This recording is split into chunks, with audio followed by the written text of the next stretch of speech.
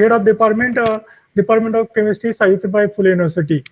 Our principal and principal DD Patil, Vice Principal, HOD, all staff members, participants, good morning to all. I would like to welcome you all to this workshop on new revised device basis syllabus of chemistry accepted by this BOS. With this note, I would like to give my heartiest welcome to our chief guest, Dr. Avinash Kumbar, chairman of BOS. I also welcome Principal Dr. D.D. Patil, the coordinator of subcommittee syllabus of TYBSc.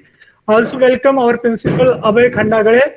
I also welcome all resource persons starting from D.D. Patil, then SP staff, Dr. Thube, BOS member of BOS, SPPU Chemistry, Dr. L.K. Nikam, Vice Principal and BOS member of Chemistry, Madhuri Kulkarni, Manisha Sevale, Dr. Sinde, and myself. These are the resource persons in today's workshop.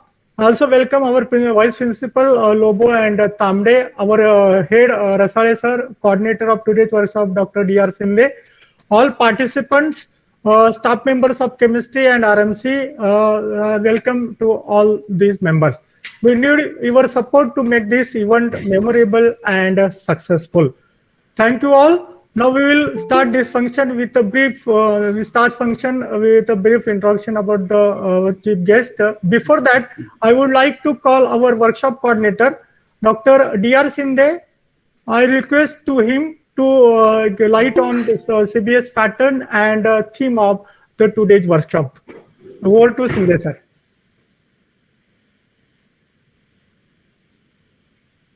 Sinde sir.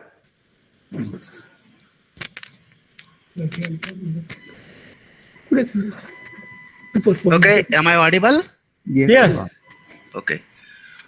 Honorable Chairman, BOS Chemistry, Dr. Professor Avinash Kumbar, Honorable Principal D.D. Patil Sir, SMBST College Sangamner, the Chairman of Syllabus Design Committee, Honorable Principal Ramkrishna More College Akurdi, Dr. Abhay Khandagale, Honorable Vice Principal Dr. P.S. Tamde, Ramkrishna More College Akurdi. Today we have organized one-day workshop on the discussion of restructured or redesigned syllabus according to the CBCS pattern 2019. The syllabus is already designed, accepted by the university and published on the university website. Actually, what is expected for every restructuring of the syllabus, there are the meetings before designing of the syllabus. But due to COVID situation, for TYBSc, such a workshop were not organized. Our university is not able to organize such a type of workshop. So what we have decided that though there is a not workshop before the syllabus designing, we can take a workshop after syllabus design. All of the teachers of university are well familiar with the syllabus. They have gone through the syllabus and now they know the syllabus. There may be problem in the execution. There may be the problems on the topic, and this workshop is organized so that we discuss on the topics included in the syllabus, and particularly more stress will be given on the newly introduced topics in the syllabus. It will be discussed, and if queries are there, participants will ask the queries, and our resource persons as well as BOS members will try to resolve the queries. With this brief introduction, I stop here. Hand over to the Dr. Pawar sir. Okay, thank you, Sinde sir, giving brief introduction about the CBSS patterns and what is the structure of the syllabus, TYBC syllabus. Now, I will start the function with a brief introduction of today's chief guest, Honorable Dr. Avinash Kumbar. Avinash, it's my great pleasure to introduce my teacher, Kumbar sir. Kumbar sir currently hold a prestigious position in Savitribai Phule University, Savitribai Phule Pune University, chairman of Board of Studies Chemistry. Second one is HOD of Chemistry Department. Third one is one of the important prestigious position, director of Interdisciplinary School of Science. Sir completed his PhD from Pune University under able guidance of Padre sir. Sir visited different countries and sir has different valuable awards. Sir has published near about 91 research paper with citation 2767 and H index near about 24 and I10 index is near about I10 index is 43. Sir, actively involved the designing of the syllabus, TY-basic chemistry syllabus. Sir, give the valuable supports and guidance to all members of the BS committee, syllabus setting committee. Before address of the Kumbar sir, I request our principal, Dr. Abhay Khandagare, to welcome our guest. Thank you, sir. A very good morning to one and all. It is indeed my pleasure to welcome the honorable dignitaries to this much needed workshop on revised syllabus of TY-BSc chemistry. The dignitaries include Dr. Avinash Kumbar, HOD and BOS Chairman, Department of Chemistry, Savitribai Phule Pune University, Principal Dr. D.D. Patil sir, who has always been a mentor for me. His concepts and good ideas have always helped me. The various resource persons who will be having a discussion with you all on this revised syllabus, the organizing committee, the efforts taken by the head of the Department of Chemistry, Ramakrishna More College, Dr. Rasade sir, Dr. Pawar sir, Dr. Shinde sir, Dr. Gadve sir, and the faculty members from Baburauji Golab College who are also here to share their views on this occasion. It is due to some family responsibility that the Honorable Dean of Science and Technology Faculty, Dr. M.G. Chaskar, is not available for this workshop here. Well, as rightly pointed out, the choice-based credit system has come up with several good things as well as few challenges. And to overcome all these things, I am very sure the Board of Studies in Chemistry and the various colleges where chemistry is taught have given a very keen concept. They have made keen observations and have given a brilliant concept to this very syllabus. I really appreciate the efforts taken by the subcommittees headed by Principal Dr.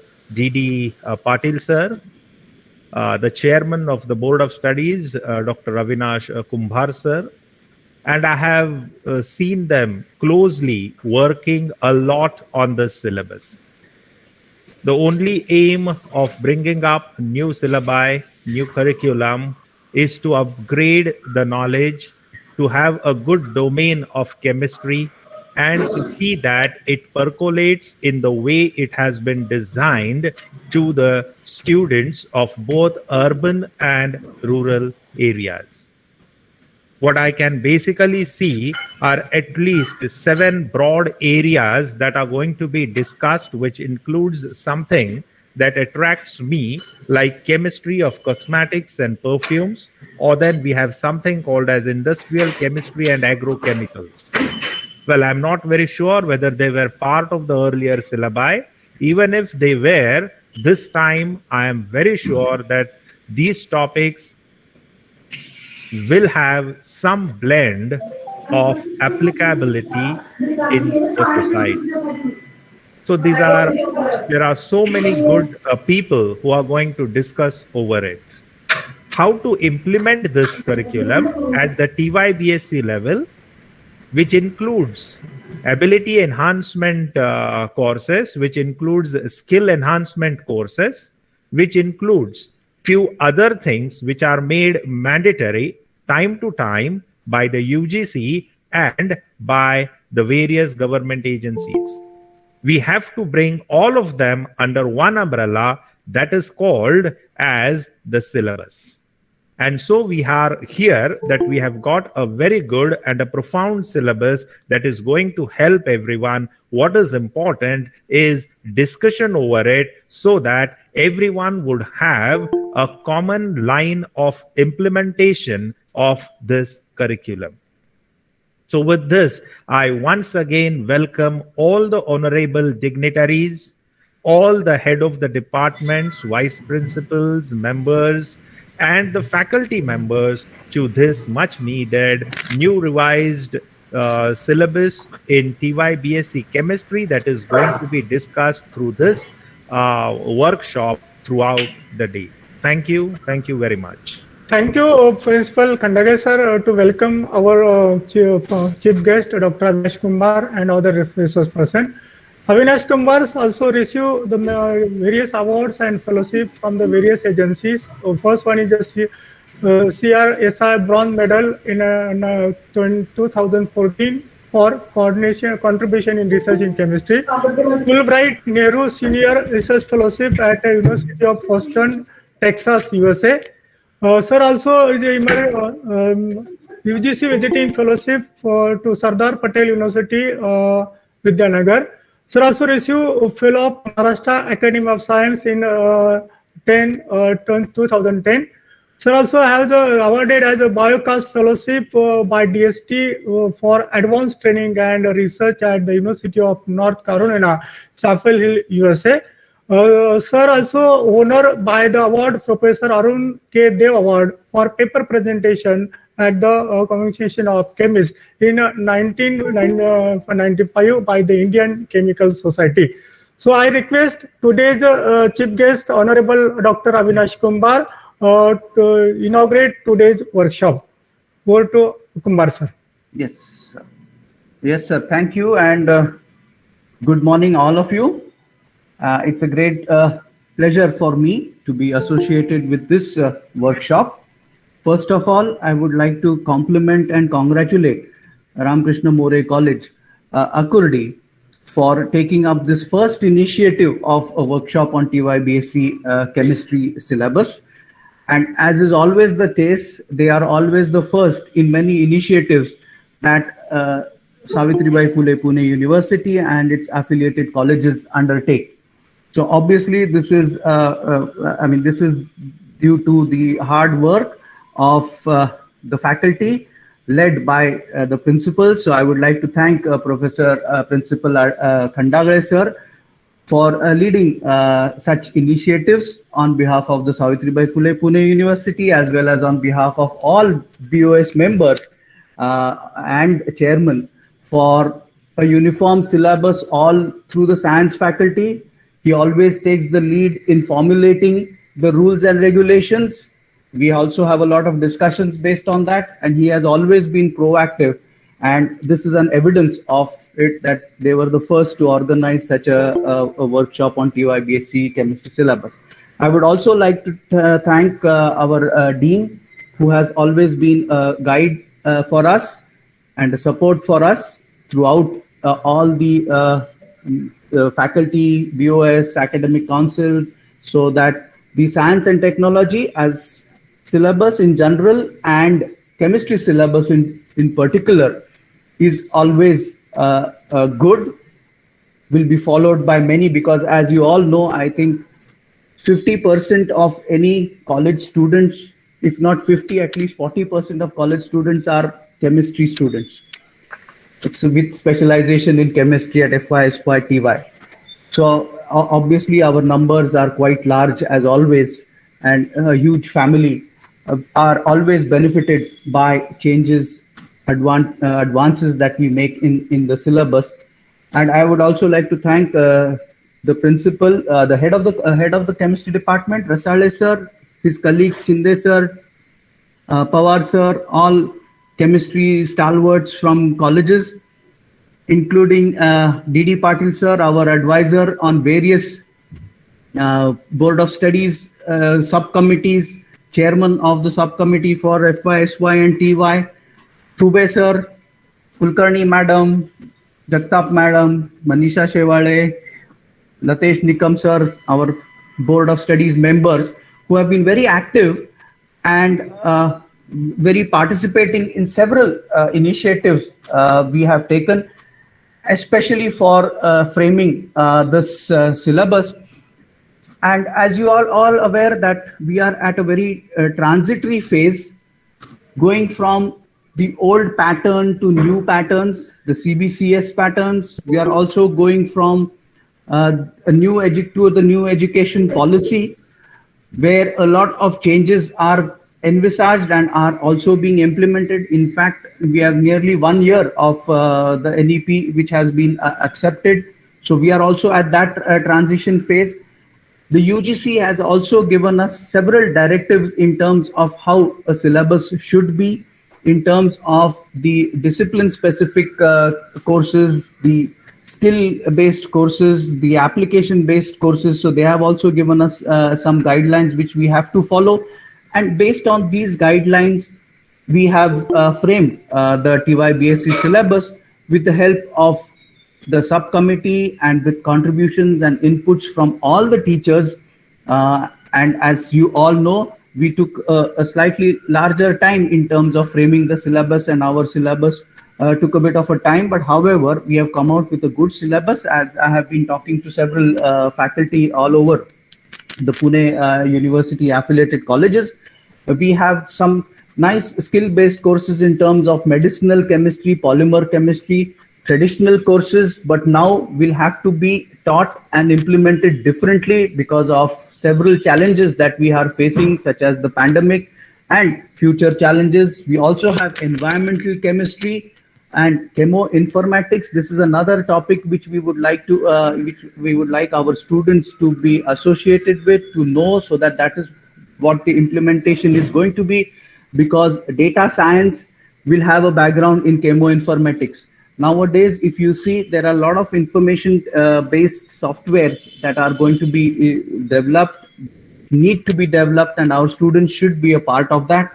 We have also some topics in cosmetics and perfumes. That is also going to be the future. There are several new initiatives that the UGC has mandated to us. For example, we will also have to shift to what we call as an academic credit bank.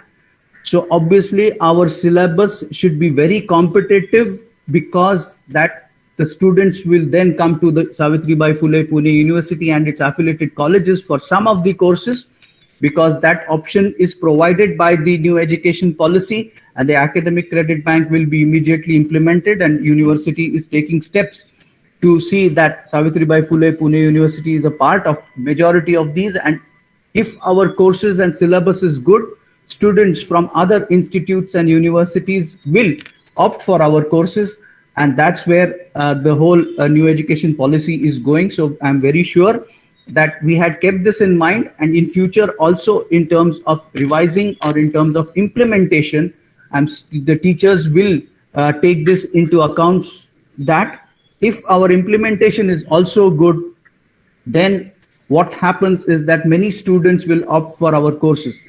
And as you all know, we are one of the leading universities in the state of Maharashtra.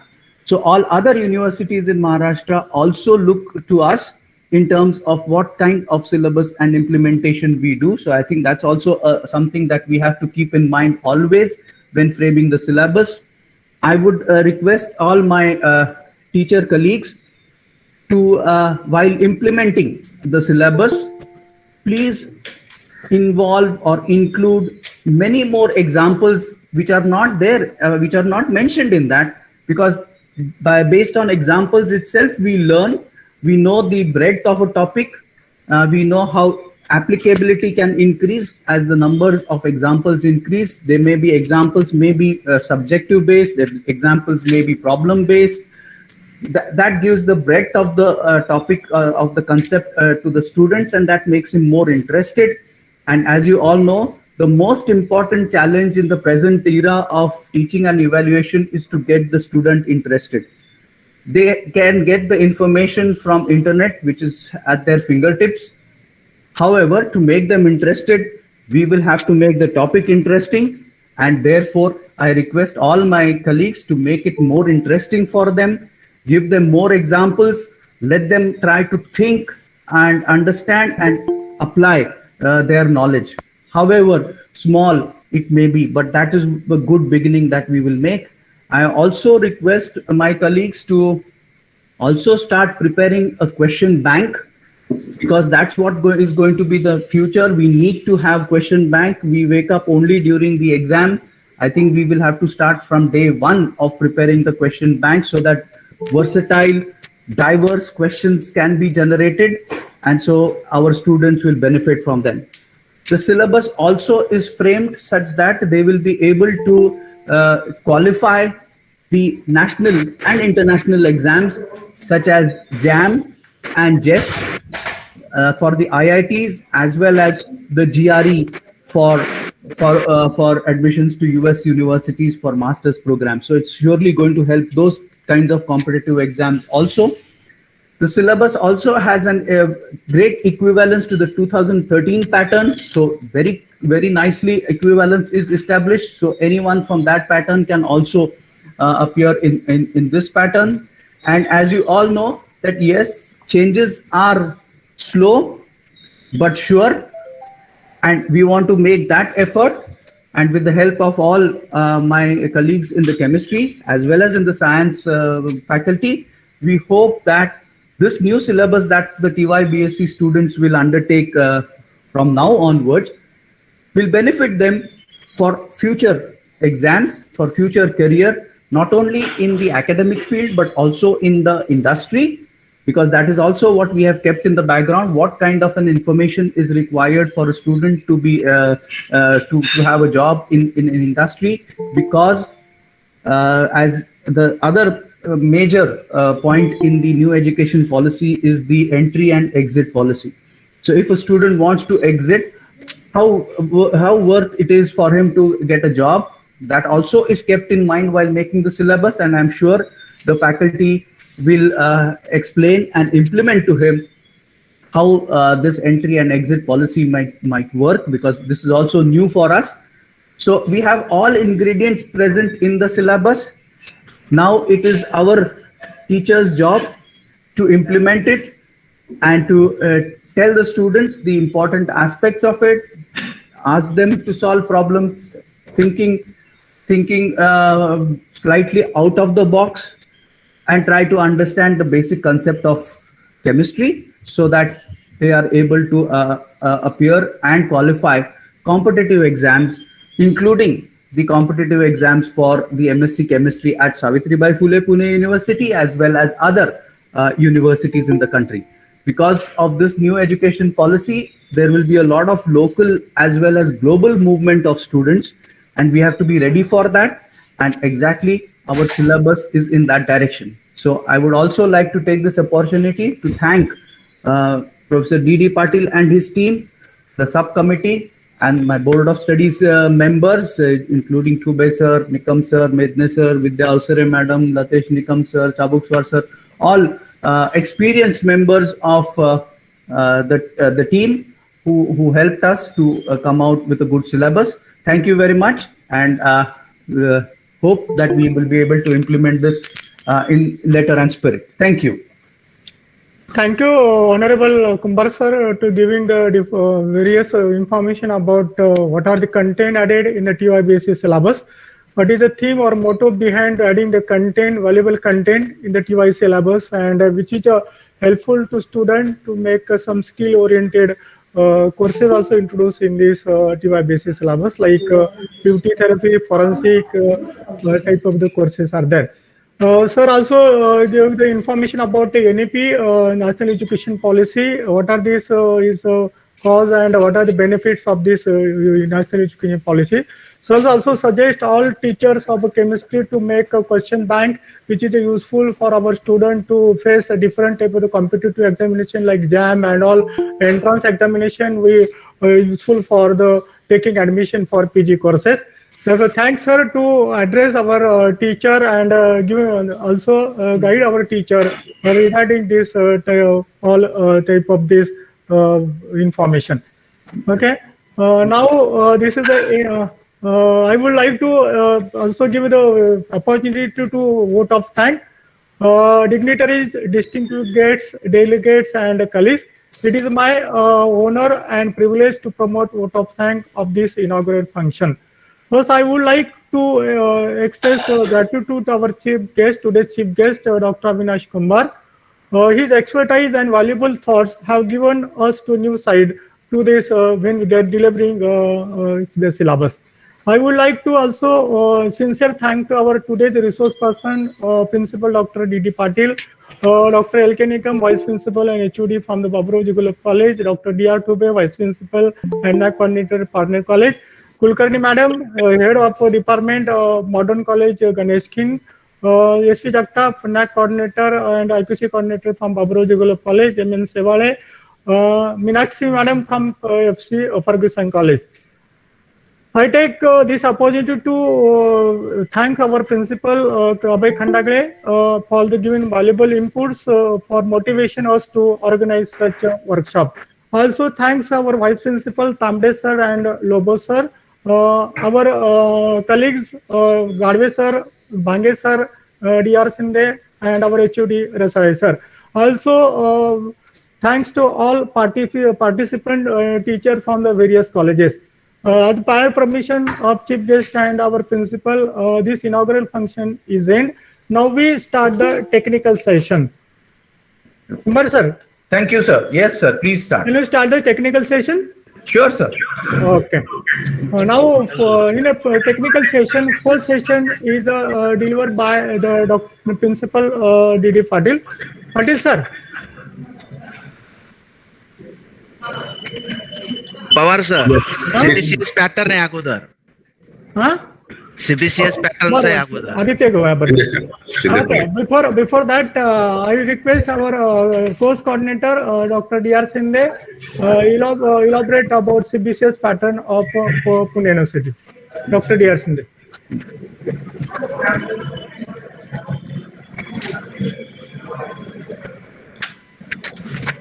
Okay, yes.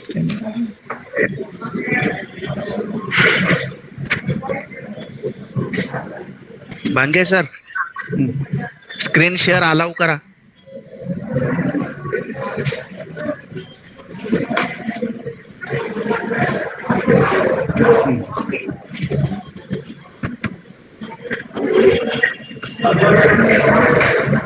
Hello भांगे sir नाही होते. You are not allowed असं येत आहे मला.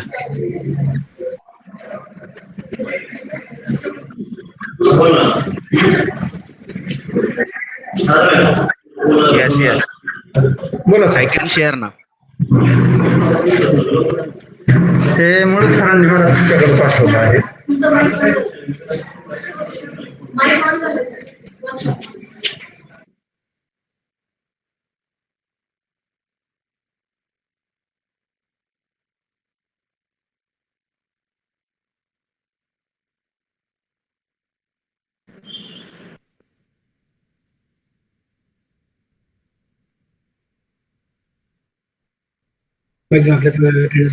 Sir एकच minute मला जरा meeting code पाठवाल का व्हॉट्सअप वर, कारण मला लॅपटॉप वरनं जॉईन व्हायला कोड नाहीये. हॅलो मला जरा कोड पाठवाल का प्लीज. पाठवतो कुलकर्णी मॅडम तुम्हाला पाठवतो व्हॉट्सअप पाठवतो. थँक्यू. हॅलो आवाज येतोय भांगे सर. दिसतंय शो ना? Okay. So, Honorable Chairman BOS, Dr. Avinash Kumbar, the Chairman of Syllabus Designing Committee, Dr. D.D. Patil, the member of BOS, Professor D.R. Thube, Honorable BOS member, Dr. Latesh Nikam, all my colleagues and the participants. The first session of this workshop is CBCS pattern, and in brief, I will explain the CBCS pattern. CBCS pattern was adopted by SPPU in 2019-20, and in 1920 it is implemented at FYBSC. Last year we have implemented at SYBSC, and from this academic year we are going to implement CBCS pattern at TYBSC level. So if you see in the CBCS pattern, we have the 4 types of the courses: core compulsory courses, ability enhancement courses, discipline specific elective courses, and skill enhancement courses. In the 3 years of the degree syllabus, we have to teach all these 4 types of the 4 types of the courses. So if you see in the core compulsory courses, are specifically related to the syllabus. Okay, so specifically they are of the chemistry ultimately, and core compulsory courses we are teaching at FY and SYBSC level. Okay, so if you see at FYBSC, we have the 4 theory courses, 2 at first semester, 2 at second. Like this, we have the 4 theory courses at SYBSC. So total 8 theory courses we are teaching, which are core compulsory at FY and SYBSC level, 4 practicals, 2 at SYBSC, 2 at FYBSC, and these are the total 12 core compulsory courses, where it is expected that we will explain or we will cover all the basic topics in the chemistry, and particularly which are applicable to the other subjects also, such as botany, zoology, microbiology, and the chemistry. Okay, so second types of the courses, they are the ability enhancement courses, and the peculiarity of this subject is they are subject non-specific. Okay, they are the subject non-specific. For example, student has a degree with BSc chemistry and he has a language at SYBSC, okay, such as English, Marathi, and the Hindi, or we have the environment awareness course, and they are of the ability enhancement courses. Okay, so it is expected that as these courses are included general abilities, for example, if language is there, the communication skill of the student will be enhanced. Then we have the third type of the courses, they are discipline specific elective courses, abbreviated as DSEC. Okay, these courses are included at the TYBSC. What is the peculiarity of these courses? All they are subject specific. Okay, so we have a chemistry subject, so all discipline specific elective courses, they are belonging to the chemistry, and we have 12 theory courses and 6 practical courses, they are included in the syllabus, and they are in the category discipline specific elective options or the elective courses. The last type of the courses, they are new to us. If you see in the core compulsory, ability enhancement, and discipline specific courses, though these names are not there, they are in the syllabus. But skill enhancement courses, they are there in the syllabus first time. Okay, they are there in the syllabus first time, and they are designed so that students will acquire skills to get better employment. Okay, to skills to get better employment.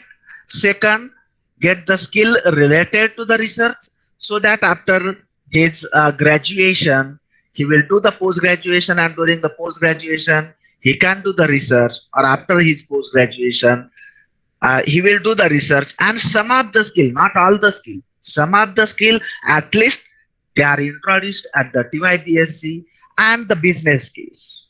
Okay, and the business skills. The skill enhancement courses, what is the peculiarity? They may be subject specific, it is very important, or they may be subject non-specific. Okay, both are there. Being the first time, okay, so you will see all the subject specific courses in the skill enhancement, but whenever change is there, change is always gradual. Okay, so by thinking in this way, what the BOS and the committee has done, whatever the skill enhancement courses they are introduced first time at the TYBSc, all they are subject specific, and non-subject specific courses we have avoided at least for these 5 years. So total 4 theory courses are included, which are under the category skill enhancement. Okay, so if you seen the now the TYBSc syllabus, FY, SY, BSc already discussed. Okay, so we have to just discuss the TYBSc syllabus. Semester 5, DSEC 1. In the DSEC 1, we have the 2 theory courses and 1 practical course, each of 2 credit. And what we have included, the physical chemistry paper 1, analytical chemistry paper 1, and physical chemistry paper 1. This is included in the DSEC 1. Then we have DSEC 2, again 2 theory and 1 practical, each of 2 credit. The inorganic chemistry paper 1, industrial chemistry paper, and the inorganic chemistry practical 1, they are included in DSEC 2. Then we have the semester 5 DSEC 3. Okay, again 2 theory and 1 practical. So organic chemistry 1, biochemistry, and organic chemistry practical 1 we have included in DSEC 3. So what the BOS and the committee has done to maintain the link with 2015 syllabus, the design is done so that all the courses at 2015 syllabus can be carried over in the discipline specific elective options. Then we have the skill based 1 at semester 5. We have the 2 courses, introduction to the medicinal chemistry and the polymer chemistry. From these 2, the student has to adapt any 1 course. So we are saying the choice based credit system, and somewhat choice is given here in the skill based courses. From the 2, any 1 course can be adapted by the student. The second one is environmental chemistry or the chemoinformatics. Okay, environmental chemistry and the chemoinformatics. So environmental chemistry and the polymer chemistry, if you see these 2, they are particularly related to the skill required for the employment in the industry. While medicinal chemistry course and the chemoinformatics particularly research oriented, medicinal chemistry, it is the introductory, but it is also helping to the student for the research as well as skills for the employment in the industry. Okay, so this is semester 5, total 8 theory courses, each theory course of the 2 credit, and per week each theory course has 3 lectures. So in 2015 syllabus, we have 24 lectures for the theory. We have the 6 courses. Now we have the 8 courses, but lecture remains same. The 24 lectures. Okay, so the theory syllabus or the theory workload is maintained here. The semester 6 discipline specific elective option 4, again we have the 2 theory and 1 practical. So physical chemistry 2 and physical chemistry 3 here. Okay, and the physical chemistry practical 2. So if you see in the earlier syllabus, we have only 2 physical chemistry courses, and in the new syllabus, we have the 3 physical chemistry courses. So why such a change is there? Since earlier, if you see, there are 48 lecture per course. Now there are 36 lecture per course. So somewhat a syllabus uh, that is remaining behind, and to avoid this, to include all the topic in the discipline specific, the third physical chemistry course is included, so that we are able to maintain all the basic courses required at graduate level. Then discipline is discipline specific elective option 5. Okay, so again 2 theory courses and 1 practical. So we have the inorganic chemistry 2, inorganic chemistry 3. Again, same is the case to include all the syllabus required at graduate level.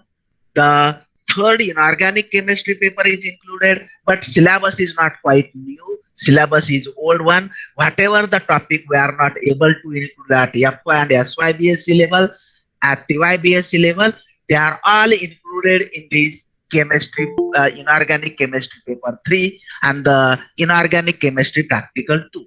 Okay, then the discipline specific elective option 4, again 2 theory, organic chemistry 2, organic chemistry 3. Okay, again 1 more organic chemistry syllabus paper is included here, and organic chemistry practical 2. Then we have the skill enhancement courses, agrochemical and the forensic science. Agrochemical and the forensic science. This both syllabus are quite practical oriented. Instead of theory, much more practical oriented are there. The analytical chemistry paper 2 is included here in the skill based. As such, if you see, whatever the analytical chemistry all is applicable, and when student get employed in the industry for chemical analysis, all the principles of analytical chemistry, all the methods of analytical chemistry are required, and hence what the BOS and the committee has decided that analytical chemistry is much more skill oriented, so that whatever this part is there, we'll include it in the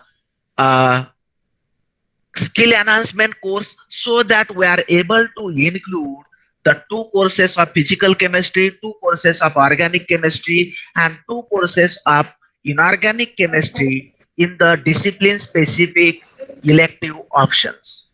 The last one is the cosmetic and the perfumes. So if you see all these 4 courses of the skill based, they are practical oriented, much more practical oriented, and based on whatever the theory the student has studied at first and second semester or from FY to the 6th semester of the TYBSc. Okay, so this is the general structure of the TYBSc syllabus, the discipline specific elective option courses and skill enhancement courses, all they are included in the syllabus. Okay, with this view, I stop here and I hand over to the Dr. Pawar sir. Okay, thank you, Sinde sir, to elaborate CBCS pattern 2090 adopted by Sayutibai Phule University for TYBSc or courses. Now, Patil sir, are you ready?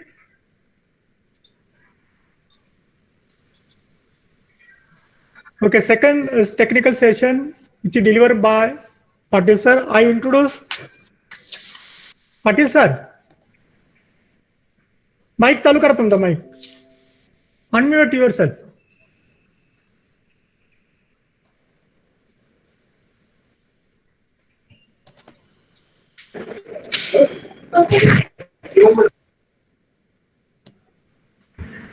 Yes, sir. Ready. Yes, yes, yes. Shall we? Okay. Okay. Shall we? I will introduce today's resource person for Kashala. this workshop, We. Principal Dr. D.D. Patil. Our sir. Okay, BST College Sangamner. Sir, within 1 minute. Okay. Okay. Okay. I introduce today's resource person D.D. Patil, Principal BST College Sangamner. Sir also work as a coordinator of TY's BSc syllabus subcommittee. Sir giving guidance and motivation to all members to design the syllabus which is student centric. Okay, sir has patience listening and they listens all whatever suggestions are given by the members of the subcommittee, and he make a very contentable draft of a TYBSc syllabus. So completed his PhD and MPhil degree from Savitribai Phule University under guidance of Geji sir. Sir, also working as a principal in the various colleges of Rayas Shikshan Sanstha from the Srigonda, Sriampur, and Ahmednagar College also. Kale College, Ahmednagar. Sir also published 22 research paper in a reputed journal having 75 citations and H index is 4. Sir also working as a office bearer, the deputy secretary of Rayas Shikshan Sanstha for 3 years. So I request the Honorable D.D. Patil sir to give the elaboration or discussion on the physical chemistry courses along with the practical. Over to Patil sir. Thank you so much, dear Pawar sir. Very kind of you. At the outset, I take this opportunity to express my gratitude towards respected Dean sir, Principal Saskar sir, and respected Professor Kumar sir, who happens to be the chairman of at Pune University, and all the honorable board members who express confidence in me for giving me this opportunity as a chairman of subcommittee of designing the syllabi at TYBSc level. Not only they have given me this opportunity, but from the very beginning to the end of the designing of the syllabus, all these members were associated with me. I must not forget to mention Dr. Thube, Dr. L.K. Nikam, even Dr. Borade sir, our madam, and each one of them were highly cooperative and highly suggestive and highly participative in furnishing this very important task. I also express my thanks towards Honorable Principal Khandagre sir, who happens to be one of my beloved friends since long. Thank you, sir, and thank you all the chemistry fraternity there at More College, Pune. Our sir, Dr. Shinde sir, I must mention from this syllabus designing, one of my colleagues who has helped me a lot. Rasale sir, and all the friends who are present here. And at the last but not the least, in the contribution to physical chemistry quantum, Dr. Hande, Dr. Takte, and Dr. Pawar from ABG College, Malegaon. They have contributed greatly. It is their contribution mainly which has made this at least physical part of the draft possible, and a reasonable syllabus we have tried to propose here. I also express some views regarding designing this or quality of this syllabus. We have had something in our mind or before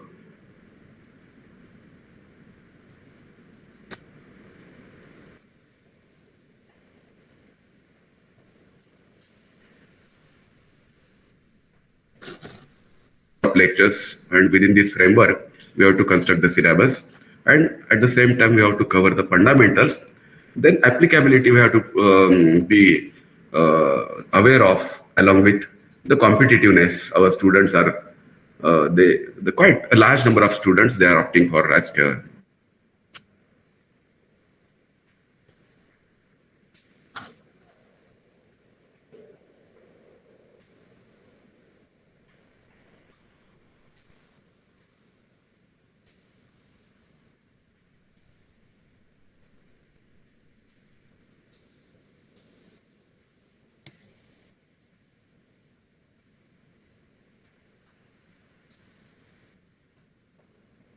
What happened? Patil sir? I hope connectivity of Patil sir is very big.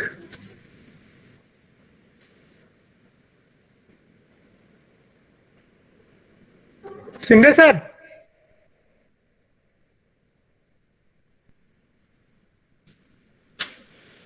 अरे तू तिथं का नाही थांबला connectivity week झाली होती तू लगेच केलंच नाही Hello.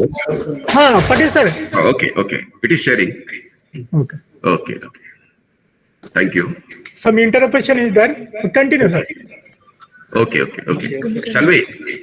Shall we go for the first course in physical chemistry? Okay. Let me. Okay. So there are two courses of physical chemistry in semester 1. One is CH501 physical chemistry 1, and the other is, of course, the practical course in physical chemistry. Okay. And in second semester, there are two physical chemistry courses. One is CH601 and CH602, along with the physical chemistry practical. All right. So all this part incorporates the physical part. And as said earlier, we have covered as much fundamental part as much possible. So of course, this first course encompasses, it consists of 3 chapters. One is devoted to quantum chemistry, which takes 10 lectures. Second is devoted to investigation of molecular structure, and it takes 16 lectures to cover. And photochemistry is also incorporated. So I think these are the topics which we have been already teaching since long, very fundamental topics. Hope there won't be any query regarding these topics. So we shall move on to next course. But one more thing I must make mention of is that the books which we have incorporated are very simple books, reference books. Of course, for spectroscopy, none other than Banwell is there. Every student or every teacher does have the possession of this book. And along with this, we have incorporated NB Singh Physical Chemistry, NB Singh book for this particular part of spectroscopy. And for quantum chemistry, we have incorporated, or we have suggested, Puri Sharma Pathania Physical Chemistry, along with Essentials of Physical Chemistry by Ball and Tooley. Very simple books, very straightforward books, simple in the sense their access should be simple and their reading should be, or understanding should be simple. So that way we have had a large debate on every aspect of this part of syllabus, whether it is content or whether it is references, and whether it is the things we have mentioned, fundamentals, applicability, and etc. Anyway, so I hope there is not much to discuss as far as this first course is concerned. If any query is there, we will take it at the end of the session. Second course is, of course, physical chemistry practical course. Just to mention, it is divided into parts such as refractometry. 4 experiments have been designed, out of which any 2 are to be performed. One is determination of specific refractivity of given liquids. Then second is molecular refractivity of given liquids.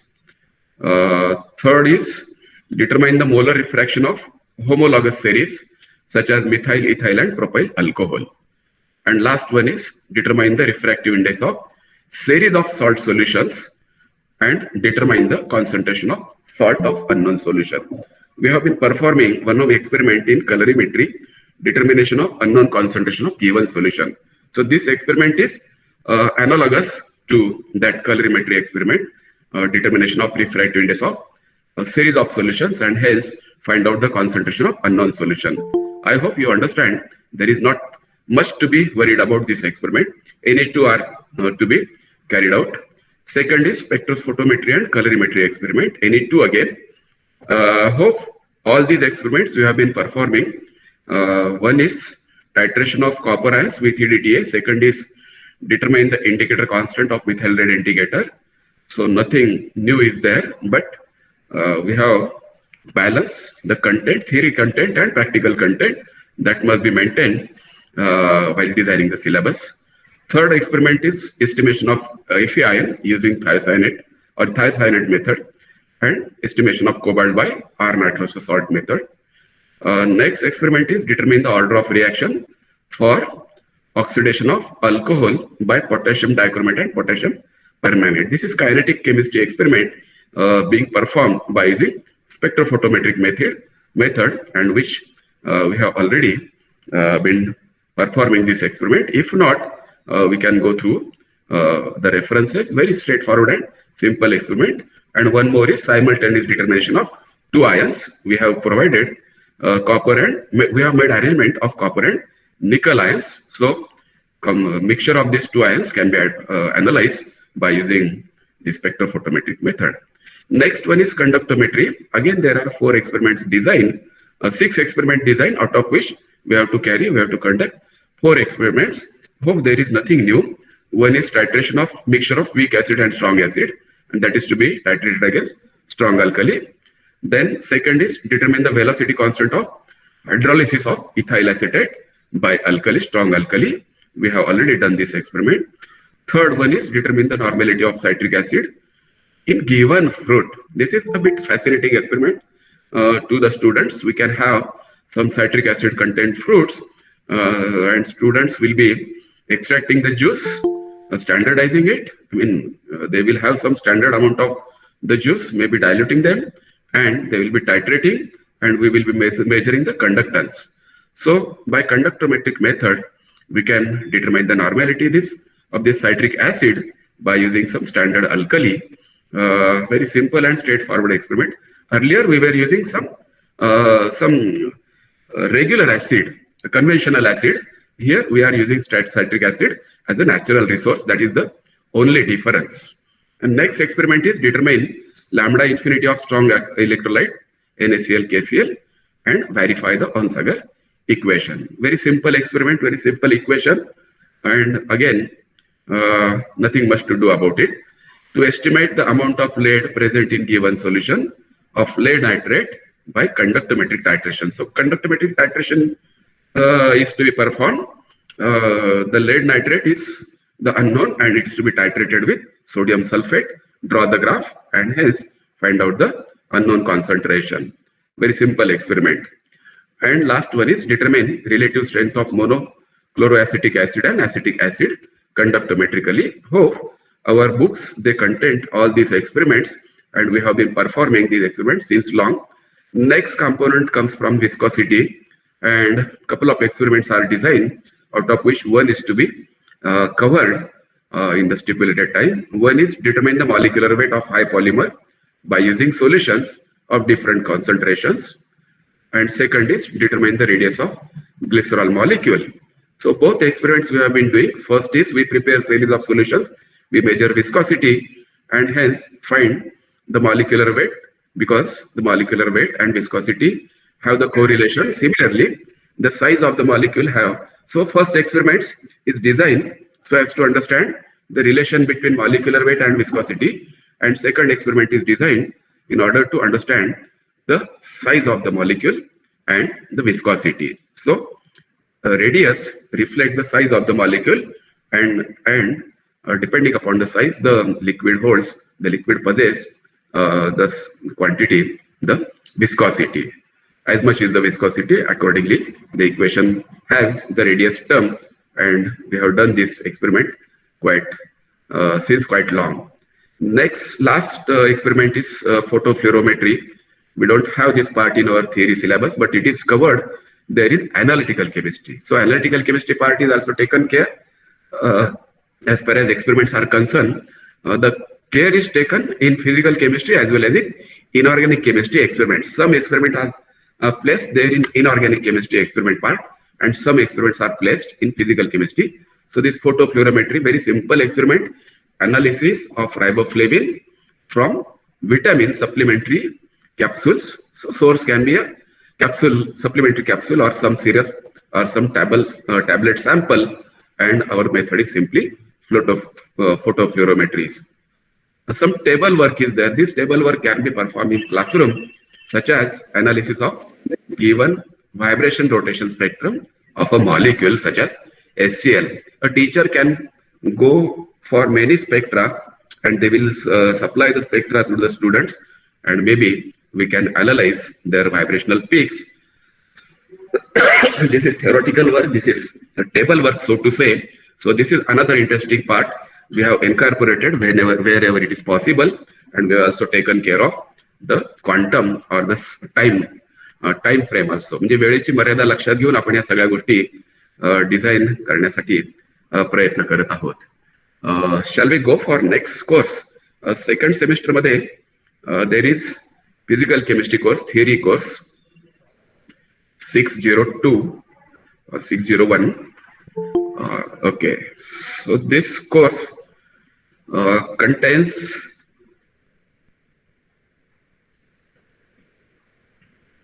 just a minute, 3 chapters. One is electrochemical cells. I repeat, my dear friends, that all those topics we have already covered in first year and second year syllabi are not at all being overlapped in the TYBC syllabus. म्हणजे first आणि second year नंतर third year साठी आपल्याला जेवढा theory part आणि fundamental part शिल्लक होता आणि कव्हर करणं शक्य होतं तेवढं आपण करतो आहोत. So what is left is taken care of here. One is electrochemical cells, त्याला 16 लेक्चरचं क्वांटम आपण टाइम अलॉट केलेला आहे. Second is of course solid state chemistry और crystal structure for 10 lectures. We have allotted 10 lectures here. And last one is nuclear chemistry, again, which uses 10 lectures, which makes use of 10 lectures. Electrochemical cells मध्ये आपण नव्याने काही आणलेलं नाही. आधीच्या part मध्ये जेवढा इलेक्ट्रोकेमिकल सेल्सचा पार्ट होता तेवढा आपण ऑलमोस्ट तसाच्या तसा कव्हर केलेला आहे. So I want read all this topics. If anybody have any query we will surely discuss. Outcome सुद्धा प्रत्येक टॉपिकचे आउटकम डिटेल मध्ये दिलेले आहेत. हे सगळे आउटकम आणि सगळे सिलॅबी डिझाईन करताना मला माझी सब कमिटीचे जे सगळे मेंबर्स आहेत त्या मेंबर्सना मी मनापासून धन्यवाद देतो. They have taken lot of पेन्सटेकिंग efforts and they have brought this syllabus into possibility. इथे सिलॅबी रेफरन्स बुक आहेत. बहलतुली elements of physical chemistry, Puri Sharma principles of physical chemistry, Puri Sharma Pathani of course. And third one is NB सिंग एटल. आणि modern electrochemistry second edition बोक्रिस. Okay, बोक्रिसचं एक सुंदर पुस्तक आहे, famous पुस्तक आहे. I will advise my friends, you must be using it. If not, please have the possession of this OM Bockris Modern Electrochemistry second edition. Crystal structure मध्ये सुद्धा आपण types of solids आहेत, त्यानंतर लॉज आहेत क्रिस्टलोग्राफीच्या, त्यानंतर unit cell आहेत, त्यानंतर calculation of unit cells आहेत, methods of crystal structure analysis आहे, Bragg methods, Laue method and derivation of Bragg equation.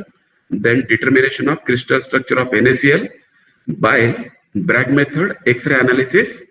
Sodium chloride crystalचा आपण comparative घेतलेला आहे, Bragg method as well as X-ray analysis आणि calculation of D, interplanar spacing and wavelength for a crystal system. So I hope all those teachers who have been teaching this topic must be enjoying this topic in the current syllabi also. पुढचा जो course आहे या कोर्समध्ये पुढचा topic, beg your pardon, next topic is nuclear chemistry. यामध्ये सुद्धा radio applications, measurements, kinetics, mass defect आणि applications. So this is general structure of the topic. Radioactivity, त्याच्या प्रॉपर्टीज, त्यानंतर मेजरमेंट ऑफ रेडिओ ऍक्टिव्हिटी, त्यानंतर kinetics, then binding energy and applications. Okay, so all these topics which were earlier there have been taken care of. आणि त्यामुळे as determination method ह्या सुद्धा आपण शिकवत आलेलो आहोत अनेक वर्ष, whether it is C14 dating और ट्रिटियम मेथड आणि त्याच्यावरचे प्रॉब्लेम्स ते आपण ऍप्लिकेशन मध्ये इन्व्हॉल्व केलेले आहेत. Now third one more course, आता शिंदे सरांनी जर सांगितलं की there were 2 courses of physical chemistry, 2 courses of organic, 2 analytical and 2 inorganic as far as last year syllabus is concerned. So far we have been using some different structure. यावर्षी आपण जे structure बदललं त्यामध्ये फिजिकलचे 3 courses आलेले दिसत आहेत, इनऑर्गॅनिकचे 3 आलेले दिसत आहेत, ऑर्गॅनिकचे 3 कोर्सेस आपल्याला आलेले दिसत आहेत. We are splitted all the lectures. आधी 48 × 96 लेक्चर होते, आता 36 × 108 लेक्चर आहेत.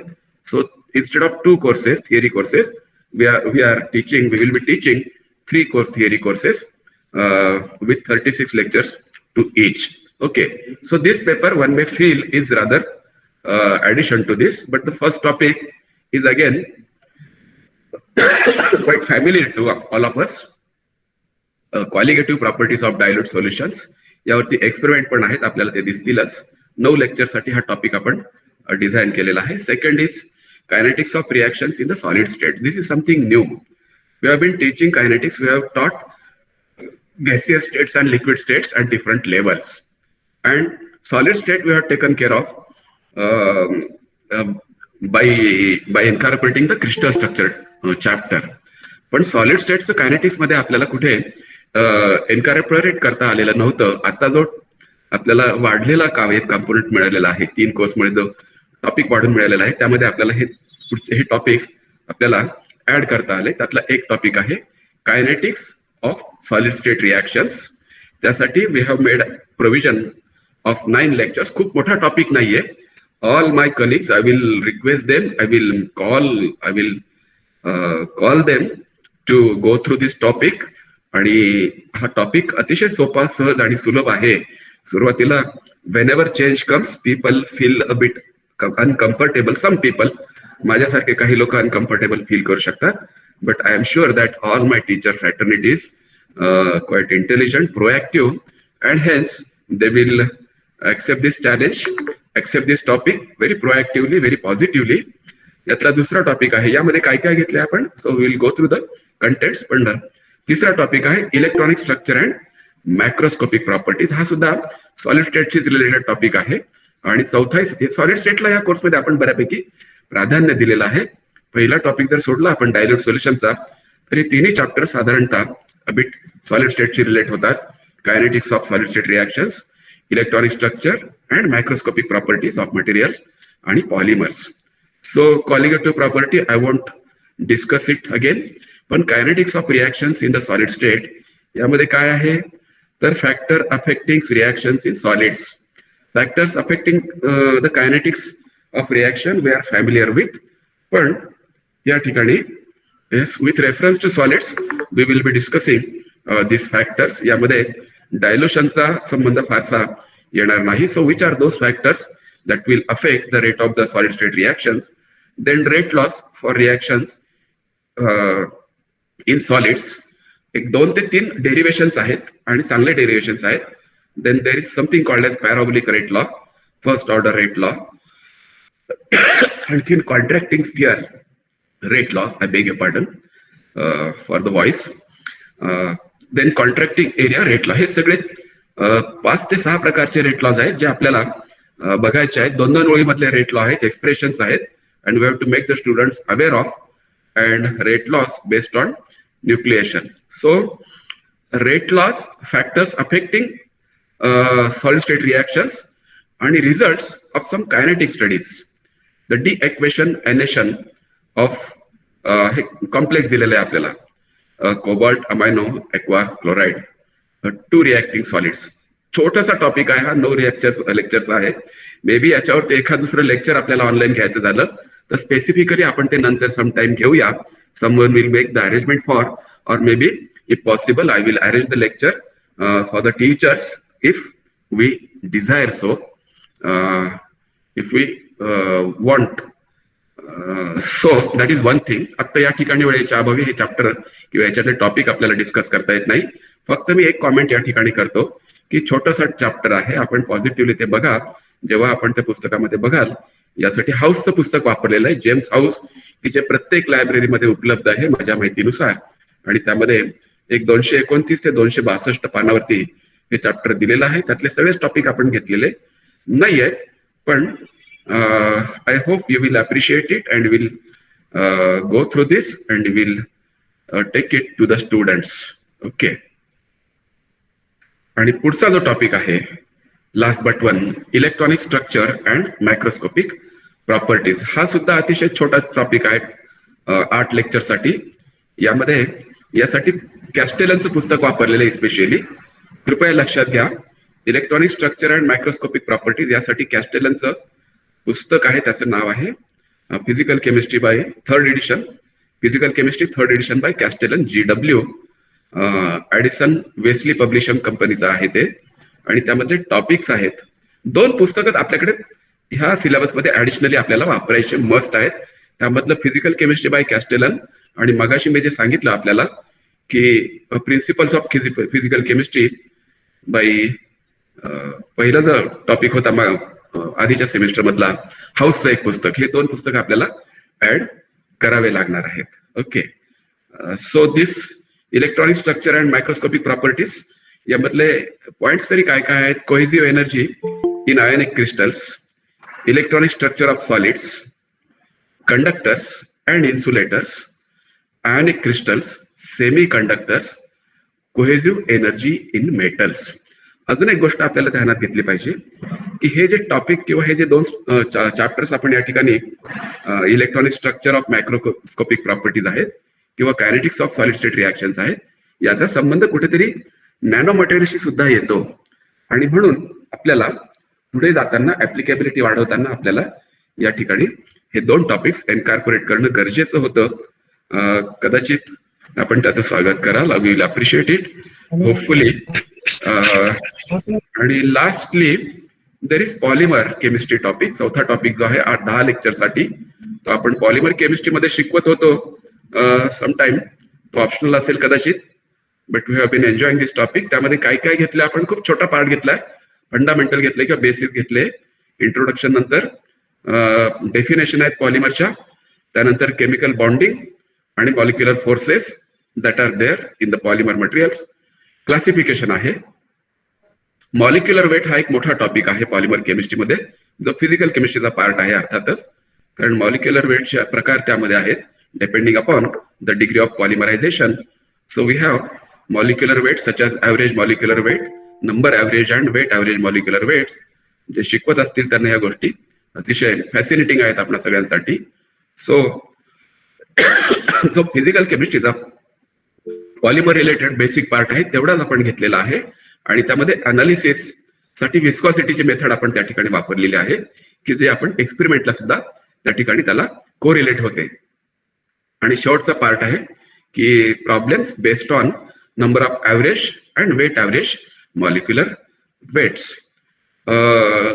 यासाठी रेफरन्स आहे गोवारीकर, वर्ल्ड फेमस बुक आहे.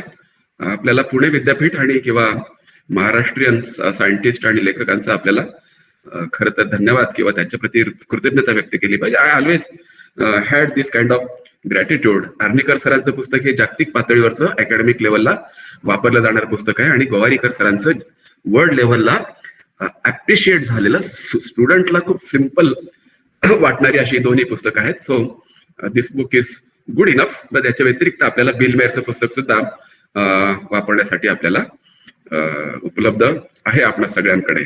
Okay, so all this was regarding the theory courses CH 601, 602 and 603.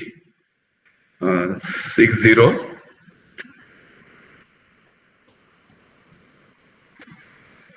Okay, 501, 601 आणि 602 हे 3 फिजिकल केमिस्ट्रीचे कोर्सेस झाले, आणि CH 603 is physical chemistry practical course. So again, all this is the part that we have been working since long. पहिला जो part आहे, काय काय cover केलंय आपण? Potentiometry, pH metry, radioactivity, colligative properties, turbidimetry, and new part is just a table work, crystal अनालिसिसचं.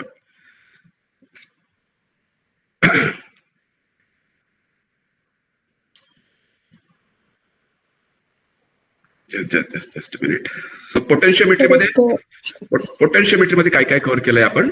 Determination of pK value of weak acid, weak monobasic acid. Second is formal redox potential of Fe2+ Fe3+ system. Third one is determine the amount of sodium chloride in given solution by potentiometric titration. Okay.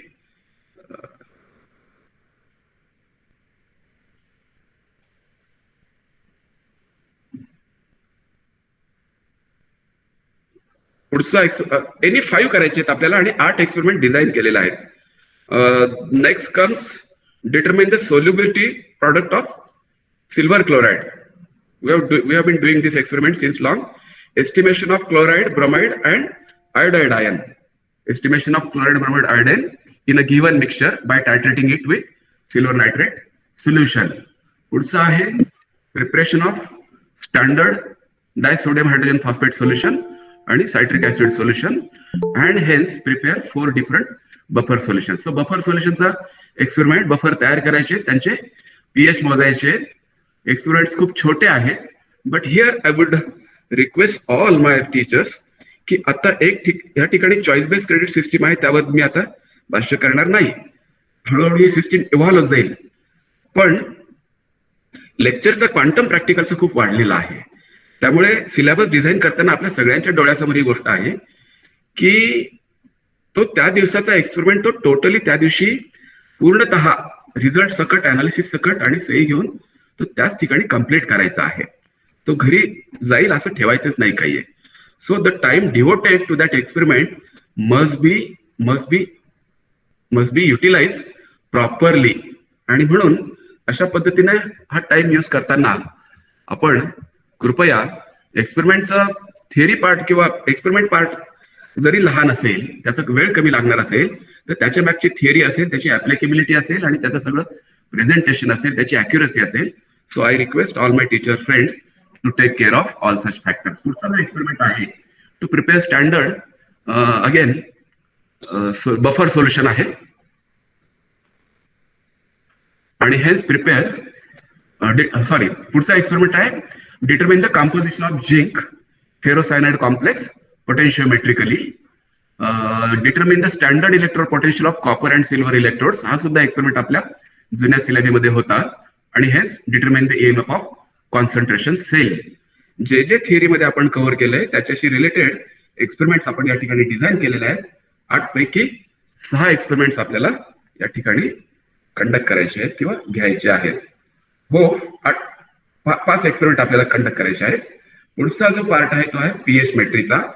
5 experiments have been design and 3 are to be taken care of. 3 सांगितले असतील, एखाद्या टीचरला 4 घ्यावेसे वाटले, एखाद्या विद्यार्थ्याला 5 करायचे वाटले. So there is liberty, we can avail the liberty to the students.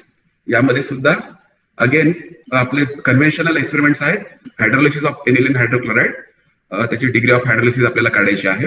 दुसरा experiment आहे dissociation constant of oxalic acid. तिसरा एक्सपेरिमेंट आहे pK value of given weak acid. चौथा आहे determine the acid and base dissociation constant of amino acid and hence the isoelectric point. हाही experiment आपल्याला नवीन नाहीये. आणि pH metric titration of strong acid and strong base हा सगळ्यात सोपा एक्सपेरिमेंट आहे. So out of this 5 experiments 3 are to be perform. रेडिओ ऍक्टिव्हिटीचे 3 एक्सपेरिमेंट डिझाईन केलेले आहेत. त्यातला एक आपल्याला घ्यायचा आहे. One is relative voltage of given GM counter, second is resolving time of GM counter, आणि third is determine the Emax of beta particle. ज्यांच्याकडे GM counters आहेत किंवा रेडिओ ऍक्टिव्हिटी मेजरमेंटच्या फॅसिलिटी आहेत त्या ठिकाणी मला वाटतं सगळीकडे आता आपण हे घेतलेले आहेत, तिथे हा एक्सपेरिमेंट आपल्याला घेता येतो. क्वालिटेटिव्ह प्रॉपर्टीजचा जो पार्ट आहे त्यामध्ये 3 एक्सपेरिमेंट डिझाईन केलेले आहेत आपण आणि त्यातला एक एक्सपेरिमेंट आपल्याला घ्यायचा आहे.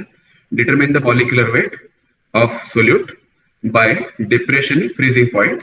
दूसरा आहे study the association of benzoic acid in benzene by Beckman method. आणि लास्ट वन ही लँडबर्च मेथड्स वरती आहे determination of molecular weight of given electrolyte and non electrolyte.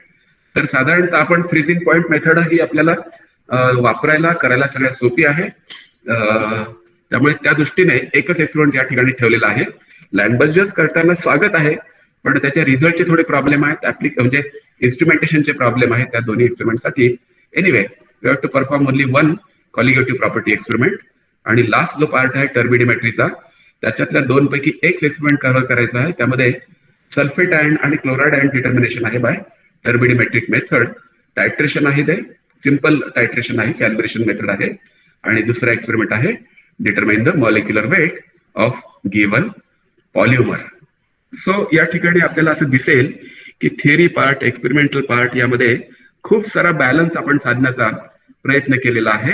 आणि शेवटचा जो टेबलवरचा पार्ट आपण म्हणतो, तर हा आपण क्लासरूम मध्ये घेऊ शकतो. सगळ्या क्लासच्या समोर विद्यार्थ्यांना आपण काही स्पेक्ट्रा देऊ शकतो आणि त्याचा अनालिसिस त्यांच्याकडनं करून घेऊ शकतो, त्यांना हिंट देऊ शकतो. This is very interesting part. We have incorporated newly analysis of crystal structure from given X ray diffraction spectra of 2 compounds. त्यामध्ये मग आपल्याला डी कॅल्क्युलेट करायचं आहे, लॅटिस कॉन्स्टंट कॅल्क्युलेट करायचं आहे, क्रिस्टल व्हॉल्यूम त्यावरनं कॅल्क्युलेट करायची आणि hence we can go to the calculation of density. आणि त्यानंतर assigning the planes to the peaks using JCPDS data. याच्यावर सुद्धा एखादं लेक्चर आपल्याला एखादं लेक्चर ह्या असाइनमेंट वरती एक कॉमन लेक्चर आपल्याला कोणाच तरी एखाद्या एक्सपर्टचं म्हणा किंवा लतेश निकम सर घेऊ शकतात, मी घेऊ शकतो. आमची इच्छा आहे, पण ज्याला आवश्यकता वाटेल आपण त्याच्यासाठी ही फॅसिलिटी उपलब्ध करून देऊ. एक 4-5 स्पेक्ट्रा आपल्याला या ठिकाणी अॅनलाइज टीचरच्या साठी आपल्याला एक कॉमन प्रोग्राम घेऊन आपण ते करूया.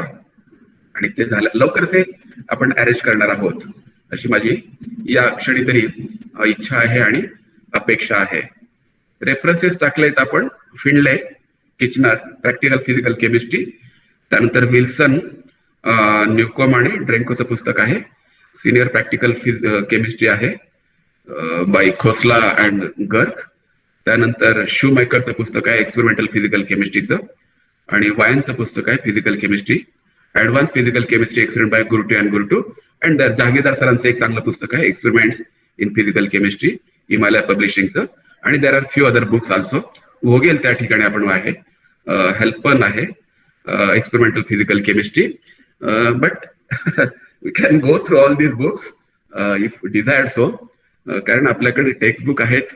आय हॅव ऑल्सो कॉन्ट्रीब्युटेड आणि नंतर मी ते काम सोडून दिलं टेक्स्ट बुकचं for quite some time. Anyway friends, मी थोडासा जास्त वेळ घेतला त्याबद्दल दिलगिरी व्यक्त करतो, पण यावरती काही क्वेरीज आपल्या असल्या तर आय विल अप्रिशिएट इट. आणि पॉसिबल माझे मित्र आहेत तिथे, ताकटे सर आहेत, हांडे सर आहेत आणि मालेगावचे पवार सर पण आहेत. Maybe would like to share with. Thank you Pawar sir. Okay, thank you, Patil sir. Patil sir discussed about the syllabus of all physical courses introduced in a TYBSA level by Savitribai Phule Pune University. Sir explained that theory and practical courses for both semester. I request all participants, especially physical teacher, chemistry teachers of SPPU, to raise your query or doubt. And I hope Patil sir resolve this. Maybe Patil sir also there, and Nikam sir also there. We will take. I have a request. We will take the queries now. Yes. And when Nikam sir session will start, we will rejoin. Okay. Okay. We take query. Now session is open for discussion. I request all participants raise your query. Hello, Patil sir, Sandeep Labde is here. Yes, sir. The experiment in spectroscopy. Okay, spectrophotometry. Spectrophotometry. The 2 ions are copper and nickel. Okay. Instead copper and nickel. Okay. Is it possible to take cobalt nickel system, sir? Because copper nickel, their absorption maxima is quite close, sir. Yeah. You are right. One can go for cobalt nickel also. फक्त आपल्याला काय करावं लागेल, तत्वतः आपण हे असं बदल करू शकतो. What is important is simultaneous determination of 2 ions. 2 ions. Okay. So that is the theory which we want to be learned by the students. त्यामुळे कोबाल्ट निकल घेतलं तरी चालू शकेल आणि your is the quite appreciable suggestion. Very good suggestion. कारण sir त्यांच्याकडे I got your point. Very good. कारण त्यांच्या लॅम्बडा मॅक्स क्लोज आहेत. नक्कीच फोटोमीटर नाही, त्यांना ते प्रॉब्लेमॅटिक होतं. ट्रू. बट ज्यांच्याकडे नाही त्यांनी कोबाल्ट निकल घ्यावं, आणि ज्यांच्याकडे आहे फक्त आता अडचण फक्त एकच राहील की आता इमिजिएटली सिलेबी मध्ये आपल्याला हे इन्कॉर्पोरेट करता येणार नाहीत. पण we take it for granted की आपण सगळे फिजिकल केमिस्ट्रीचे फ्रॅटर्निटी आहोत, आणि जेव्हा केव्हा वेळ मिळेल, संधी मिळेल, त्यावेळेला आपण याचं इन्कॉर्पोरेशन, मला माहित नाही आता टेक्निकली ते कसं आणि कधी शक्य होईल, त्याचं इन्कॉर्पोरेशन पुढच्या वेळेला आपण करूया. सर अजून एक थोडंसं हे होतं की आपण आता जर एखादा एक्सपेरिमेंट थेरोटिकल केमिस्ट्रीचा म्हणजे गॉशियन ऐवजी आपण गेमॅस किंवा ऑर्का पॅकेजचा एखादा इंट्रोड्यूस केला असता तर मुलांना त्याचाही बेनिफिट होऊ शकला असता कदाचित. ओके, मी नोंद करून घेतो. सर आणि हे जे रेफरन्सेस आहेत, सर मी मुकुला जोशी बोलते. Yes madam. हा सर, हे जे रेफरन्सेस तुम्ही नवीन मेन्शन केलेत 6 सेमिस्टरसाठी, तर ते कुठे जयकर मध्ये अवेलेबल आहेत किंवा साधारण कुठे अवेलेबल होऊ शकतील याचा काही अंदाज आहे? मार्केटमध्ये कुठे सगळीकडे उपलब्ध आहेत. आणि आपल्या जर मला वाटतं तुमचं कॉलेज कुठलं madam? Modern college Ganesh Khind. Ganesh Khind. I hope की तुमच्याकडे ते असू शकेल लायब्ररीमध्ये. साधारणतः जी जुनी कॉलेजेस आहेत ना त्यांच्याकडे तर खात्रीने ही पुस्तकं आहेतच आहेत. पण समजा जरी नसलं मिळालं तरी युनिव्हर्सलकडे ही पुस्तकं उपलब्ध आहेत. ओके, कारण गोवारीकर सरांचं मला वाटतं आमच्याकडे नाहीये. सो आय हॅड दॅट कन्सर्न. बाकीचे मे बी कुठे मिळू शकतील. आय विल सजेस्ट यू, कारण गोवारीकर सरांचं पुस्तक मार्केटमध्ये उपलब्ध आहे, कॅस्टेलर उपलब्ध आहे, हाऊस उपलब्ध आहे. आणि ह्याच्या ज्या ई कॉपीज आहेत त्या ई कॉपीज आपण पाठवतोय सगळ्यांना. या पुस्तकाची ई कॉपीज पण उपलब्ध आहेत. Okay sir, thank you sir. Okay, I request Shaji More sir from Pimpri College. Raise your queen. More sir. Nikam सरांकडे ही कॉपीज आहे, हाऊसची आहे, मला वाटतं कॅस्टेलनची पण असू शकेल. नसेल तर वी कॅन डाउनलोड इट. आहे माझ्याकडे आहे माझ्याकडे. आपण ग्रुपवर टाकून देऊ निकम सर. हो टाकू. Okay, thank you sir, thank you very much. Next question from Shaji More, Mahatma Phule College, Pimpri. He raised your hand. More sir नाही वाटत त्यांनी. ठीक आहे. एनीबडी?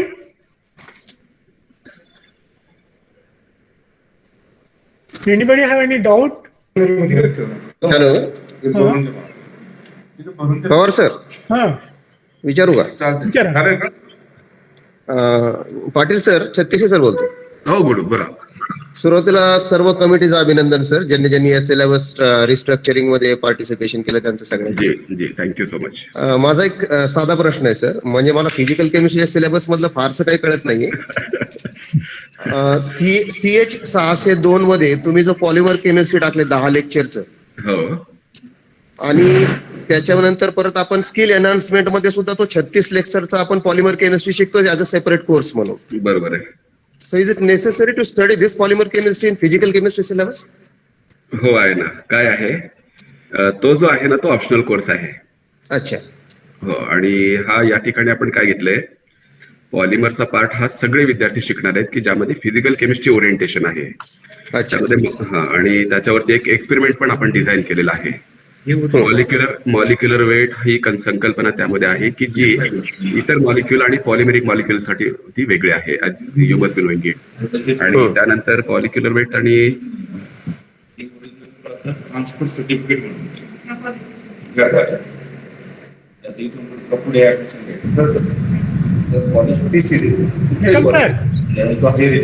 निकम सर. बोला sir. There is problem of connectivity of Patil sir. Can you explain this? 36 sir. हा sir बोला.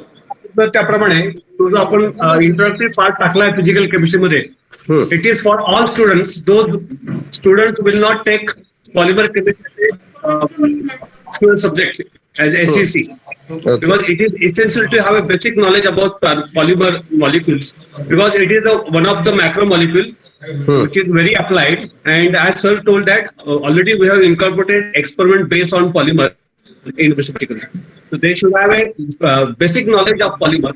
This chapter has been implemented. Okay sir. आणि आपण पण पूर्वी सुद्धा फिजिकल केमिस्ट्री मध्ये मॉलिक्युलर वेट ऑफ पॉलिव्हिनिल अल्कोहोल असा एक्सपेरिमेंट घ्यायचो सर. होतं. आपण त्यावेळेस थिअरी कुठे नव्हती, तो ऑप्शनल कोर्स होता पॉलिमर केमिस्ट्रीचा. त्यावेळेस 336 बी असा कोर्स होता. पण त्यावेळेस त्या सगळ्या मुलांना तो घेता येत नव्हता. आणि त्याचं लक्षात आलं की बेसिक नॉलेज असलंच पाहिजे. जो तो एक्सपेरिमेंट आपण जर घेतोय तर मग बेसिक नॉलेज असलंच पाहिजे, म्हणून तो आपण चॅप्टर इन्क्लूड केलं. पूर्वी हा प्रॉब्लेम असायचा की मुलांना काहीच माहिती नसतं हा एक्सपेरिमेंट कशाचा आहे काय तो. ओके. तो आता आपण तो नॅक्युलर दूर केला आपण. Okay sir. नाही, हे चांगलं केलंय, कारण थिअरी आणि प्रॅक्टिकल याचं थोडंसं कोऑर्डिनेशन पाहिजे. पाहिजे पाहिजे, त्याशिवाय नाही जमणार. मोरे सर, हा विचारा तुमचा क्वेश्चन. नमस्ते सर्वांना. पाटील सर नमस्ते, निकम सर नमस्ते, पवार सर नमस्ते. नमस्ते नमस्ते नमस्ते. राजे बोला. Very good is going on. Go ahead, no questions. Okay, thank you thank you sir thank you dear. मला एक प्रश्न आहे. Good going India. Patil sir, मला एक प्रश्न आहे.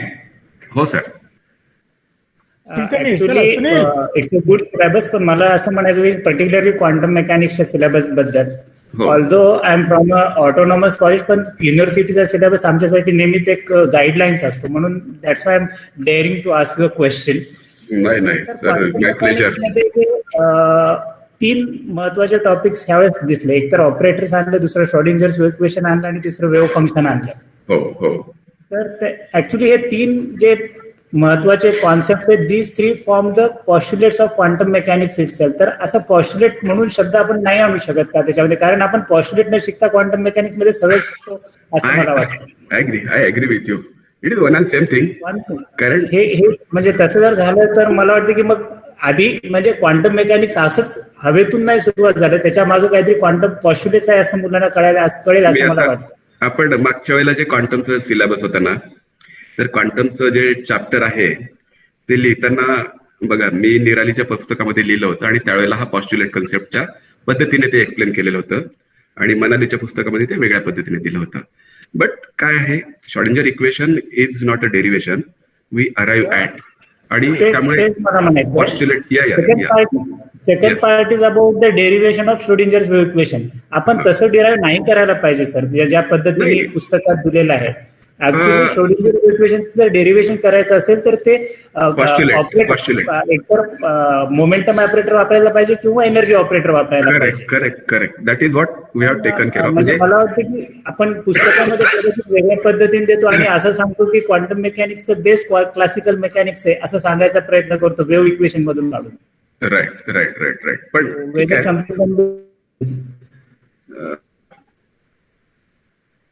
नाही, आपण ऑपरेटर टाकलेलेच आहेत या ठिकाणी, त्यामुळे ऑपरेटर टाकलेले फक्त एनर्जी ऑपरेटर घ्यायचं का थोडंसं फार ऑपरेटर अलजेब्रा करून त्याच्यापासून श्रोडिंजर्स वेव्ह इक्वेशन काढायचं. नाही, ऑपरेटर एक साधारणतः काय सगळेच ऑपरेटर आपण ऑपरेटर मध्ये आहे तरी काय, एनर्जी ऑपरेटर आहे, मोमेंटम ऑपरेटर आहे, पोझिशन ऑपरेटर आहे, good enough. 3 operators these are good enough. त्यामुळे ऑपरेटर्स असं म्हटलंय आपण आणि ह्या ऑपरेटर्स नंतर श्रोडिंगर वेव्ह इक्वेशन घेतलंय.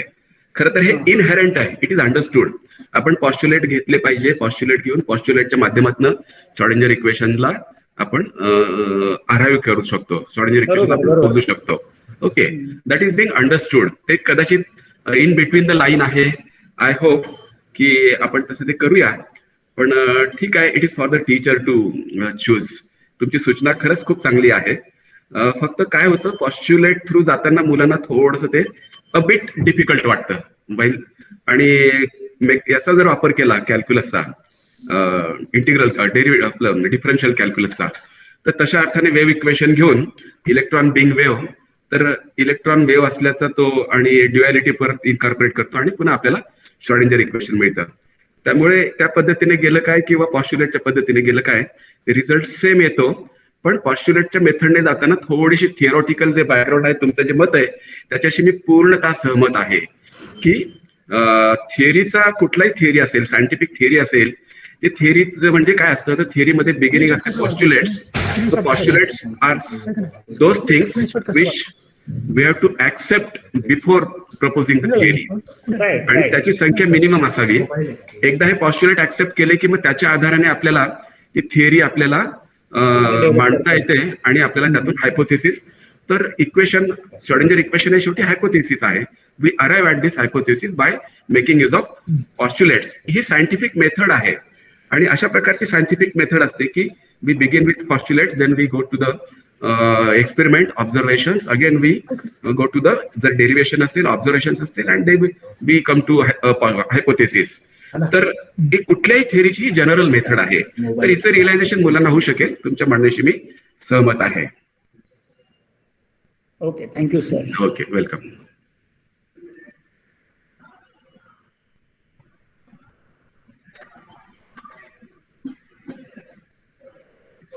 I hope. Okay, sincere thank to Principal Dr. D.D. Patil, BST College Sangamner, and also Chairman, Coordinator of Subcommittee Committee. So I request Tube sir, are you ready? Yes, sir. Are you ready? Okay. I introduce today's resource person, Dr. D.R. Sube. It's my great pleasure to introduce my friend, resource person, Dr. D.R. Sube, a BUS member, Savitribai Phule Pune University, Pune. He is working as a vice principal and HOD, Department of Chemistry, ACS College, Parner. He also charge of IQC coordinator. Under his able guidance, college has prepare this SSR draft and going to the accreditation. Tube sir completed his CAD from Department of Chemistry, Savitribai Phule University under guidance of Rani Madam. He is a recognized PhD research guide from Savitribai Phule University, and his able guidance. Near about 6 students are working. He published 17 research papers in a reputed journal with 39 citation and 4 HI index. I request Dr. D.R. Tube discuss the courses involved in TY basic chemistry of related to inorganic chemistry, both theory as well as practical courses. Pawar sir हा एक ओळख राहिली ना ठुबे सरांची, काय? त्यांचं वय वाढत नाही. अरे हा ते क्लासमेट झाले ना सर, ते बी राहिले. फक्त एक विनंती आता ठुबे सरांना, मी आता ठुबे सरांची परवानगी घेतो आणि पुढे थोड्या वेळाने जॉईन होतो. नाही पाटील सर, आणखीन एक ओळख राहिली, माझे ते क्लासमेट आहेत. Thank you. Good day. Bye. Thank you all. Hello, still it is good morning. Good morning to one and all. Are you able to see the slides? Yes. Go ahead. Yeah. First of all, I must thank the organizer college, principal of the organizing college, Dr. Abhay Khandagade sir, Dr. S.P. Rasali sir, head of the chemistry department, Dr. D.R. Shinde sir, Dr. R.E. Pawar sir, Dr. Gadve sir, and their whole team for organizing such a kind of workshop, which we will call it as a training workshop, and inviting all of us to share our views in this workshop. I must thank our mentors, Dr. M.G. Chaskar sir, Dean Faculty of Science and Technology, Savitribai Phule Pune University, as well as Professor Avinash Kumbar sir, Chairman Board of Studies in Chemistry, as well as our teacher. I'm going to talk regarding inorganic chemistry part. Without taking much more time, I will try to complete my session within the next 30 minutes, in which I will try to discuss the theory courses and practical courses. As far as the syllabus designing is concerned, the teachers involved in the designing of the curriculum of inorganic chemistry were particularly Dr. Satish Patil sir from Nashik, Dr. Nitin Pagar sir from Pune, Dr. Vitthal Kavde sir from Pune, as well as Dr. Shinde, D.R. Shinde sir has been actively involved in the all concerned activities, as well as many of the times Professor A.S. Kumbar sir has guided all of us whether we are taking towards the right direction or not. If you are able to see this picture, many of the times we have concern whether it is organic, inorganic. We have got many more subjects, and out of which I will try to concentrate on inorganic chemistry part particularly. If you try to go back and look into the current chemistry scenario, there are many more branches of chemistry which are emerged in front of us in this 21st century. And while framing the syllabus, we were having different tasks. One, to modify our curriculum as per the directions or directives of choice-based credit system, as well as we have to cater all the demands of the society as well as industry with the help of various courses as well as various topics in the different courses. And for this, we try to follow the UGC guidelines as well as learning outcome-based curricular framework, which has been designed by university and put forth as a reference for all of us in 2020. And apart from that, we try to keep a momentum with our previous syllabus, and we have designed this syllabus. I must thank our friend, Honorable Principal D.D. Patil sir, for taking the charge of chairmanship for the last 3 years under the able guidance of whose we have designed, reframe the syllabus for first year BSc, second year BSc, as well as TY BSc chemistry. And if you try to look into the details of all these syllabus, surely we will have a proud feel regarding our syllabus. And in order to take this syllabus to all student community, student fraternity, the role of teacher is very, very important. And the kind of mentoring is carried out in a higher educational institute. You may be aware of the structure of this first year BSc, second year BSc, third year BSc courses as per the choice-based credit system. I will try to concentrate on third year BSc chemistry courses over here. For the semester 5, we have got 3 discipline-specific elective and 2 skill-enhancing courses. Similarly, for the next semester, and each of the discipline-specific elective courses consisting of 2 theory and a practical course, each of the 2 credit. So in all total, there are 22 credits for the first semester. Is there any problem? Similarly, for the second semester also, sorry, I must call it as semester 5 and semester 6. Previously, we had annual pattern for first year BSc, second year and third year BSc.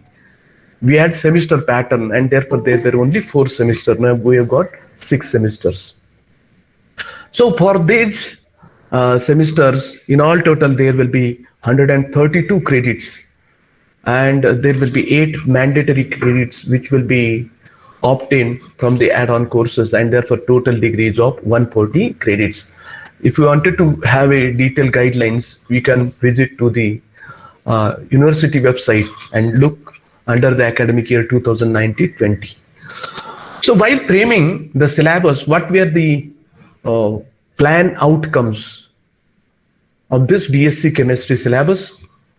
To be very frankly, I would like to tell you that whenever we have designed the syllabus for first year BSc as well as first year MSc, we had a thought in our mind that we will try to complete the basic part of the syllabi, basic topics in first year and second year BSc as well as MSc part 1, and in the third year BSc as well as MSc part 2, we will try to incorporate the applied topics related to the chemistry.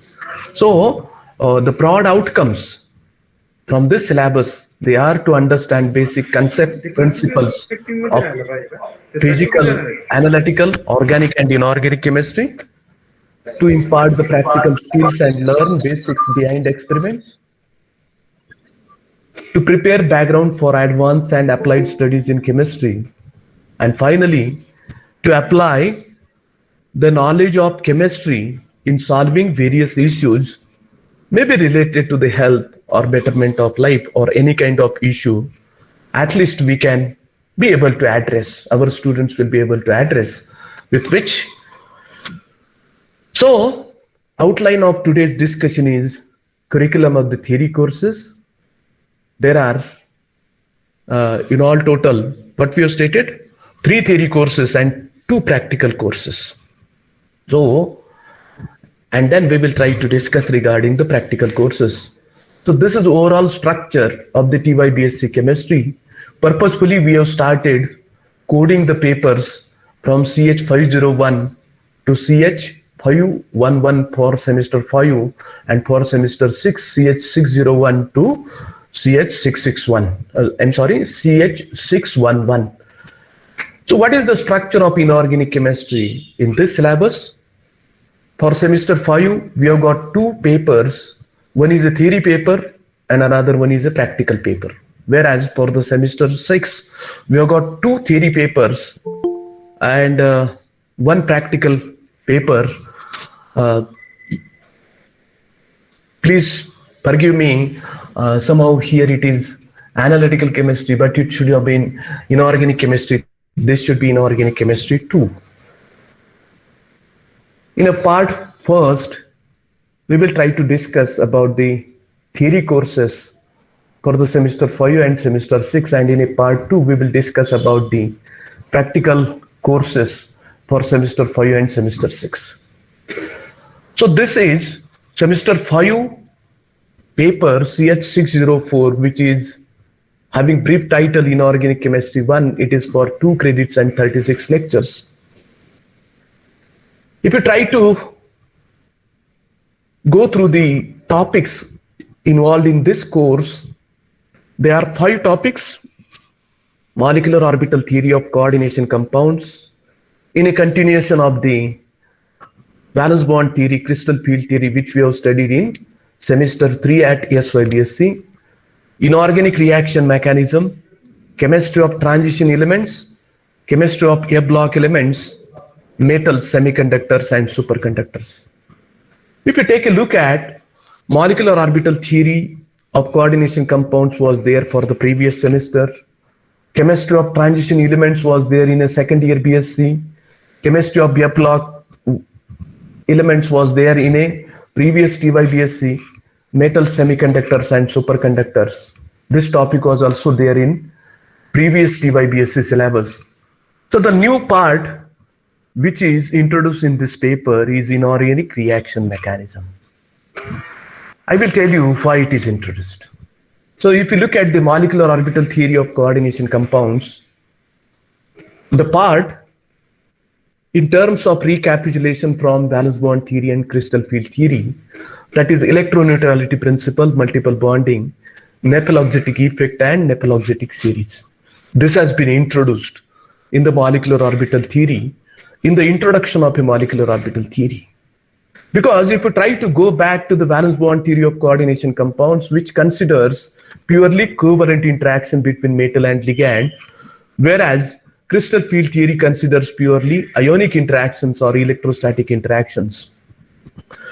But both the theories, in both the theories, what we have seen, metal ligand bond does not have perfectly covalent character or perfectly ionic character.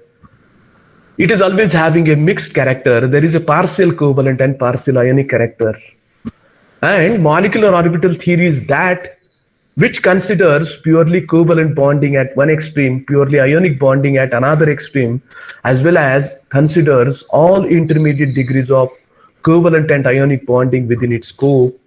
And therefore, it is necessary to take a recapitulation of the valence bond theory in terms of electroneutrality principle and multiple bonding, as well as nephelauxetic effect and nephelauxetic series from crystal field theory. So that is only a newly introduced, but it is there in old TYBSc chemistry, coordination chemistry. Now, from this, we know various outcomes. So what is the importance of the molecular orbital theory? Why it is necessary? We will be able to justify that valence bond theory could not explain the exact nature of the bonding. Similarly, crystal field theory could not explain the exact nature of bonding. Whereas MOT can explain the nature of the bonding, which is partly covalent, partly ionic, that can be explained on the basis of a electroneutrality principle as well as nephelauxetic effect. As far as the time is concerned, I had been given a very short time of 30 minutes. If it is necessary, as Patil sir has discussed, we may have training workshops on particular topics which has been newly introduced in the syllabus. So second is inorganic reaction mechanism. This is a totally new topic. It was not there in our previous TYBSc chemistry syllabus for the last 50 years. As there is a separate inorganic reaction mechanism course in inorganic chemistry, as well as whenever we thought of mechanism, we thought of examples of organic reactions. But for all kinds of reactions, there is a mechanism. In order to give that idea to the students, we have introduced this inorganic reaction mechanism topic, which is there for 6 lectures. A preliminary part, very basic part is introduced. It covers basic concept of stability and lability, stable and labile complexes, labile and inert complexes, stability constants, factors affecting lability, chelate effect, classification of inorganic reactions, ligand substitution reaction, and mechanism of those ligand substitution reactions, particularly intimate and stoichiometric mechanism. Intimate mechanism deals with the rate limiting step, whereas stoichiometric mechanism deals with the identity of the intermediate in these ligand substitution reactions, and certain examples of the substitution reactions related to 4 coordinated square planar complexes. So we have limited our studies to the tetra-coordinated and square planar complexes only. Apart from that, what is trans effect and trans effect series, applications of trans effect, stereochemistry of substitution. If you think about the syllabi of many entrance examinations, IIT JAM, as well as Pune University entrance examination, as well as GATE examination, all these examinations are having these concepts, and therefore to prepare the students in their TYBSc class itself, we have tried to introduce this part, and the references are given very clearly. We can make use of very easily available book by Hui and Cater, Inorganic Chemistry, Inorganic Reaction Mechanism by Martin Tobey and John Burgess, Inorganic Chemistry by Shriver and Atkins, as well as Inorganic Chemistry by Meisler and Tard. I think all these books are easily available in our libraries. What are the learning outcomes? Hello, is there any problem? Important learning outcomes from this topic, they are inert and labile complexes and stability of complexes in aqueous solutions. We will be able to classify the reactions of coordination compounds. Students will be able to understand the mechanism of the ligand substitution reaction, and particularly with respect to the square planar complexes, what is trans effect and importance of the trans effect or applications of the trans effect and stereochemistry of the mechanism. And on the basis of this, students will be able to solve the problems. Chemistry of transition elements, it was there. The same topic is there. Same number of properties needs to be discussed. One very important thing I would like to bring it to your notice is that student need to draw the periodic table very carefully. And in order to draw the periodic table, we must draw the periodic table. Please come after 10 minutes. A student need to draw the periodic table. So in order to give a training to the students, it is necessary to draw the periodic table by each and every teacher, at least for the first lecture. And from then onwards, you can take a chart which is available in your laboratory in the classroom.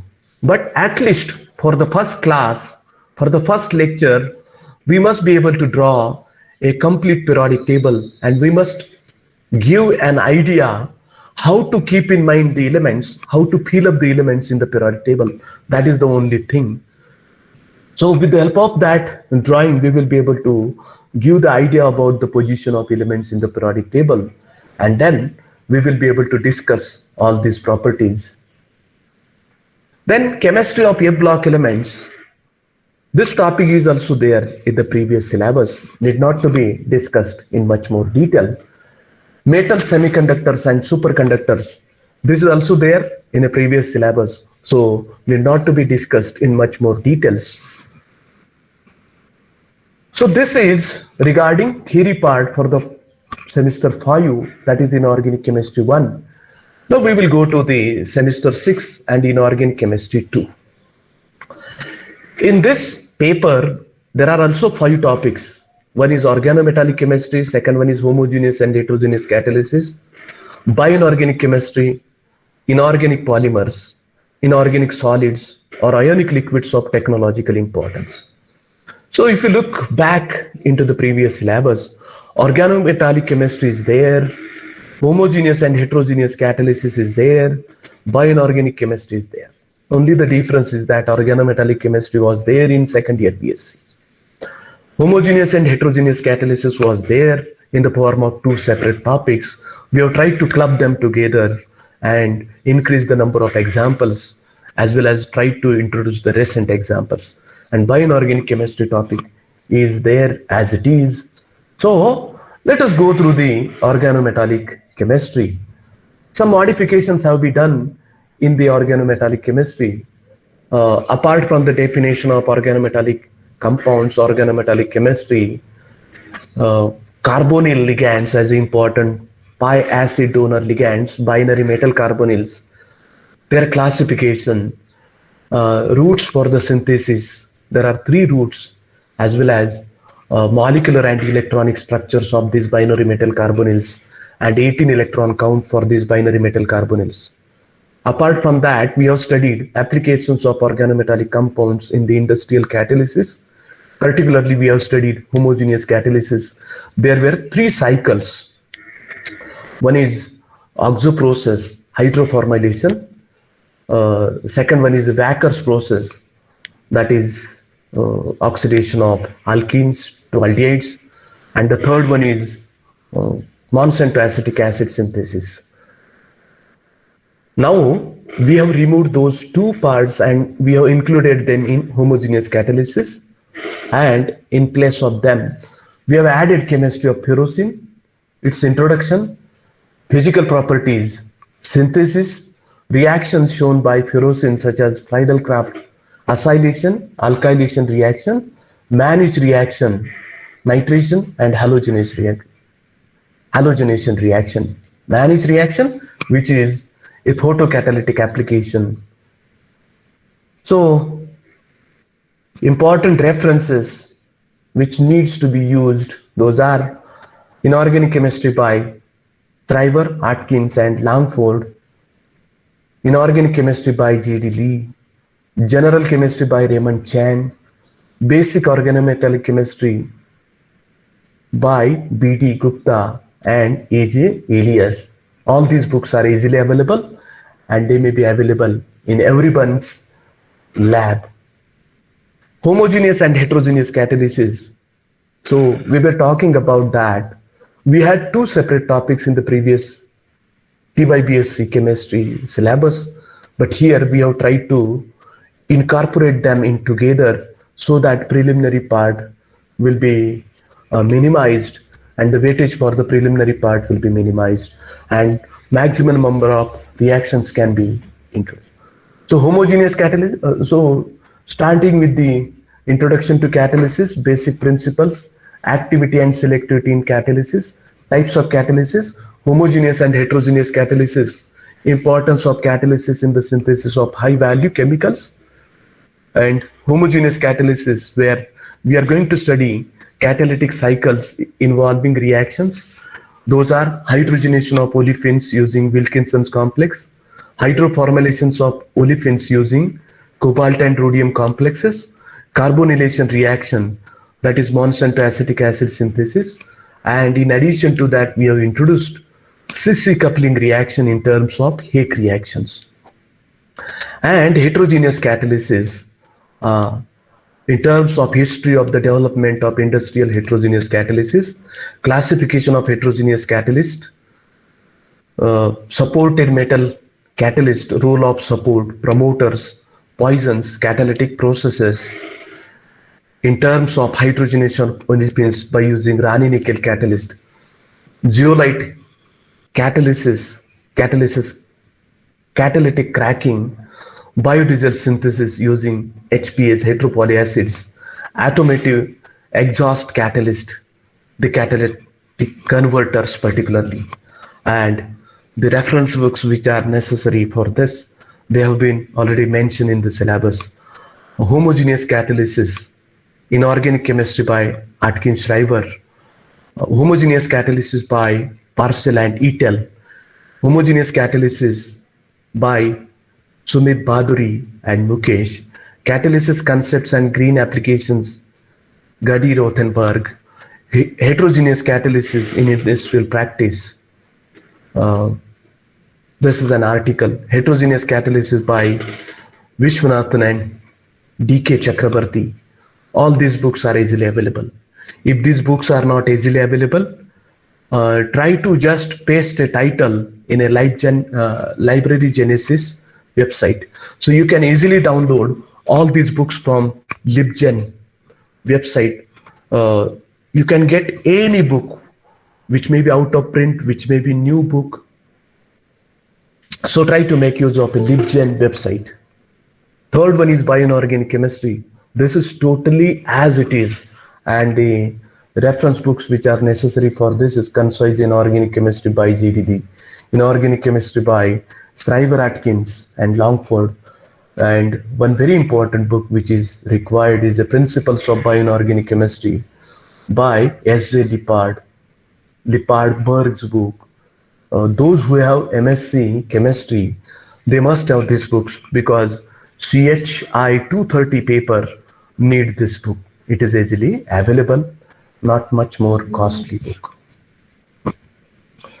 And then this inorganic polymers, this is totally new. I remember that this topic was there in our TY BSc chemistry syllabus before 10 or 15 years back. Introduction, types of inorganic polymers, comparison with organic polymers, synthesis, structural aspects and applications of silicates, silicones, siloxanes, boragens and phosphagens. And reference books which are necessary, inorganic polymer chemistry by Pimple Pure, Jain, Soni, Sai, Pragati Education. Then inorganic polymers by N.H. Ray, inorganic polymers by J. Mark, Alok, Robert. All these books will be easily available. We have these books. If anybody does not have these books, kindly point out us. We will try to help you. And the important learning outcomes, student will know the types of inorganic polymers. They will be able to compare inorganic polymers with the organic polymers. They will come to know the routes for the synthesis as well as structural aspects of these inorganic polymers.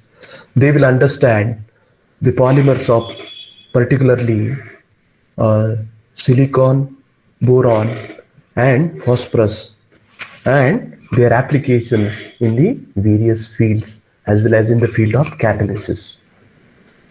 And the last topic from this inorganic chemistry 2 paper, that is CH604, is inorganic solids or ionic liquids of technological importance. These days, many of the research laboratories, they are making use of such kind of inorganic solids as well as ionic liquids as a catalyst for designing their synthetic routes. So what are the different inorganic solids? What are inorganic solids? Preparation of inorganic solids, how they can be prepared by using different methods, out of which conventional heat and beat method, co-precipitation method, sol gel method, hydrothermal method. Introduction to solid electrolytes, inorganic liquid crystals, their examples, ionic liquids, synthesis and applications of imidazolium and phosphonium based ionic liquids. So we are going to concentrate on imidazolium and phosphonium based ionic liquids, which are very, very important. And the books which are necessary, they are Inorganic and Solid State Chemistry by Roger, Ionic Liquids and Industrial Applications for Green Chemistry by Robin D. Rogers, Kenneth D. Seddon, published by ACS. The important outcomes They are understand the preparation of inorganic solids by various methods, understand the inorganic liquid crystals, inorganic liquids, their preparation and their significance with respect to the green chemistry, technological importance of these ionic liquids. Let us go for the next third theory paper, as Sinde sir as well as Patil sir has already guided regarding introduction of the third theory course for the core chemistry subject, physical chemistry, inorganic chemistry, and organic chemistry. In order to make the natural balance of these courses, the third theory course of each core chemistry course has been introduced, and thereby we have tried to retain all of our topics which we have already studied in the previous syllabus or in previous years, as well as tried to introduce some of the new topics. Initially it was there for only 96 lectures. Now it is there for 108 lectures, and therefore 12 lectures have been introduced, or the topics corresponding to 12 lectures have been newly introduced. This paper is also consisting of 5 topics: acid base, donor acceptor chemistry, which was there in previous classes in SYBSc. It is modified. Ionic solids, it was there, it is there as it is. Chemistry of zeolites, introduction to nanochemistry, they are newly introduced. Chemical toxicology, it was there in SYBSc, it is covered. Most of the times you may have a question, how it is possible the topics which were there in a previous SYBSc have been introduced to the TYBSc. I have already told that whenever the Board of Studies in Chemistry have started designing syllabus for first year of graduation as well as post-graduation, we had in our mind that let us accommodate all the topics related to the basic chemistry in a first year and second year BSc as well as first year MSc, and then try to explore all the advanced topics in the third year BSc chemistry as well as second year MSc. Therefore, the topics which were left uncovered, we have tried to cover them in a third year BSc syllabus.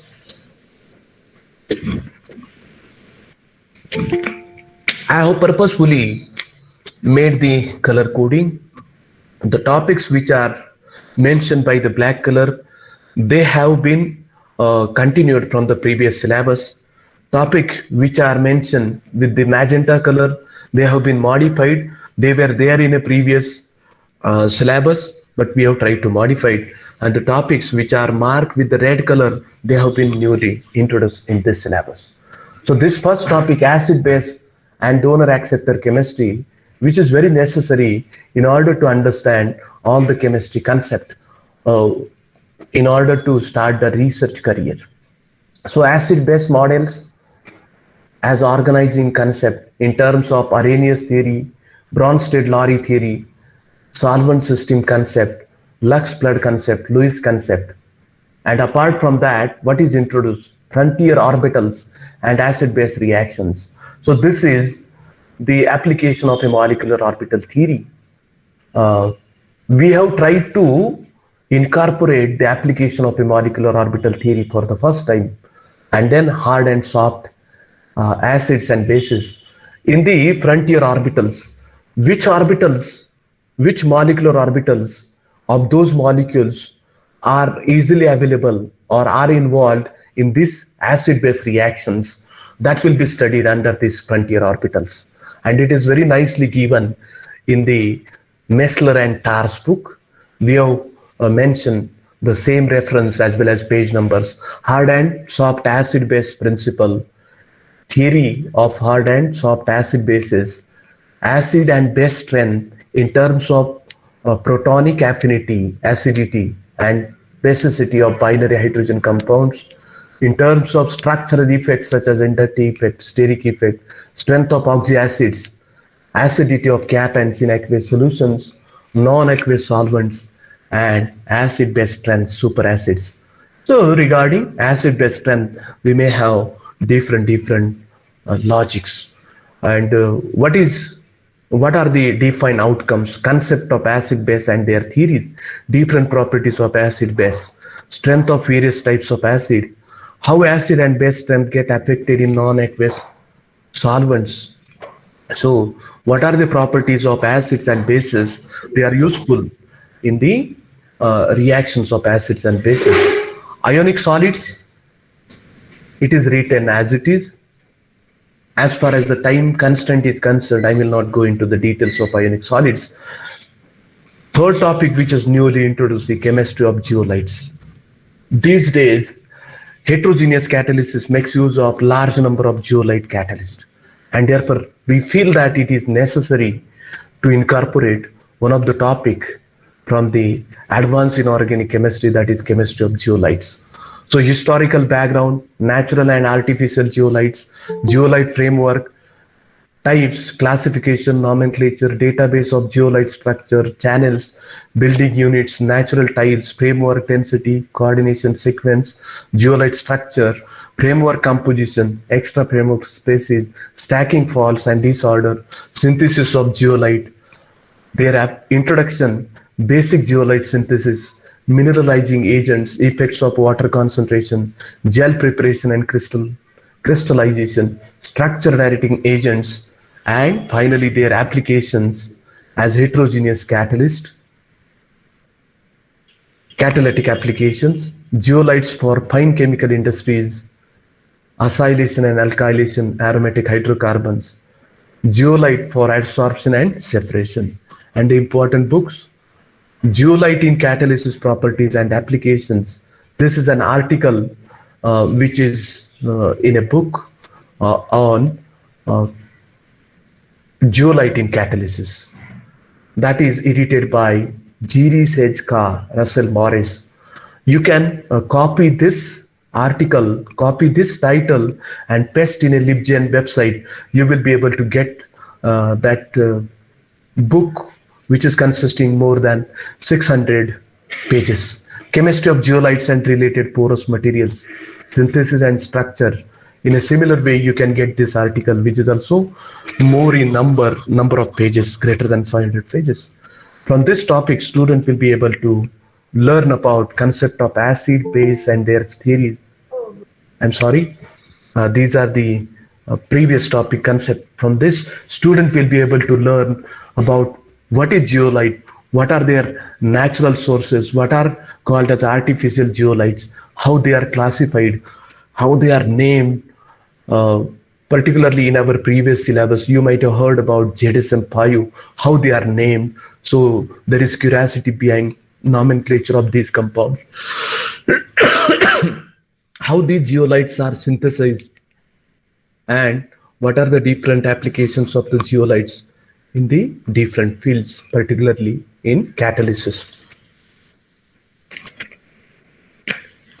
And as far as the recent cutting edge technology is considered, it was a indeed need of time to introduce nanochemistry topic, synthesis and stabilization of nanoparticles by chemical reduction, reactions in micelles, emulsions, and dendrimers methods. These are the methods which are usually used in the synthesis of nanoparticles, synthesis as well as for stabilization. Photochemical and radiation chemical reduction, cryochemical synthesis, and finally physical. These are the physical methods involved in the synthesis.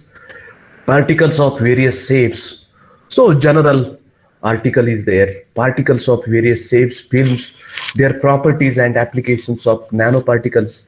A very brief introduction of the topic is mentioned over here.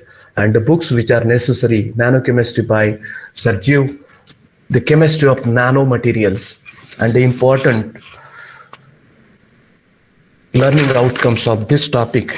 They are various methods of nanoparticle synthesis, stabilization of nanoparticles in the solution route, properties and applications of nanoparticles, and to get an idea regarding carbon nanotubes and their applications. These days, carbon nanotubes have tremendous applications in the field of catalysis as well as synthesis in the form of CNTs, and therefore it is very important. And the last topic, chemical toxicology, introduction to toxic chemicals in the environment, impact of toxic chemistry on enzymes, and biochemical effects of some toxicants, arsenic, cadmium, lead, and mercury, biological methylation. So this topic is taken as it is from the previous syllabus. I would like to go to the second part of this lecture, that is practicals. There are Tube sir. Okay, I request from the organizer side, please only explain what new practicals are added in these two courses. Okay? Okay, sir. We have got two practical courses for the 2 semesters. Each practical course need 12 experiments to be conducted. So this first semester practical course, CH506, is having 3 components. Gravimetric estimation. There are 2 newly incorporated experiments: analysis of sodium bicarbonate from mixture by thermal decomposition method, analysis of food or pharmaceutical sample for ash and sulfated ash, inorganic preparation. Second part, new preparations they have been introduced. Those are preparation of tris-glycinato nickel, preparation of potassium dioxalato cuprate. We have got the references, and therefore we need not to worry about references. Inorganic qualitative analysis, this topic is there. A theory part is there in analytical chemistry theory course. This topic, this practical part is modified little. Instead of taking confirmatory test, we have tried to put on limit test for particular ions and limit test on the basis of color.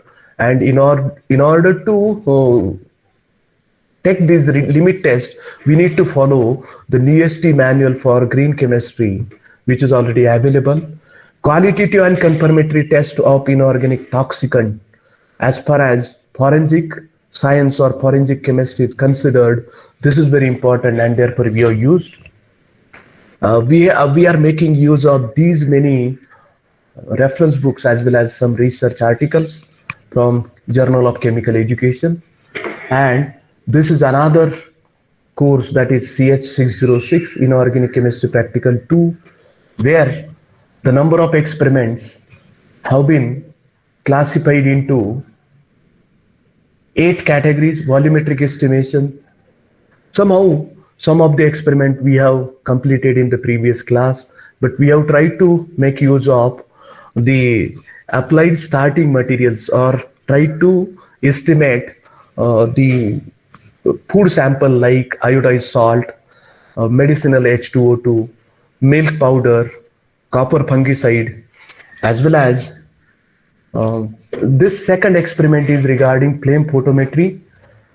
And important thing is that in our previous syllabus, we have introduced this flame photometry practical as one of the option, but for this new syllabus, we have made it mandatory, because each and every college is having colorimetry. Most of the colleges are having spectrophotometer. Most of the colleges are having flame photometer, because many of the colleges have started MSc chemistry courses. And if it is not there, the colleges can make this flame photometer available easily. It is not that much high cost instrument. Column chromatography, it was there in a previous syllabus. Newly introduced is a nanomaterial synthesis of silver nanoparticles, synthesis of zinc oxide nanoparticles. And apart from that, we have tried to introduce a new experiment, variation of periodic trends using solubility of alkaline earth metal hydroxides, particularly calcium hydroxide, magnesium hydroxide, chromium hydroxide, and barium hydroxide. So we are going to measure the solubilities of these hydroxides, and then we are going to verify the trend in their basicity, in their solubility, and so on. Synthesis of amine complexes and its ligand exchange reactions in order to determine the metal ligand ratio. We have tried to modify the experiment in order to get an idea regarding metal to ligand ratio. And can I ask one question? Can I ask one question? Hello, please wait for 2 minutes. Okay, Solvent free. Wait. After end of the session, we can. Okay. Solvent free microwave assisted 1-pot synthesis of phthalocyanine copper 2 complex. And option is given to you: penton reaction, degradation of H2 using Fe catalyst. And we have introduced a table work. Student will be given UV visible spectra of either TiO2, SnO2, ZnO, and student will be asked to calculate a band gap for these compounds. And the reference books which are necessary for this, they have been given in the syllabus very clearly. I would like to thank you all for your kind attention. If you have any questions, you may ask the question. I will try to give the answer to your questions. Thank you. Professor. Thank you, Professor, to elaborate the inorganic courses of theory as well as practical, which introduce TY-BSc level for both semesters. So I request I take only 1 or 2 questions from this session, and some questions are we again take at the end of the Okay, I request Google sir. Can I ask? Okay, Google sir. Can I ask you a question? First of all, I congratulate Dr. Dilip Trivedi sir for a nice presentation, and I congratulate viewers for the nice syllabus also.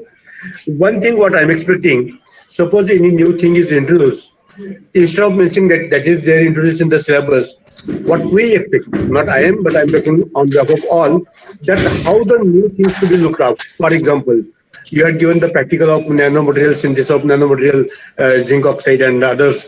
It is okay, it's a nice practical. But what Professor I'm expecting, how, of course, that will be there in procedure, that will be there in a book, but how we should approach for such practicals. For example, nanomaterials. Are you ready? Sir, काय म्हणायचं तुम्हाला नेमका? मला कळलं नाही. मला काय म्हणायचं, सिलेबस छान झालाय, तो काही प्रश्न नाहीये, पण एखादं जे नवीन आपण प्रॅक्टिकल इंट्रोड्यूस करणार आहोत, इंट्रोड्यूस केलं सांगितलंय, पण ते कसं किंवा त्याच्याकडे आम्ही कसं बघावं, कसं करावं, या संदर्भात काही गाईडलाईन्स तुम्ही देऊ शकाल का? ओके सर, काय होतं, वेळेची थोडीशी कन्स्ट्रेंट असल्यामुळे आपण काय केलं, आपण पटकन पुढे गेलेलो आहोत. आता उदाहरणार्थ इथे ग्रॅव्हिमेट्रिक एस्टिमेशन मध्ये आपण काय केलेलं होतं, सोडियम बायकार्बोनेटची स्टॉइशियोमेट्रीमध्ये एक रिॲक्शन शिकवायचं मुलांना, आणि त्याच्यामधून कार्बन डायऑक्साईड किती इव्हॉल्व्ह झाला ते शिकवायचं. तर ते प्रत्यक्षामध्ये इथे आपल्याला कव्हर करता येणार आहे. एक दुसरं एक आपण काय केलेलं आहे, काही फार्मास्युटिकल केमिस्ट्रीचे कोर्सेस या ठिकाणी आणलेले आहेत, तर त्यांचं अनालिसिस आपल्याला या ठिकाणी करता येणार आहे. म्हणून अनालिसिस ऑफ फूड किंवा फार्मास्युटिकल सॅम्पल या ठिकाणी दिलंय. त्याच्यानंतर इनऑर्गॅनिक प्रिपरेशन जे केलेले आहेत, आतापर्यंत आपण फक्त ते तयार करायचो आणि ते खरोखर तयार झालेत की नाही या दृष्टिकोनातून त्याच्यामध्ये आपण स्पॉट टेस्ट ऍड केलेले आहेत. आणि मग पूर्वीचे जे प्रिपरेशन होते, कन्व्हेन्शनल जे होते, त्याच्याऐवजी थोडेसे बदलण्याचा प्रयत्न केलेला आहे की ज्यांना काहीतरी ऍप्लिकेशन्स आहेत वेगवेगळ्या फील्डमध्ये. या दृष्टिकोनातून हे 2 प्रिपरेशन या ठिकाणी आणलेले आहेत. त्याच्यानंतर त्याच्या पुढे जर आपण गेलो तर इनऑर्गॅनिक क्वालिटेटिव्ह अनालिसिस, बऱ्याच वेळेला लोकांचं असं म्हणणं होतं तो खूप हेक्टिक टॉपिक झालेला आहे, खूप टाइम कन्झ्युमिंग आहे, लॅबोरेटरीमध्ये सगळ्या फ्युम्स तयार होतात, आणि बऱ्याच वेळेला आपण बघितलं मुलांना आपण हे सेमी मायक्रो क्वालिटेटिव्ह अनालिसिस करतो, तर त्याच्यामध्ये मुलांना शेवटी ग्रुप सेपरेट केल्याच्या नंतर, त्याचं ग्रुप अनालिसिस केल्याच्या नंतर त्याच्या कन्फर्मेटरी टेस्टला जाईपर्यंत त्या मुलाकडे काहीच राहिलेलं नसतं, आणि त्याला नेमकं काय रॅडिकल आलेलं आहे मला हे कळायला मार्ग नसतो, आणि त्याला जर परत तिथपर्यंत यायचं असेल तर तो खूप वेळ जास्त लागतो. आणि म्हणून या ठिकाणी इनऑर्गॅनिक क्वालिटेटिव्ह अनालिसिस करत असताना आपण काय केलेलं आहे, ग्रुप डिटेक्शन पर्यंत जातो, आणि त्याच्यानंतर मात्र आपण त्याचा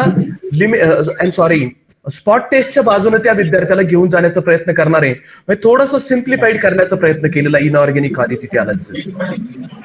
म्हणजे त्या विद्यार्थ्याचे लक्ष दे की तो ते का करतोय. Very good. हा, आणि या संदर्भाने कदाचित जर आपल्याला काही गरज असेल तर आपण ट्रेनिंग सेशन घेऊया. आजचं सेशन जो काय केलेलं आहे की याच्यामध्ये जवळपास एकूण आपले 11 दुने 22 कोर्सेस आहेत. म्हणजे 8 दुने 16 थेरी कोर्सेस आणि 6 प्रॅक्टिकल कोर्सेसचं डिस्कशन अकोर्डी कॉलेजच्या लोकांनी ठेवलेलं आहे. त्याच्यामध्ये आपल्याला सविस्तर बोलणं संयुक्त करणार नाही, म्हणून आपण या ठिकाणी पटपट पुढे जाण्याचा प्रयत्न केलेला आहे.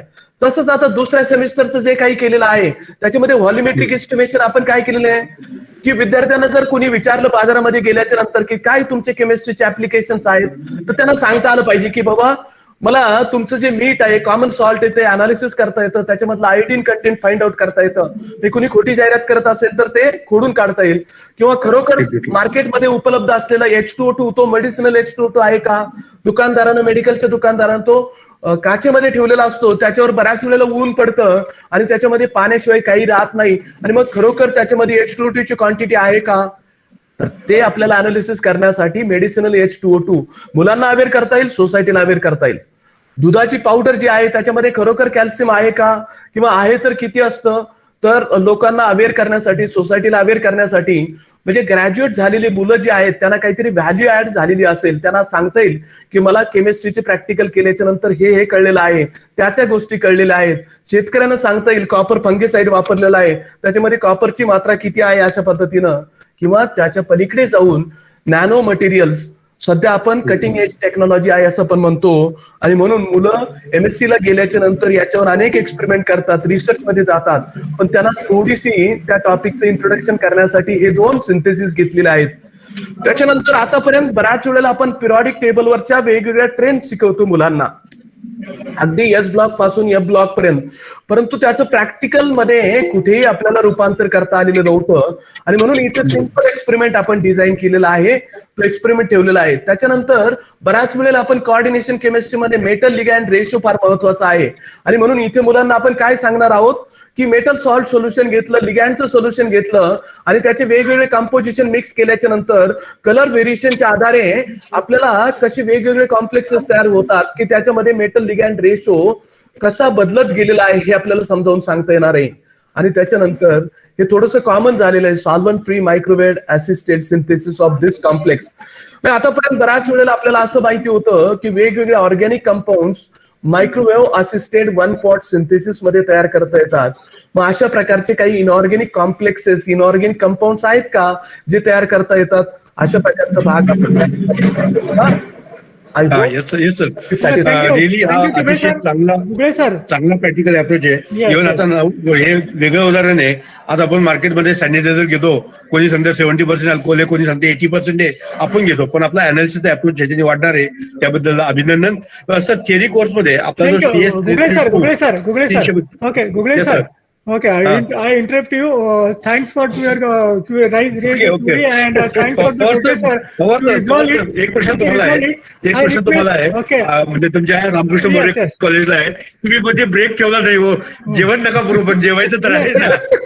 Yes, from all participant side, I request to BOS chemistry to introduce or organize 2 to 3 district level workshop regarding only practical courses.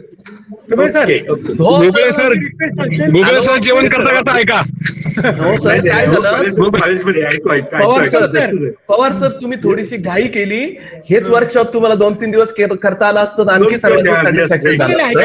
आम्ही आमच्या लेवलवर थोडंसं केलं आहे. तर तुम्ही BOS तर्फे प्रत्येक डिस्ट्रिक्ट लेवलवर practical courses related workshop organise करा, अशी आमची सर्व पार्टिसिपेंटची निकम सर आणि तुम्हाला विनंती असेल.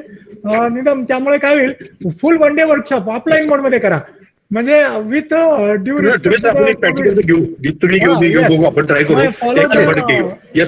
Covid regulation and rules.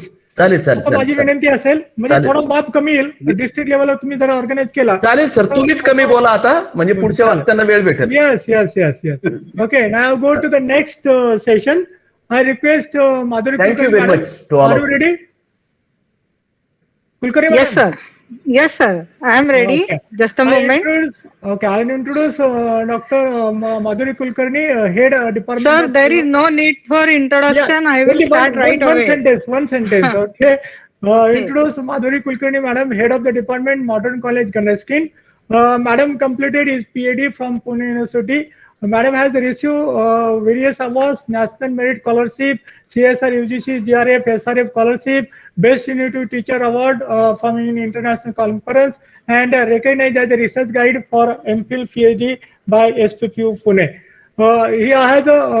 She has a teaching experience near about 22 years, and she published near about 12 research papers in an international journal. So I request Madhuri Kulkarni Madam to elaborate the organic courses introduced at TY level by BUS SPPU Pune. So I request to both theory as well as the practical courses for both semester. Over to Kulkarni Madam.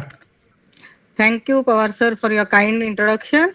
And good afternoon, everyone. I know you all are hungry, so I will stick to whatever are the different points in the syllabus. First of all, I would like to express my gratitude towards Chaskar sir, Kumbar sir, our subcommittee chairman, Patil sir, principal of Ramakrishna More College, Thandagaye sir, head of the department, Rasaye sir, and Shinde sir, Pawar sir, and my friends Manisha, Dr. Vidya Usare, and all the participants. So to begin with, I am thanking you all, and I am going to start with your permission today's details. So I think I am quite audible. Yes, sir. Madam, I'm go ahead. Okay. Okay. So this is the pattern of 2019, and as Shinde sir and I think Tube sir also has discussed, we will not waste time on this. But the only thing is, yes sir. Slide show करा आणि पुढे मी केलाय sir slide show. नाही, एक minute, परत एकदा करते, बाहेर जाऊन परत करते. Okay, just a moment sir. झालंय, चला, ओके. परत गेली. एकदा करते. त्यांनी नाही म्हणलं म्हणून मी परत केलं. आता दिसतंय का? 2 सेकंद थांबा, दिसेल तुम्हाला. So I will not go in the details of this syllabus structuring, but the only point I want to highlight is when you said DSCC, it was introduced in FY. When we said AECC, that means it was the environmental that we have introduced in SY. Yes. Madam, एक minute interrupt करते, sorry. तुम्ही slide show जरी केला असेल ना, Google meet वरती तो दिसत नाही, तर तुम्हाला असाच दाखवायला लागेल. स्लाइड पुढे पुढे सरकतात, फक्त स्लाइड शो मध्ये गेल्यावर ते सरकत नाही. व्ह्यू मध्ये जावं लागतं मॅडम. व्ह्यू मध्ये जाऊन हे करायचं. एक सेकंद. आता फक्त पहिली स्लाइड दिसते. हा, इथून दिसतं. तुम्ही जर का बाहेर आलात ना, एक्झिट केलं तर सगळ्या दिसतात. तर तसंच तुम्ही पुढे एक्झिट म्हणून पाठवू का? नाही, तसंच दाखवलं तरी चालेल. हा, चालेल. दिसतंय क्लिअर? Yes yes yes. ठीक आहे. Not showing. यात दिसायला पाहिजे ऍक्च्युली. एनिवे, F5 दाबलं तरी दिसतं बऱ्याचदा. हो, मी F5 दाबलो होतं, पण बघा आता दिसतंय का? ऐकून येत. हा, येस सर.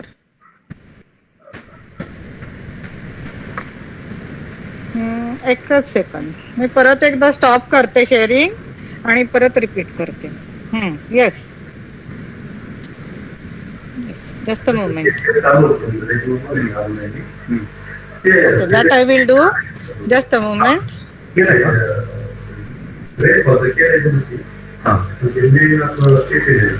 मी एस्केप केल्याशिवाय मी जाऊ शकत नाही तुमच्या ह्याला.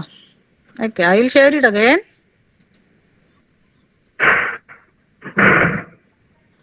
Okay,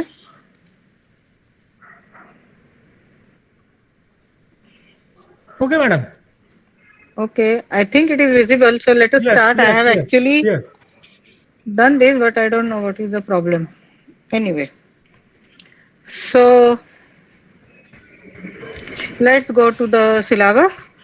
So as I said, TY BSc we have DSCC and skill enhancement courses, and at TY BSc we have 6 theory, 3 practical courses and 2 theory courses. So when we compare the pattern for organic, I will say this is the 507 organic chemistry 1. You have in the second semester, this is fifth semester, so we have here organic chemistry 1, 2 credits, and organic chemistry practical 1 credit.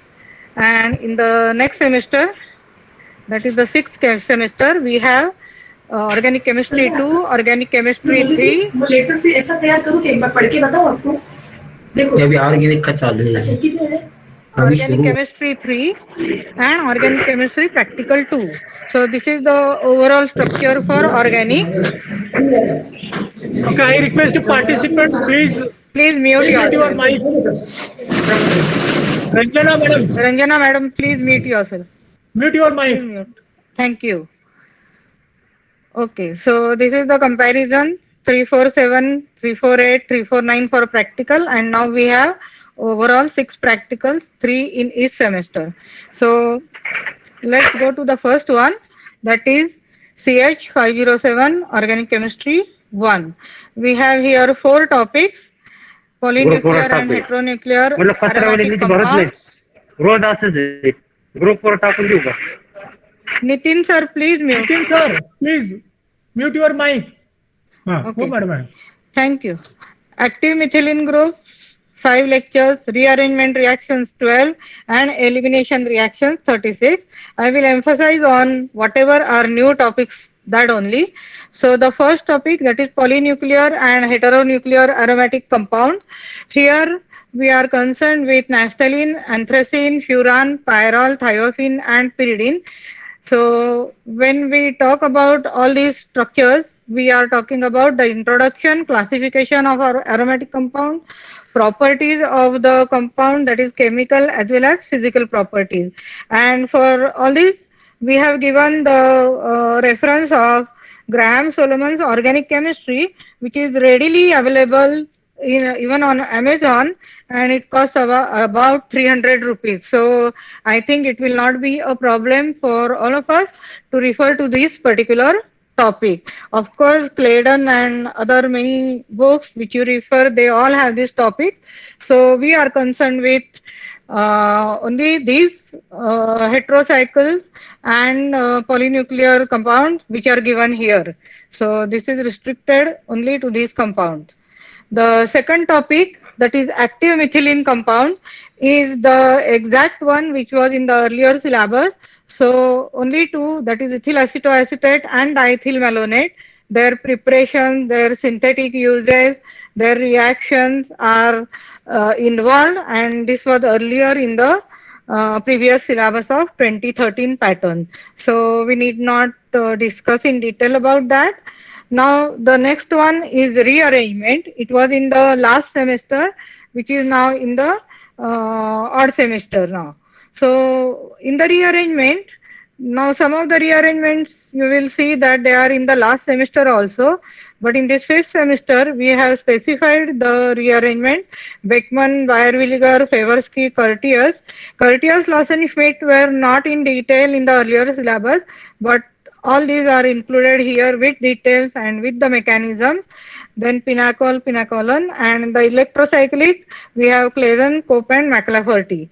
So all the mechanisms students are supposed to understand, and they are supposed to solve problems on, predict the products, or if the product is given, what kind of rearrangement it is, or what the reagent will be, and so on. So it is expected to know in that direction. And the last one is elimination. Now elimination reaction is given 11 lectures because emphasis apart from the E1, E2, E1, CB mechanisms also should be given to at least 1 or 2 examples of diastereomers and stereochemistry of E1, E2. So that is why the 11 lectures are given. And again, when you look at the overall outcome, because this particular syllabus is also there in the previous 2013 pattern. But the thing is, in 2013, we had substitution at aliphatic carbon and elimination in the 5th semester. But that time it was easier because we could immediately start elimination after SN1, SN2. But now SN1, SN2 students are studying in SY. Remember, in FY and SY, as per UGC guidelines, we have given the functional group approach, and in TY, when they come for special chemistry, we are giving the reaction approach, reaction mechanism approach. So you have to, every time when you are talking about elimination, back refer to SN1, SN2, what they have studied earlier. So that is why 11 lectures are given to this particular topic. At the end of all these topics, students should be able to identify and classify polynuclear, heteronuclear aromatic compound, their orientation, their predict the products type of problems. They should understand the functional group convergence, interconvergence, write the mechanisms, if at all it is an offline exam, and problem solving. The next is in the 5th semester, chemistry practical, and there are 12 experiments to be performed. Now, remember earlier we had only 13 rather annual pattern 2013, and we used to complete 20 experiments, 20 to 22. But now here throughout the year we are going to complete 24 experiments. So you must have seen that people have included table experiments to match the timelines. So in this particular 5th, we don't have any table experiment, but you have to complete 12 experiments. Out of that, there are 6 binary mixture analysis, and they are combination of solid-solid, solid-liquid, and liquid-liquid. In solid-solid, naturally, we give them mixtures which are insoluble in water, so no ether separation required, sorry. Then solid-liquid and liquid-liquid. Now, differing from SY, they have to complete the whole analysis of individual component. So 6 such mixtures are to be completed. In the preparations, there are 2 typos, rather 3 typos, and we have already communicated to the BOS for corrections of these. So let's talk about the first, green. There are 3 divisions: green chemistry preparation, organic preparation, and preparation of organic derivative. So in the green chemistry preparation, we have first dibenzyl propanone from benzaldehyde and acetone, nitration of phenol or substituted phenol. Actually, substituted phenol also undergo this type of nitration, but if you this particular thing was given keeping in mind that teachers themselves will explore by experimenting, so which is going as a smooth reaction. But to bring uniformity, you can just think of nitration of phenol using calcium nitrate.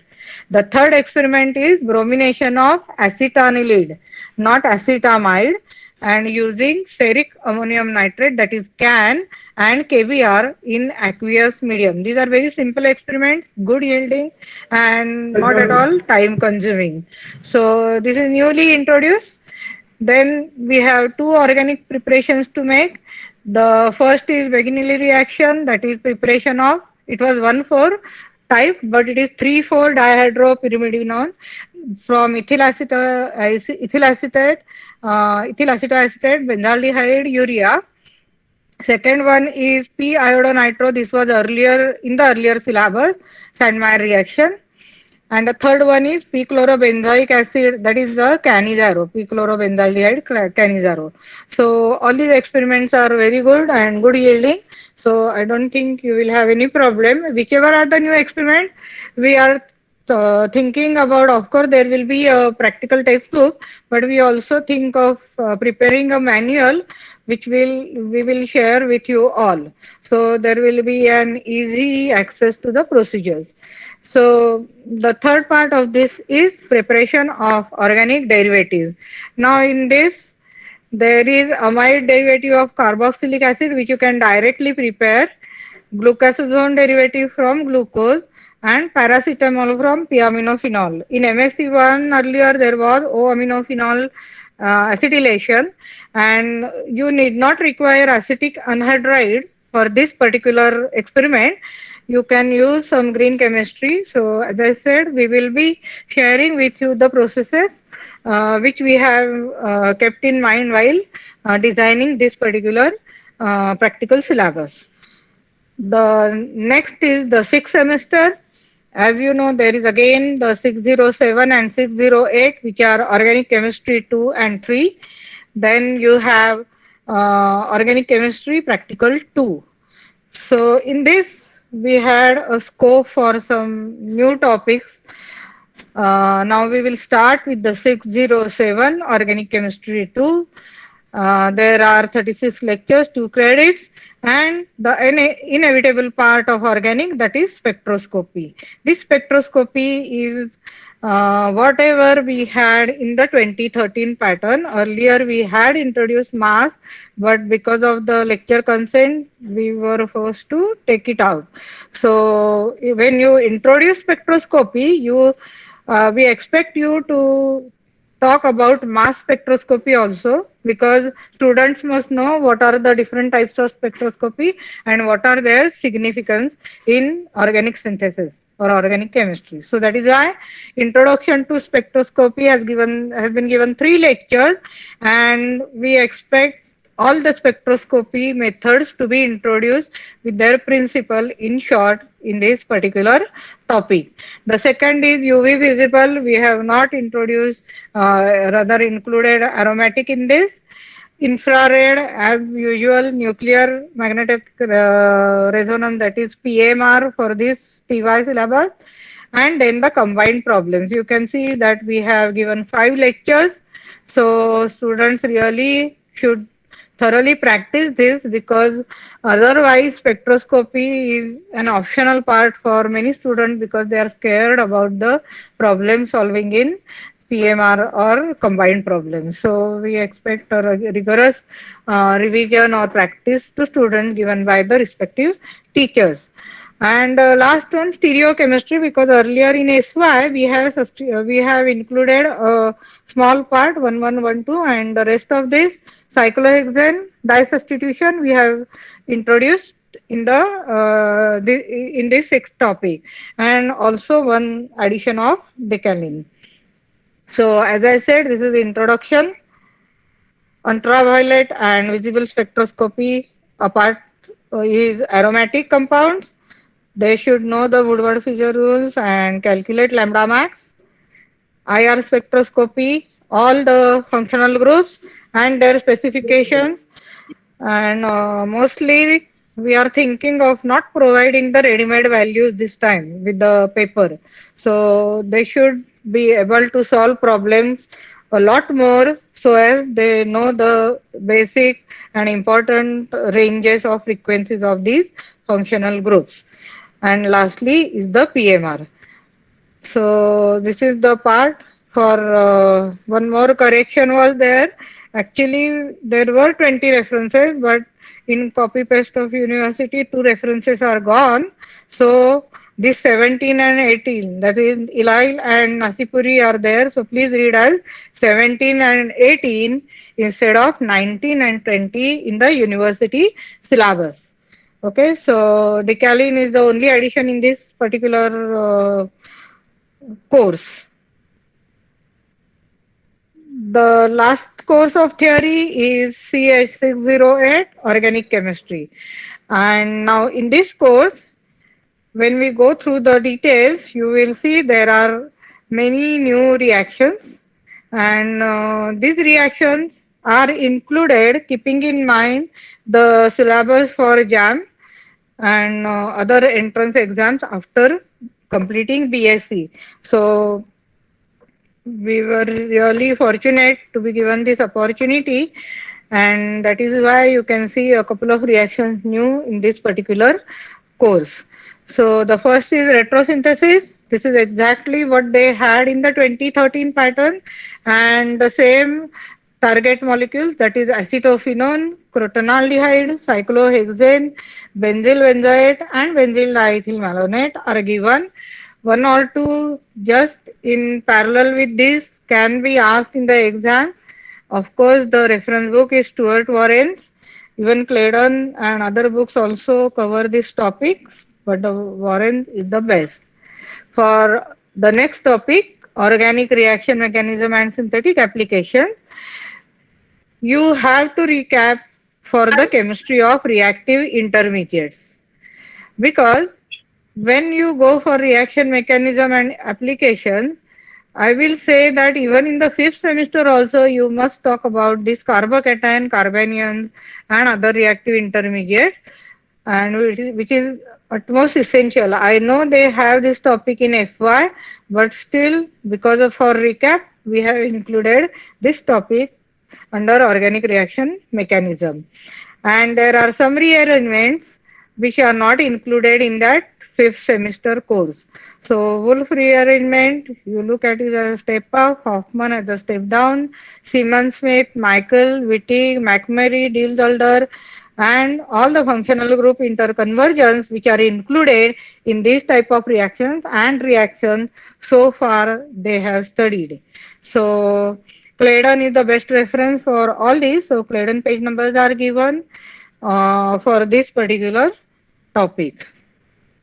Students are again expected to solve the problems with predict the product or find out the correct reagent type of questions when we are going online. If we are going offline, we will directly ask for writing the mechanism as well. Now the next topic is reagents in organic synthesis. So their preparations and applications are expected to be taught, and their regio-specificity or any other specifications, any other special characters those reagents have. So we have metal hydrides, hydrogenation reagents, reducing reagents, and oxidizing reagents. And thing kept in mind is UGC syllabus and the JAM syllabus. So it's a very interesting thing for you to teach, and all the mechanisms wherever are there are included for this particular topic. The last topic for this is natural products, and this is exactly what was given in the sixth semester, that is fourth semester of 2013 pattern. So ephedrine and citral are the two molecules which we study under this, and I will suggest that when we are doing such teaching, you can take seminars or you can give some self-study work regarding this particular topic, some areas of this, because the whole exercise of this new syllabus is to make students and teachers both work towards it and towards getting better knowledge for each of these subjects. So that's all for the theory, and we switch over to the last practical, that is organic chemistry practical 2. Now for the first time in this, we are going to have some table work, that is the interpretation of spectra. Now two experiments have to be done for this. In each experiment of IR, we expect 3 IR spectra to be studied by the students, and for PMR, for each experiment, 2 PMR spectra. Now there is a list given for such spectra, and this list, now you are not actually expected to go and take the IR or take NMR. We can get the ready spectra in many of the books like Pavia. Pavia is the main book given for reference here. Even Silverstein, even if you have ChemDraw, you can get any of these spectra. We expect you to give each student the spectrum which you are going to explain to them.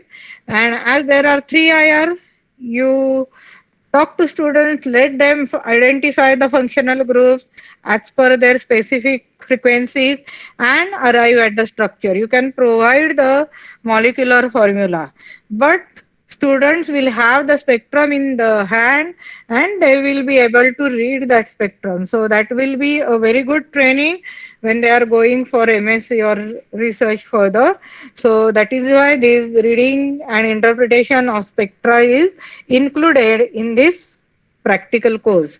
Similar for PMR, you can give them the molecular formula and they can study the integrations, the peaks, their multiplicities and spin splitting patterns, what they have studied in theory. So it is completely in concurrence with the theory they study in spectroscopy. So such we will have 4 experiments of this spectroscopy. You can give them 2 spectra there and 1 spectrum of IR for home assignment. In PMR, you can explain 1 and give 1 for home assignment so that they will also scratch their heads for getting the correct interpretation of their spectra. The next part is organic estimation. Now here estimation of glucose, estimation of glycine, saponification value of oil and alkali content in antacid. Any 3 you can use and give the students. Now after me Sangeeta madam is going to talk about the perfumes and other things. So organic extraction is one part which has a practical applicability. So this is included now in this syllabus. Any 3 extractions can be used. There is one correction, cinnamaldehyde from cinnamon. So caffeine, eugenol, lycopene, cinnamaldehyde or trimyristin, any 3 trimyristic acid that is. So anything you can select any 3 of these and let students do it. So that is the different part. So we have this course, almost a new course and some theory, and one more new introduction is column. Now in column they are supposed to do 2 columns. There are 2 mixture types given. One is a direct mixture given, or nitrophenol and p-nitrophenol. Suppose if you don't have this, then you can even take your available compound, do the TLC and find out the phenols which you have for the correct separation via using column. You can do it in pairs, give it in pairs so students can understand this technique that they have learnt in analytical chemistry and they can apply it very well and see the importance of this column chromatography. Very small quantity has to be given so that they can complete the separation in 4 hours 20 minutes which are given to our practicals. And the second one is given as separation of aldehyde and carboxylic acid. Now looking at this we can say that just by bicarb treatment we can do the separation. Yes, we can do it, but the point for including this particular mixture was only this, that aldehyde are non-polar and carboxylic acid stay at the base polar, so it will be easy for separation and it will be a small quick separation, so aldehyde oxidizing will not be the question here and you can experiment, you can choose whichever are available in your own laboratories, because we have all rural, urban, all the crowd for organic. So we felt it necessary that we just talk about and give you the outline and you can explore it. So there is a lot of scope for exploration for teachers as well as students at this undergraduate level, which they can have inculcation of the research aptitude. So these are the 2 experiments students have to perform. So overall 12 experiments are to be done. I have given this email ID chemistry@gmail.com where you can mail your queries if you have any regarding any practical or any theory or any reference book and so on. So we will be available, me, myself, Dr. Thopte sir, Professor Thopte sir and Amol Kategaonkar sir. We have rigorous discussions and meetings and we came up with the syllabus. So we all will communicate to you on this email and you are free to ask any queries regarding the syllabus on this. So because of the time concern only I have given this email, otherwise we would have gone for maybe 1 hour discussion or so. So that is the thing. And lastly, I would like to thank the BOS Chemistry of Savitribai Phule Pune University Chairman, Principal Patil sir for showing faith in us, and he was the chairman of subcommittee, and we have troubled him a lot. We have troubled him a lot at any time of the day, and he was never ever tired of answering our queries. So Patil sir, special thanks from our committee, our subcommittee members, Sopte sir, Gite sir, and Amal Katagaukar sir, who have relentlessly worked for framing this syllabus. I thank the organizers, the principal, Rasai sir, Pawar sir, Shinde sir, and others for their invitation to present this syllabus. I thank Progressive Education Society and principal of Modern College Ganeshkind, where I am the head of the department, and all the participants who are very eager and enthusiastic to know the syllabus, and now they know that they have to work hard and they will enjoy this, I'm sure. So thank you very much, and I hope I did it in right time, Pawar sir. Yes, madam. You have done right time, within right time. Thank you. And as I said, you can take down my email, chemistry modern GK, very simple, @gmail.com for any queries. And as I said, we will try to prepare one booklet for the experiments. Okay, whichever I introduced new. Okay. So Thank you, Kulkarni madam.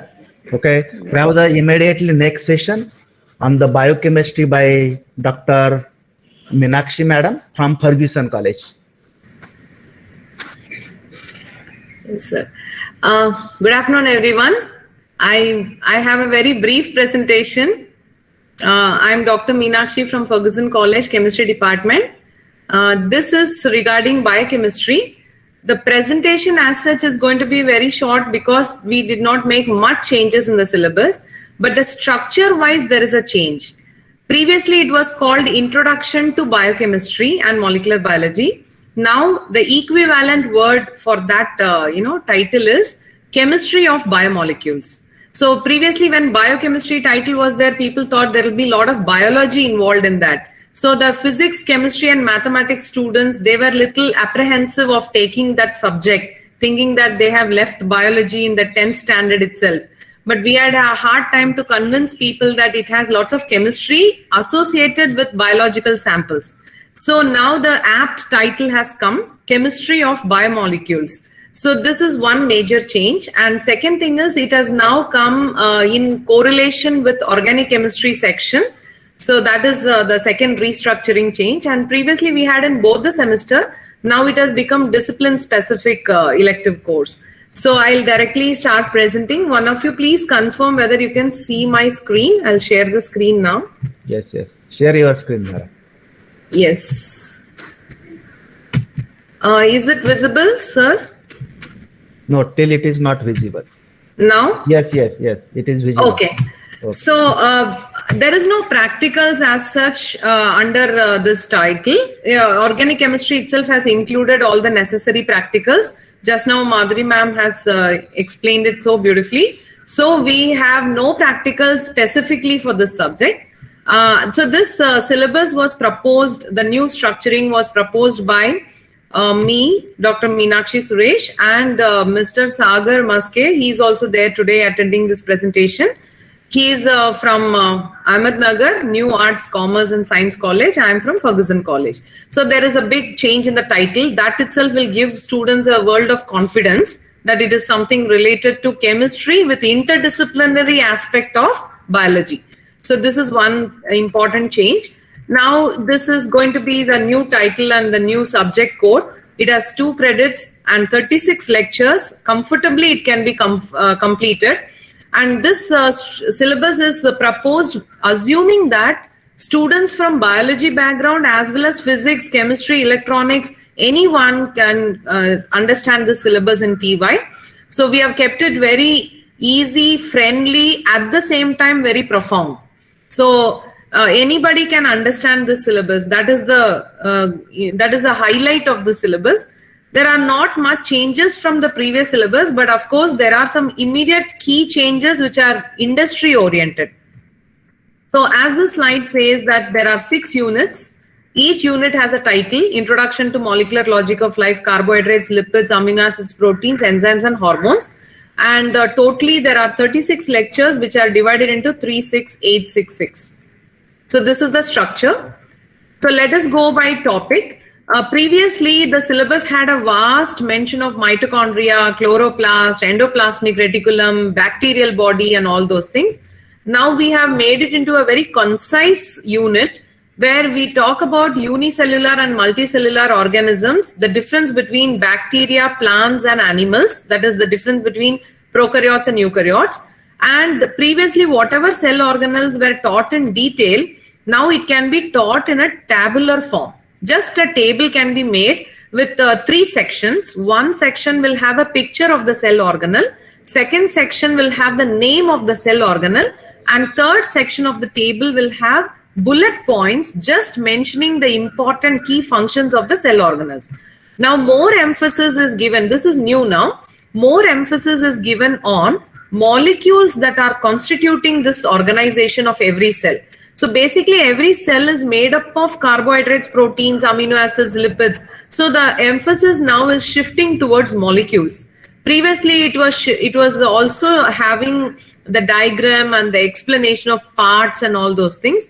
Now the new changes, we have to discuss more about how molecules are involved in forming these cell organelles, which is a big paradigm shift in students' understanding of this subject. Second thing is types of bonds in biomolecules. So there are various types of bonds which was in the previous syllabus, it was introduced along with each topic. Now we have put it in the first chapter itself so that students get an idea about what type of bonds are there, and in individual topic they can understand it better. So this is the key change in Unit 1. Unit 2, literally there are no much changes. Classification of carbohydrates, their structures, biological significance, these were there in the previous syllabus also. And these concepts of anomers, epimers, which is more closely related to the stereochemistry part of organic chemistry. Then mutarotation, inversion, these are all properties of carbohydrates. Then reactions of carbohydrates. Here I would like to emphasize on one point. Reactions are taught even in other chemistry subjects like organic chemistry and all, inorganic, organic. But here I request all the teachers who are going to take up this topic to emphasize more on significance. I will give one simple example. For example, if we use an oxidizing agent called bromine water on glucose, we will get gluconic acid. If we use concentrated HNO3, we will get glucaric acid. If we use oxygen in the presence of platinum carbon catalyst, we will get glucuronic acid. So this is a reaction that can be done in a laboratory. So what I would suggest in this meeting is, please inform the students that these products are also formed within the body. And for example, glucuronic acid, it is formed in the body and it is used in detoxification reaction of our body. So I really wish to correlate every chemical reaction which occurs within our body and tell the significance why that reaction happens in our body. Now, if we see phenylhydrazine, that is the ozone formation, it does not happen in our body. So students may ask you all a question, phenylhydrazine doesn't happen in our body, then why do we study?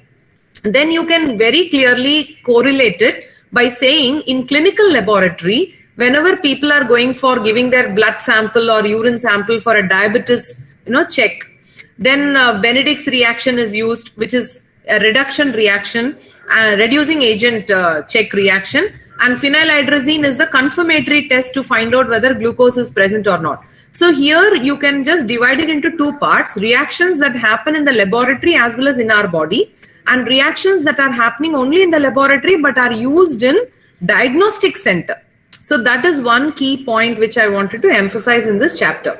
Then the next chapter again is lipids. So the new point that we have introduced and with more emphasis is blood group substances. All other topics were there in the previous syllabus as well, the classification, structure. So from each group, we can take one structure as representation to teach that particular classified form of lipid. Then reactions, we have kept it same. Again in reaction, these reactions can be correlated with industry. For example, if some student gets a job in, let us say, oil industry, let's say Dara sunflower oil or some food industry, then regularly saponification number, iodine number, acid number testing is done to check whether the quality of that oil is good or not. So that can be correlated. So all these concepts are kept based on industry, academia, the linking. So whenever we teach saponification number definition or reaction, we will not leave it just with the reaction. We will correlate it with its significance with respect to industry. So rancidity, spoilage of lipid, this was also there. Lipoproteins and their significance. So in our body, lipids are carried by lipoproteins. So I want whoever is taking up this chapters to correlate it with our body.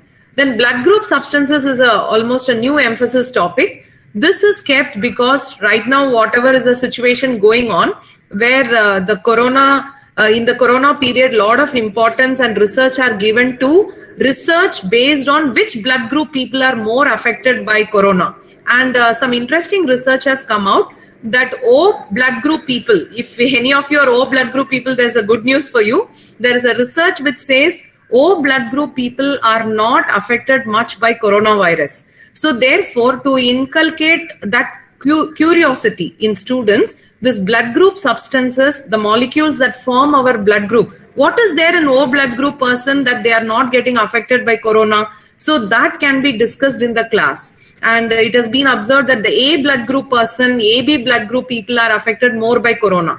And O blood group person are least affected by corona. So to inculcate that research interest, this topic can be emphasized while teaching this unit. Then amino acids and proteins, same thing. The syllabus has not changed much from the previous one.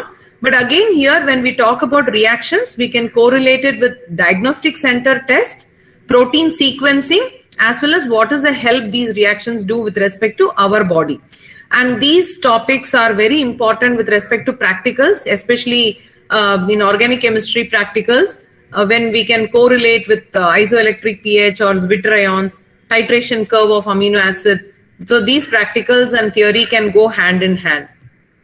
Then, sorry, this is again a continuation. So this is not a separate slide. So this slide is basically the chapter is amino acids and proteins. So the first slide is talking more about amino acids. Second slide begins with how we can join amino acid and form proteins. So peptide bond and its features can be discussed. Then all the regular discussion on protein classification, structure of protein, functions of protein, those things can be taken up. And here more emphasis can be done on nutrition aspect, because right now clinical nutrition is one subject which is catching up a lot.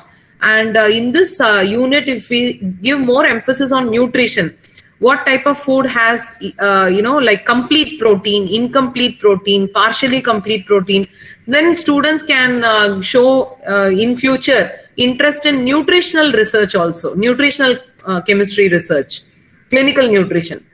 Then the next unit is enzymes. So then first I will talk about the newly introduced topic in this, industrial applications of enzymes. So it was not there in our previous syllabus. In previous syllabus, we were talking mainly about all the features of enzymes, classification, etc. Now, by introducing this particular line, we actually go again and correlate to so many things. I will give you a simple example. For example, when we talk about types of enzyme inhibition, we will be talking about competitive inhibition of enzymes. There are so many competitive inhibitors today are used in medical field for curing diseases like high blood pressure, cancer, and gouty arthritis problem. They are all using competitive inhibitors. Similarly, nowadays in detergents which are used in washing machine, they are using enzymes instead of chemicals to clear off the stains. So when we talk about enzymes, and if we have this topic here, we can correlate it with industry, various industry. For example, when fruit juice is being prepared, again enzymes are put to get a clarified form of fruit juice. So whatever we discuss from these classification to concept of conjugated enzymes, we can give all those examples under all industries where enzymes are used. be it fruit juice industry, be it detergent industry, be it leather industry or medical field. Everywhere we can correlate the topic of enzymes. So this line will be a real master stroke in understanding the enzymes in a comprehensive manner. Then the last chapter is hormones. So there is a big MSc subject called MSc endocrinology, which is again catching up. A lot of research is happening because nowadays hormone related disorders are creeping up a lot. So therefore, to give interest to students on endocrinology, a small unit of hormones is introduced, whereas how hormones work, especially the mechanism is to be emphasized here. Lipophilic and hydrophilic hormones. There is a world of difference between how lipophilic and hydrophilic hormones work. They bring about their action.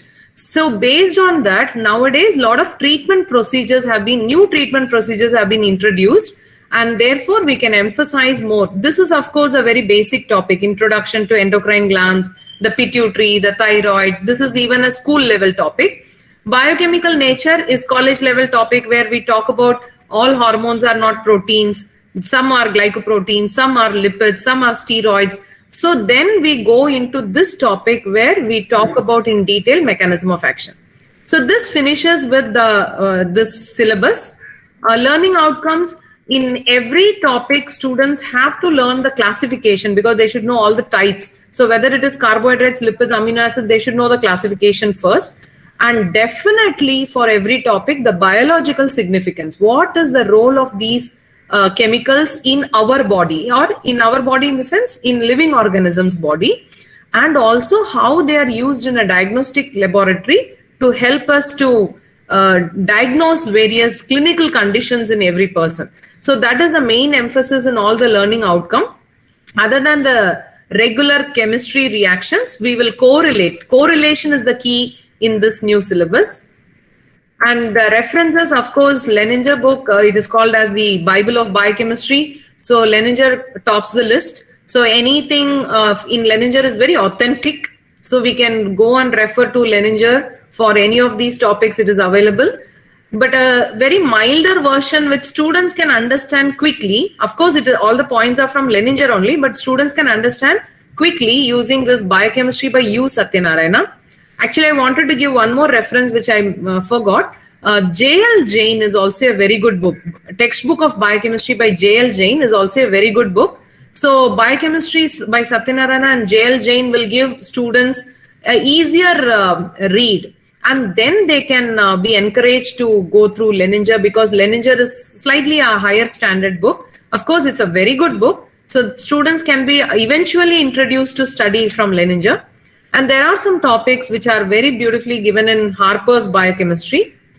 Now, Biophysical Techniques book, this is a very elaborate book, but this book we can use in case we want to correlate with respect to diagnostic laboratory. There we can use this book. Of course, it's not a very much suggested book for this simple syllabus, but we can correlate it, certain points we can correlate from this book also, especially the amino acid sequencing and all.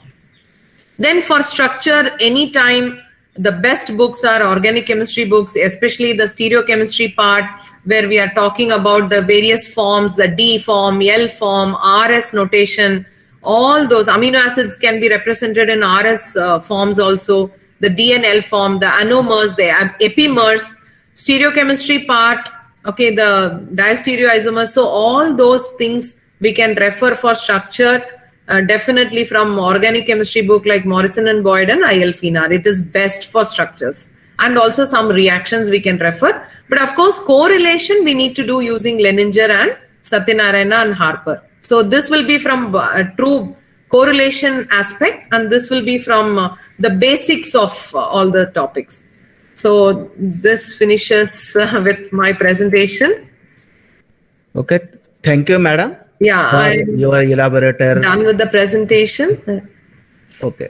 Thank you, madam, for your elaborated. So, if anything is there, a quick ask, you can ask me right away. Otherwise, I have given my mail ID. It's meenakshi.suresh@ferguson.edu. So, I really thank chairman and all the organizers for giving me this opportunity And I also thank Sagar sir to be with me in the syllabus design, and of Dr. Madhuri ma'am, who have nicely integrated into the organic section part.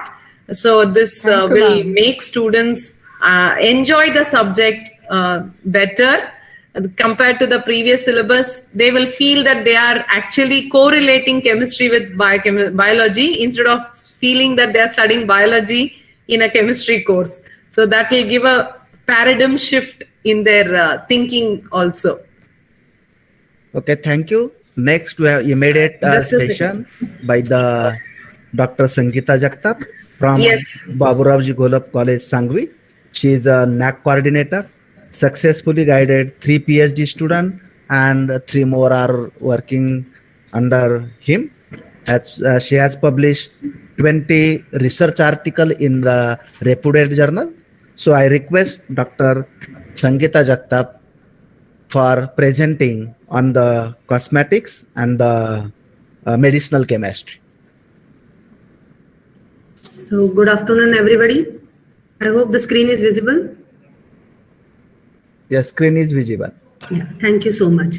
So I really thank all the organizers, and with due respect, I'll just immediately start because I know it's getting late also, and then many people are hungry and I don't know how much they'll pay attention here. I'll try my level best to finish it as early as possible with the, of course, complete knowledge of whatever is expected from me. So as all the other speakers talked about is what are the topics we have. I have just highlighted the things what I will be talking about. So people talked about physical, inorganic and organic chemistry and also the biochemistry, biomolecule part of it. Here I am for the skill enhancement courses, which 2 courses I'll be talking about. The first term has 2 skill enhancement courses. Out of that, Introduction to Medicinal Chemistry, and which is or with the polymer chemistry. So I'll be talking about that for the first term, and second term it is the chemistry of cosmetics and perfumes, which is the alternative for with the analytical chemistry. So I'll quickly start with the first part, that is skill enhancing course with the first term, that is medicinal chemistry. Yes, this course was of course designed by Dr. Manisha Bora. So if at all, I mean, she will be definitely guiding you more about this, but since because of time constraint, the organizers asked me to represent it. So Bora madam, please help me if I make some mistake in talking about all these things. So here we have a skill-based enhancing course. In that we have an Introduction to Medicinal Chemistry. 4 topics, 4 chapters are there. The first one is an introduction to drugs, their action and immunobiologicals. So this basically, let me first tell you, this is nothing but a scale down of what we have in the MSc medicinal chemistry as a whole course, not a whole course, but one section we have there as a medicinal chemistry. So this is what we can say a miniature copy of that, just to introduce it. And of course, the people after doing their BSc also, sometimes they join the pharmaceutical chemistry, so they should know the basic terminologies at least. So all these things are introduced in this. So here the people will understand what do you mean by drug, all this definition, historical background and drug discovery and design and the sources of drugs and classification of drug, introduction to drug action. Then immunobiologicals. Into this mainly we will be talking about vaccines, and this topic was introduced with the demand of our BOS and the chairman of BOS also. So this was really interesting topic. It's a vast topic though, but Bora madam has tried to give all the essence of it to the TY students. So it is about vaccines, and then introduction, what do you mean by methods of vaccine production, inactivated pathogens and live and attenuated pathogens and cellular antigens from pathogens, and with the very good requirement for the nowadays, that is what we are facing, that is pandemic is with the SARS-CoV-19. So here that all things will be talked upon. It is expected that people should know how the vaccines are produced, and then they should not argue, the chemistry person at least should not argue why it is taking so much of time, because it really needs a big invention, big discoveries for finding out any vaccine. So it will be just, of course, just an introductory part for TY students. Then we have a second chapter, that is biophysico-chemical properties in drug action and design. So any drug, when we take it, what are the factors, what it affects, that is about acidity, basicity, solubility, ionization, different factors which are there. Lipinski rule, which is again another important rule when you decide, when you talk about any drug in action. Then other terminologies, all those pharmacology, pharmacophore and pharmacodynamics, pharmacokinetics, again important terms, and many other terms which will be there, and of course the stereochemistry part of it. So these things are also introduced at the beginning level for the beginners. Okay, the third one what we have is a drug for infectious diseases. So two diseases will be discussed here, that is antimicrobial agents and antifungal and antiviral. So with the examples as amphotericin and acyclovir. So that these are the famous antifungal and the antiviral drugs, and we have some microbial also. They have bacteriostatic. All these terms should be known to all the students. What do you mean by bacteriostatic, bactericidal? What are the sources? What is the spectrum of activity? What do you mean by narrow drug, narrow spectrum or the broad spectrum? And then the chemical structures of beta-lactam, for example, penicillin, macrolides, and sulfonamides and tetracyclines. Then we have also the drugs for non-infectious diseases, like anti-inflammatory and analgesics, and metallo drugs and chemotherapeutic agents. So this is about the drugs for non-infectious diseases, and what is expected here in both the chapter number 3 and chapter number 4 is the mode of action and application. Students should know how a particular drug acts upon a particular receptor and then what changes it can carry out. So all about the pharmacodynamics and pharmacokinetics should be talked here. So all the MSc teachers who are there, they have been teaching this course for many years, but now since it has been introduced into the TY BSc, all the undergraduate teachers, whoever opt for this particular skill base, will have to understand all these terminologies. It's interesting. Yeah, it is really very, very interesting topic, so that people will know how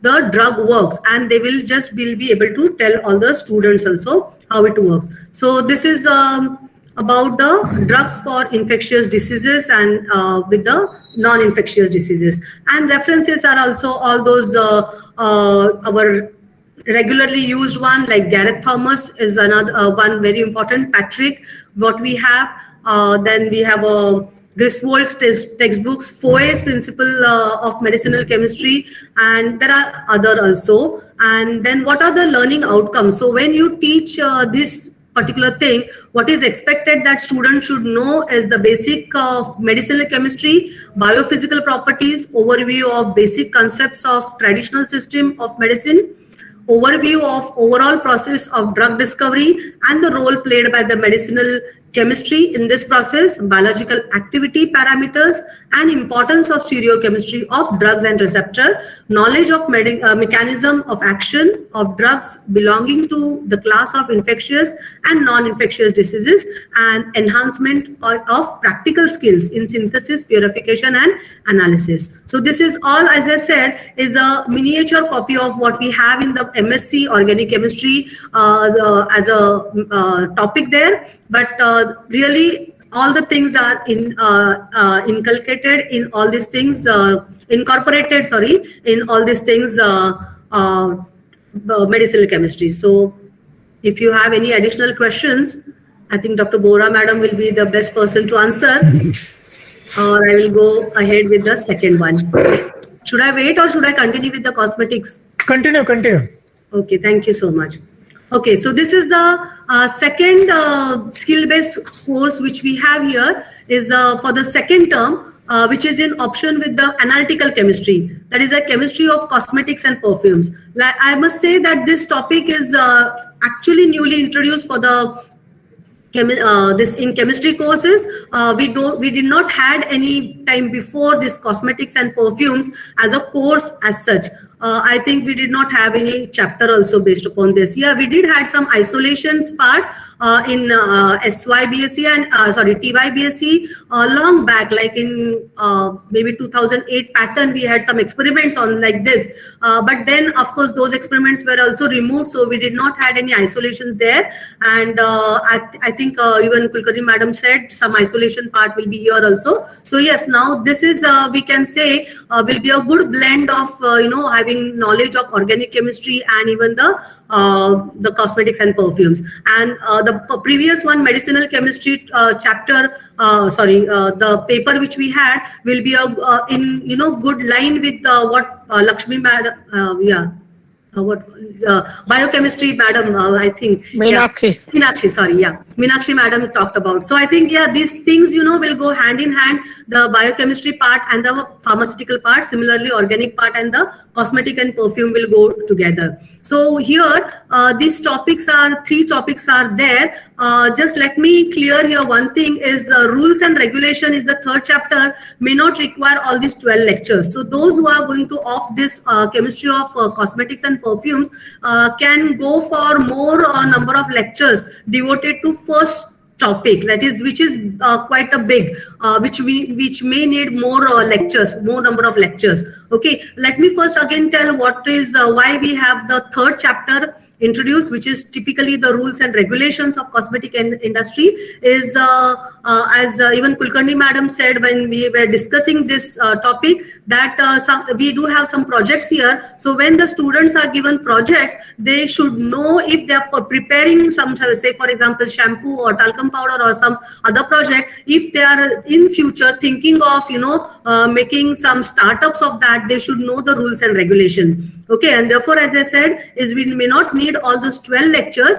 Maybe those the number of lectures can be used for the first chapter. The first chapter is about the chemical composition, preparation, and uses of some cosmetics. So what is expected there is a general study including chemical composition, preparation, and uses. So 3 things are expected for each one. We have a hair dye, hairspray, shampoo, suntan lotion, face powder, lipstick, talcum powder, nail enamel, creams, then the cold creams and vanishing cream and shaving cream. Then we have eye makeup, mascara, eyeshadow, eyeliner, eyebrow pencil.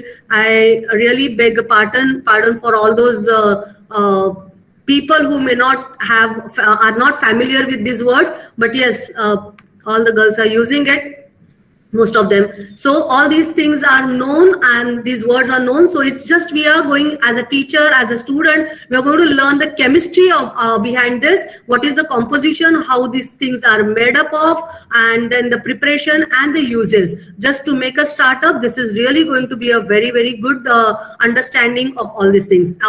So all the references are also given there. The second one is the chemistry of perfumes and fragrances. So here also we are expecting the history of perfume, classification, and the sources of perfumes based upon the sources of fragrances. Then the development and role of natural products in cosmetics, because we know that maybe the artificial cosmetics are new, but the history of natural products in cosmetics is very, very old, like many people, many references you will find there. So yes, we do use now also many natural products are being used as cosmetics, so that will be there. Then we have the extractions of essential oils and their importance and uses in cosmetic industry with reference to the chemistry of, we have the compound specified here: eugenol, geraniol, sandalwood oil, eucalyptus oil, and rose oil. We have 2-phenyl ethyl alcohol, jasmine, civetone, and muscone. So all these relevant pages are also given there. And as I said, the third one is the rules and regulation for cosmetic industry. So you should understand the regulations of Central Drug Standard Control Organization, India cosmetic regulation, and steps for the process of cosmetic registration. So the projects part which is there, if you are preparing something here, you are not allowed to sell it directly unless you have all those approvals, and you need to have the registration. So all those steps will be discussed in your chapter number 3 that students should know. But I don't think it is worth 12 lectures. It may not require 12 lectures. So as I said, you can always make up with the first chapter. The projects what we have chalked down are a simple one which students can do it. This is, I think, optional. BOS will guide us for this, because earlier it was decided that we'll include some practical, but again, since this being a skill-based course, the workload of this may not be counted separately. This will be all again in 2 lectures only, and therefore this project workload will not be counted. It is just maybe the optional, as BOS may guide us. So this is what we have here is a preparation of talcum powder, preparation of shampoo, enamel, hair remover, face cream, nail polish and nail remover, emulsified and solid fragrances, and isolation of simple floral fragrances and alcoholic fragrance solution. So after doing TYBSc, I think this is again the people will actually go for the skill base. A person can start up his own small scale industry, SSI also. Even the incubation centers can of the colleges can help out in these small project works also. So here are some reference books. Out of that, the Sharma is the very famous one, Indian author, and we have the Heather book also. I have a copy of e-copy of the first book. I can pass it on. In fact, I have the e-copy of third one, PP Sharma, I think should be available hard copy, but the first and the third one are e-copies are available. We can give it. And these are the 4th and 5th and 6th is about the rules and regulations, which I did not find any law book as such, but I just found out on the internet, and I have given the this sites. But of course, if somebody has more knowledge about these laws, we can always share with each other. And these are some additional references. So now, if anybody has any questions or doubt about these 2 skill base, otherwise I'll stop. Thank you, Jagta Madam, to elaborate the syllabus of perfumes, cosmetic and perfumes. In old syllabus of industrial chemistry, there is 3 lectures syllabus on cosmetics. Therefore, those people are teaching industrial chemistry, they know this word, the toner and everything about that. But there are a lot of words, new words are involved that syllabus. Yes, sir. This was there in industrial chemistry, but even I taught industrial chemistry. So that time also this scope which we did now, this is not there. No, little is there, but we given the justice to the all that syllabus of cosmetic and perfumes. Okay, nice syllabus we made. We accept one question from this delegates, participants. Any query or doubts regarding this? Hello. No? Good afternoon, sir. This is Dr. Fazil from Pune College. Yes. I have question to Sangeeta ma'am is. My question is, in the project for this industrial chemistry, the isolation of floral fragrance, and the second part is alcoholic fragrance. I need some guidance about it. Means, what is the meaning of that second part of that last project point? Isolation of floral fragrance and alcoholic related. So, sir, I have not done this experiment, but maybe we have many floral fragrances, maybe the rose and all. So we will check this in the reference to PP Sharma is talking about the these things. I think this was a UGC syllabus which was actually given. So I have just picked up these words from that only, original UGC syllabus which was given to us as a reference. But we will see this in detail again, sir. Okay, madam. We discuss about this on detail on mail also, or our group, SPPU group. Okay. Thanks for Sangeeta madam, just a moment. Sangeeta madam, Yes, we madam. can invite some food and drug administration authority to address to all of us. A Definitely. common lecture Actually, for rules and regulations. yeah, in our college also we have a BWOC course on the beauty therapy and aesthetics. So there they have the complete paper on this, and we have a cosmetologist in our college. So we are going to take help of them also, because I mean this was chemistry part of this. We discuss, but yeah, they may know better. But your suggestion is, yeah, it's good. We can actually ask for the perfect person there. Yes. Okay, thank you, Kulkarni madam. Yeah, thank you. Okay, now next session from the resource person is Manisha Shevale. Shevale madam, are you ready? Yes, sir. Okay. Now I introduce Dr. Manisha Shevale. She working as an associate professor at Baburaj Golab College, Sangvi. She completed his PhD from Savitribai Phule Pune University under guidance of Geji sir. She has near 26-year experience of teaching PG and UG classes. So I request Shevale madam to discuss the syllabus of polymer chemistry. Yeah. Yeah, thank you, sir. I'll share my screen. Yes. Share your screen. Yeah, just. Okay. Come on. You get done. Yes, sir. Can you see the screen? Pawar, sir? Yes, yes. Go ahead. Yeah. Yes. Yeah, It is okay. visible. Yeah. Yeah, okay. Thank you, sir. So thank you to all the organizers for giving me a chance to present the revised syllabus of polymer chemistry. Now, along with me, Amit Diwari sir from Vidya Pratishthan College, Baramati, and Shailesh Deshmukh sir from Sarda College, Ahmednagar, have contributed in designing this course.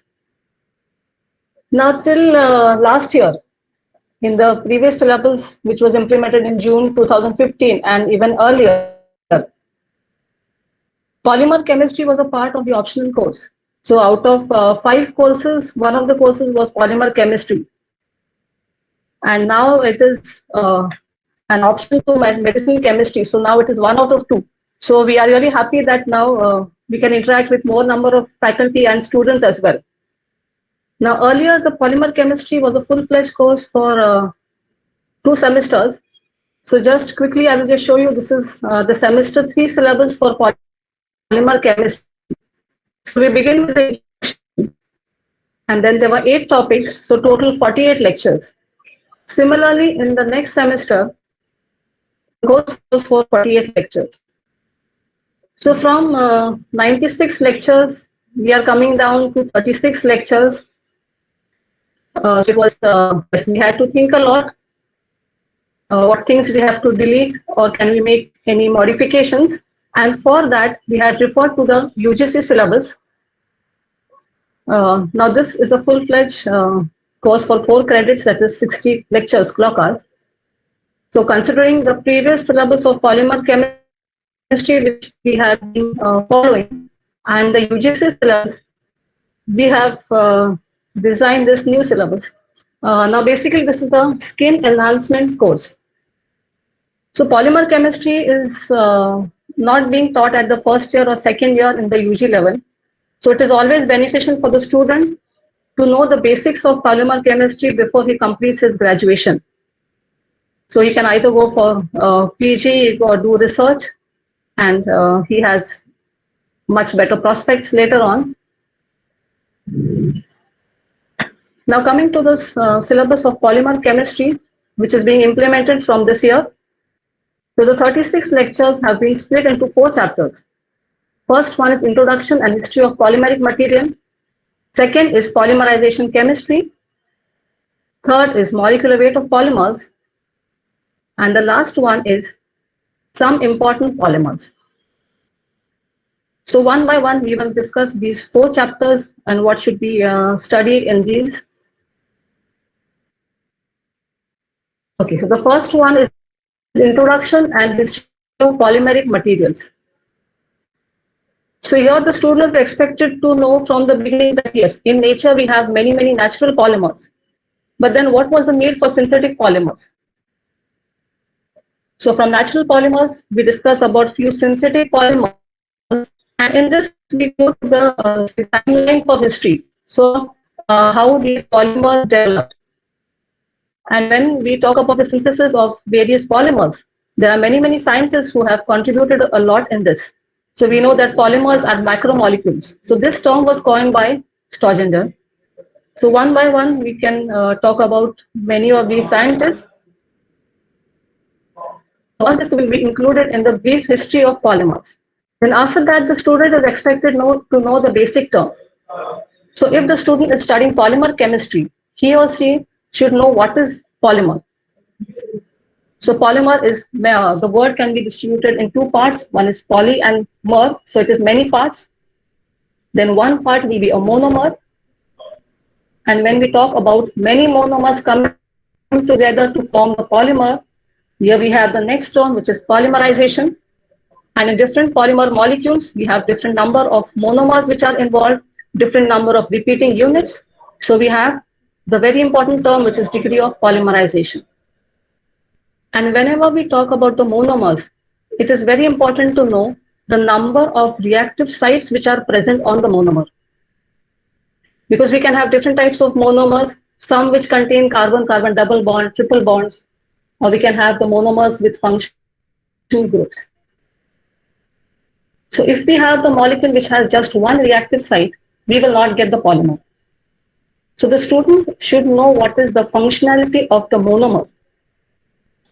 So that is the part regarding the basic terms. Then after that, when we have to study the polymers, it will be easy to understand these polymers when we look at the classification. And this classification can be studied on the basis of the origin of the polymer. So we can have natural and synthetic polymers. Then looking at the chain backbone, we can have organic and inorganic polymers. Then the next is the ultimate form and the use. So we can have plastics, elastomers, fibers, liquid resins. Then we can also classify the polymers on the basis of how they react to the heating and cooling. So some polymers, after heating, they become soft. We can mold them and give different shapes. And that shape is retained after cooling. So those will be the thermoplastic polymers, where we can repeat that process of heating and cooling.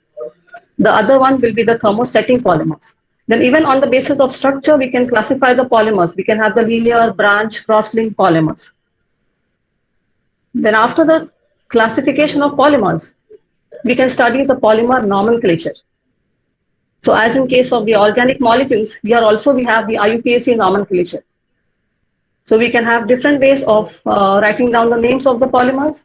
We can have structure-based non-IUPAC names, IUPAC, then the trade names like Teflon, which is polytetrafluoroethylene. Then we have the abbreviation. So when somebody says PVC, the student should know that this polyvinyl chloride. Then the next part is regarding the molecular forces and the chemical bonding. So in different molecules, we know that we have the different types of bonds, covalent, ionic, coordinate, and so on. But in case of polymers, in the polymer molecules, we have mainly the covalent bonds. So here we discuss about the primary forces and then the secondary forces, the different forces which hold the polymer molecules together. So we can have the dipole forces, the induction forces, dispersion forces. And the last point in this chapter is about the glass transition temperature. So whenever we talk about polymers, we think about the n number of applications. So it is very important to know the glass transition temperature. That is the temperature below which the polymer is hard and brittle and above which the polymer is soft. So if we think about carrying out the polymer processing temperature and the polymer has a very high Tg value, then we have to think, yes, can I use this polymer or do I have to add some additive to decrease the Tg value? So this is the last part of this first chapter, which is regarding the introduction and history of polymers. Then we go to the next chapter, which is about the polymerization chemistry. So when we have, or after we have understood the basic terms, that is, yes, monomers coming together to form the polymer, and this process is polymerization. So how the polymerization takes place, how these monomers get linked to each other. So there we have two main types of the polymerization processes. So we can classify them as the step growth polymerization and the addition polymerization. Under step growth, we have to discuss the polyaddition and the polycondensation polymerization. And under addition, we have the free radical polymerization, then in the ionic, which includes the cationic as well as the anionic, and then finally the coordination polymerization. Now, one by one, these mechanisms will be studied. So if we talk about the polymerization of styrene, we can have it by the free radical polymerization. But if we use perchloric acid, then it is the polymerization is by the polyaddition mechanism. When we have the monomers with functional groups, we have polycondensation. So here we can study in detail about the mechanism of step growth polymerization.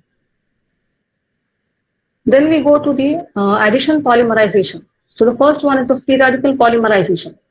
So this, the student should know about the three main stages in which the polymerization takes place: the initiation, propagation, and termination. So if we have to start the polymerization, for the initiation, we require some initiators. From the initiators, we can get the free radicals. And finally, when we have to stop the polymerization, we may require some inhibitors.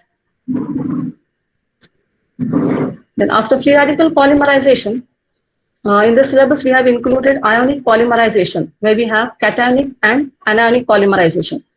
Now, in case of free radical and ionic polymerization, when the polymer chain grows, at the chain end, either we have the active site, which is the free radical, or we can have the cation, the carbocation, or the carbanion ion. So in this case, we can study in detail how the polymerization takes place. Then in case of coordination polymerization, so this is also called as insertion polymerization. And here the organometallic compounds play a very important role. Now here we are referring to the Ziegler-Natta catalyst, which are very important because when we talk about the polymerization, say by free radical mechanism, the end product which is obtained, the polymer which is obtained, may not be a stereoregular polymer. But when we use the Ziegler-Natta catalyst, we get the stereoregular polymers. And to explain how the polymerization takes place, to understand the mechanism, we have the monometallic, and the other one is the bimetallic mechanism.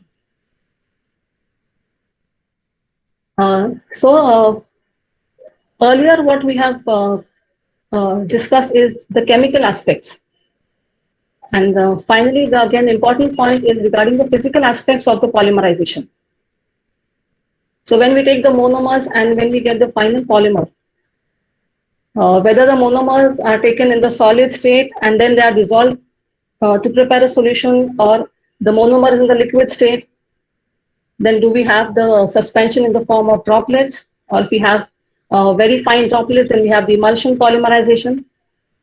In some cases, the polymerization takes place at the interface. So that will be interfacial condensation. So all these physical aspects are discussed in the point polymerization techniques. Then another important point regarding polymers is their molecular weight. So one should understand the difference between the molecular weight of a simple compound, say like water, ethylene, ethanol, and so on. And when we talk about a polymer, so molecular weight of ethylene will be always fixed. But if we talk about the molecular weight of polyethylene, all the polyethylene molecules may not have the same molecular weight.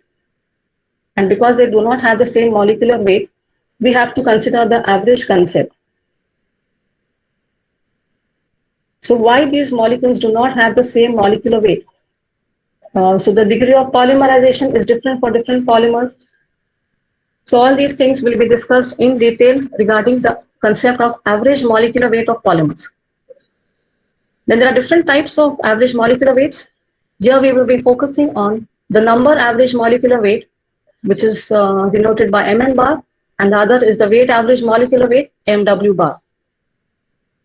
Then we have different formulae for calculating the Mn bar and Mw bar values. So once the student knows that, yes, we have the average molecular weight, different types of average molecular weight. In case of MN bar, it is the total number of the molecules which plays important role. For MW bar, it is the total weight which is very important.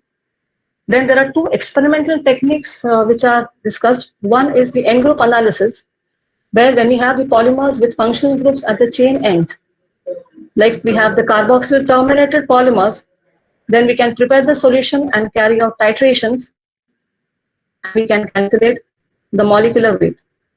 The other one is the viscometry method, which is used to calculate the viscosity average molecular weight. Then after this, the important point is regarding the molecular weight and how it affects the different properties. So we have the impact strength, melt viscosity, so different properties which are very important when we consider the commercial applications. So how these properties are related to the molecular weight. So this can be understood. And then a very important point is regarding the polydispersity index. So we say that all the polymers in the polymer sample will not have the same molecular weight. So what is a monodispersed system? What is polydispersed system? Then the next is regarding the molecular weight distribution curve. So we can find out the ratio of MW bar to MN bar. So that will give the polydispersity index. So this is the third chapter, which is about the molecular weight of polymers. So one student knows the significance of the molecular weight, what is the average, the things start becoming really very interesting. Yes, then we come to the last topic. So we have said that, okay, what is the monomer, what is the polymer, polymerization, then the chemistry behind the polymerization, the physical aspects and so on. And then we are saying that, yes, the molecular weight is very important for the commercial application. So we come to the part regarding the applications of polymers. So in this last chapter, we have the list of the polymers for which we have to understand the preparation of these polymers, their structures, properties, and applications. So here we have a variety of polymers. Some mostly when we talk about polymers, they are the organic polymers. We also have the inorganic polymers like silicone. Then we have Bakelite and Novolac, which is the phenol formaldehyde resin. So when we change the proportion of the two monomers, when we change the ratios, we can get linear polymers, we can get the cross-linked polymers, and accordingly they will have different properties and applications. So here we have discussed about the 4 chapters which are included in this polymer chemistry syllabus. And these are the references. So here you can see 10 books. But don't worry, mainly you can focus on one book, which is Polymer Science by V.R. Gowarikar. Then another book is the textbook of Polymer Science by Bill Mayer. The other books are also very, very important. But as I told you that if the students look at the 10 books, yes, it can cause a little tension. But you can convince the students that they can focus on the book Polymer Science by Vasant Gowarikar and the book by Bill Mayer. And the other books they can definitely refer. And the soft copies of most of these books are available. So we can share these resources and it will be definitely interesting to teach and learn polymer chemistry.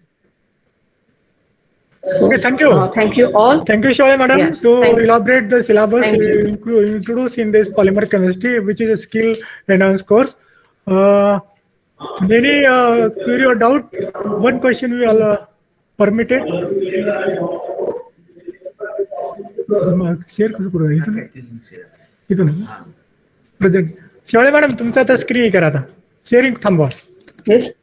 Okay, I'll stop this sharing. Okay, thank Yes, you. it's fine. Shevale madam. Yeah, thank you so much. Thank you so much. And as per your request, I had added the animation part in the presentation. Okay, nice presentation. Yeah. Presentation. Yes. Yeah.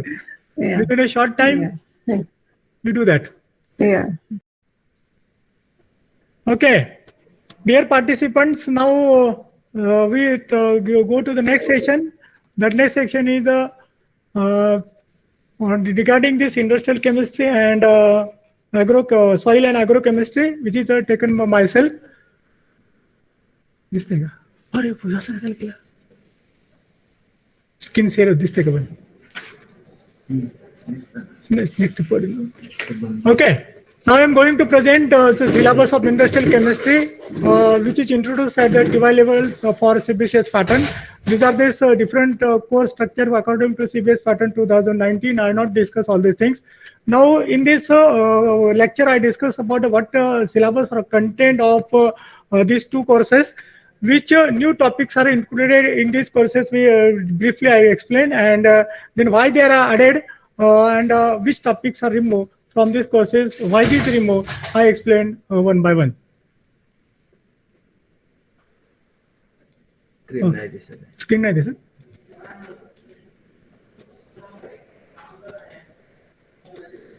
Display ka screen. Screen is visualize? Yes, sir. Yes, sir. Yes. It is visible. Okay, it is visible. Okay, now we will first discuss about the syllabus of course 505 Industrial Chemistry, which is involved in a discipline-specific elective course. Now we first chapter, it is first chapter again, keep practices modern approach to industrial chemistry. It is for the 6th lecture. Now this is the points or content of this chapter 1. Now what is the new things added in that chapter? There is no new things are added in this chapter. Only we remove the 2 points from this chapter, that is the raw material and pollution control.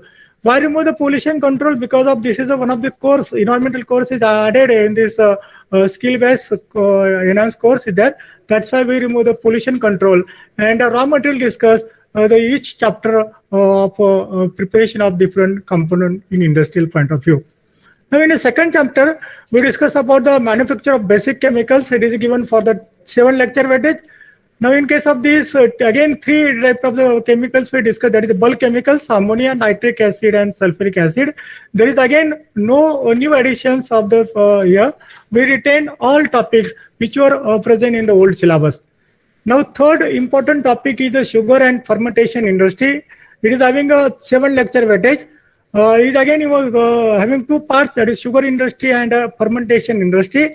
Now in the sugar industry, there is a different topics are we added here.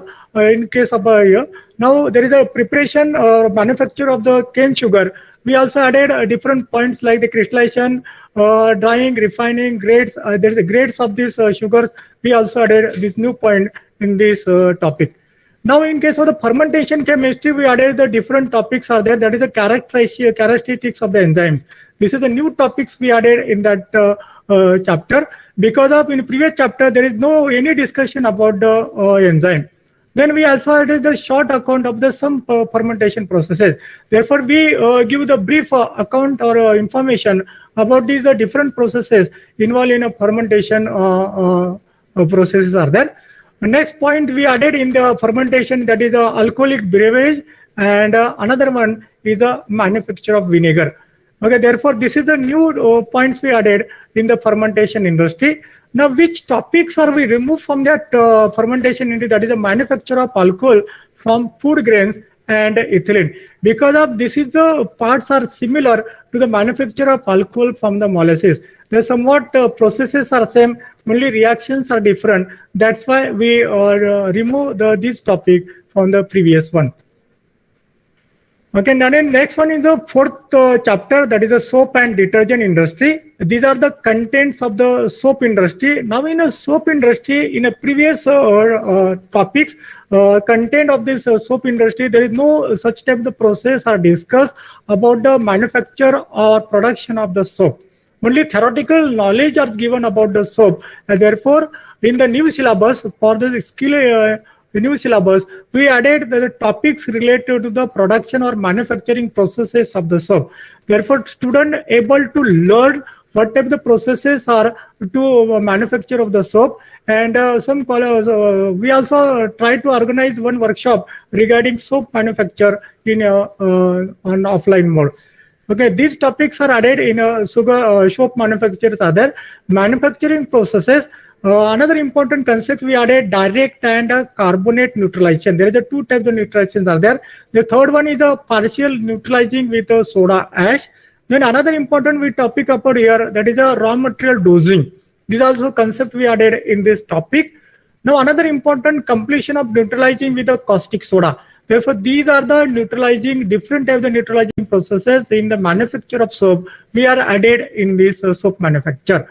And last important topic also that is the neutralization of soap viscosity. This is one of the new topics also we added for the student.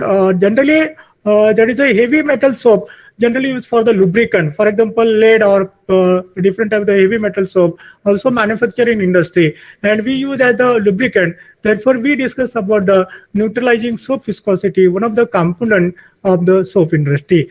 Now, what is the remove from this old one? That is the types of soap. Therefore, this is to know the common people also or chemistry student also, what if the soaps are available in the market. Therefore, we remove or omitted this topic from the new syllabus. Now, chapter number 4, again, second important point is the detergent. Now, in detergent, these are the contents are introduced in the new syllabus. Now, which topics are we added here? That is the characteristics feature of the surfactant. Now, this is very important points we added. Near about 10 points are regarding the important characteristics of the surfactant we added in this new syllabus. Now, we also added that is the production of the synthetic detergent. Now, old syllabus, there is no any type of the process or content regarding the productions of the detergent. Therefore, students are also able to know how to synthetic detergents from both the industrial point of view. That's why we involve the one of this point regarding the production of synthetic detergent in the new syllabus. Now, which topics are deleted or omitted from the old new syllabus? First one is that is the detergent builders. This is a part of this manufacturing process. That's why I omitted there.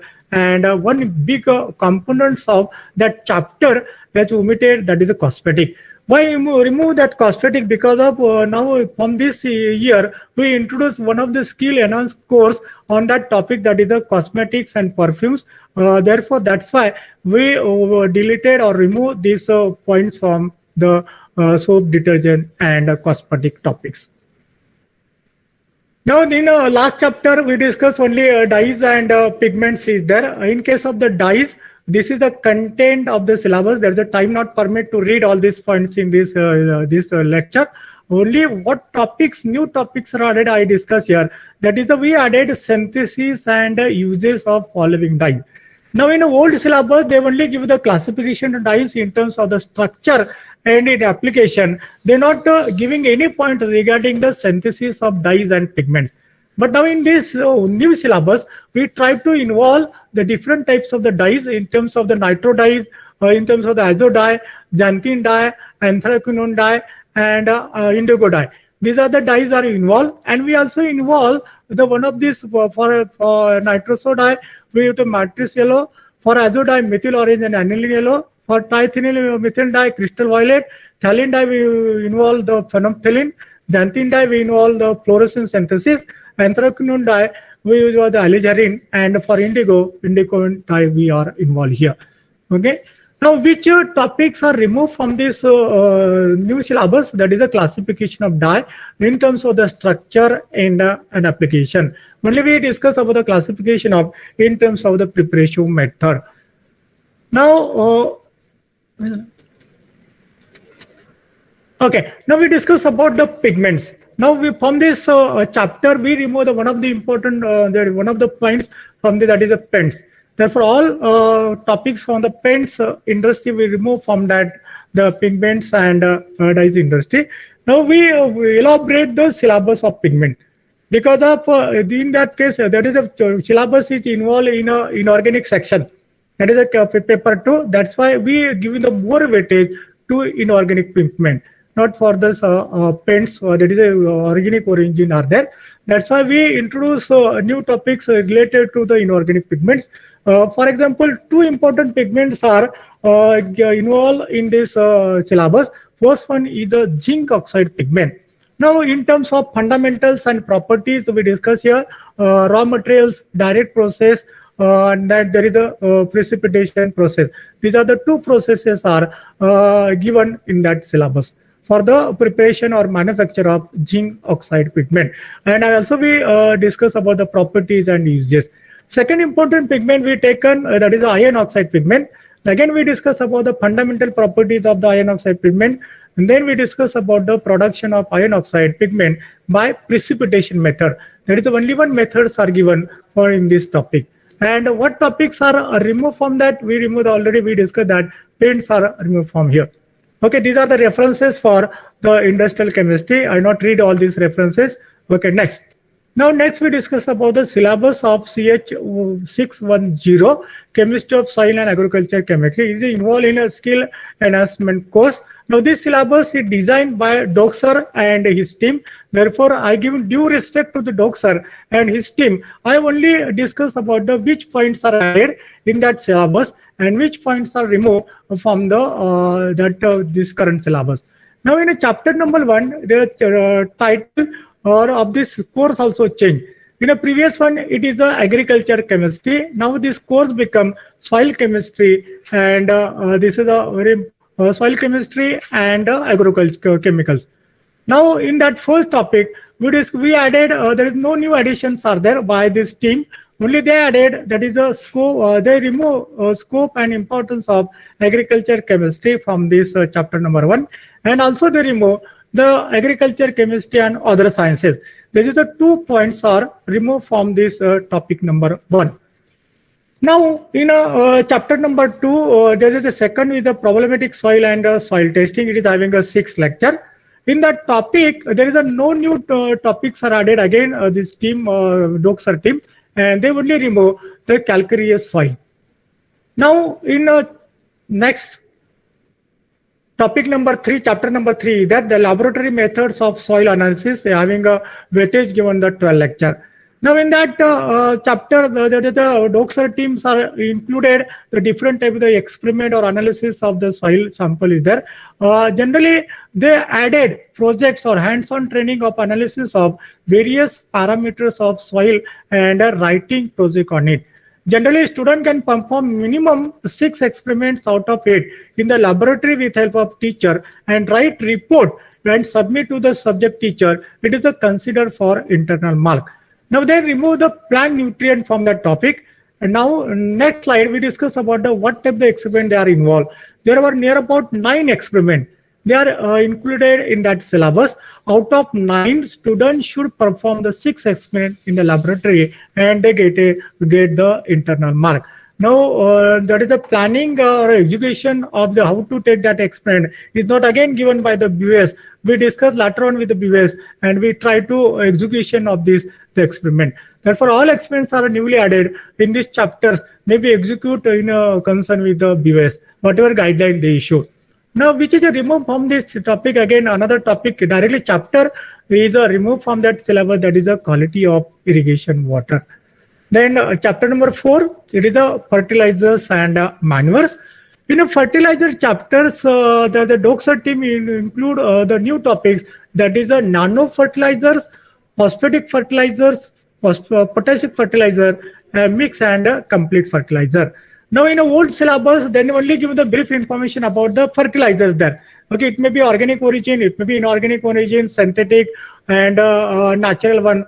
But they elaborate in terms of phosphatic, potassic, nitrogenous, mix and complete fertilizer. They added in that topic.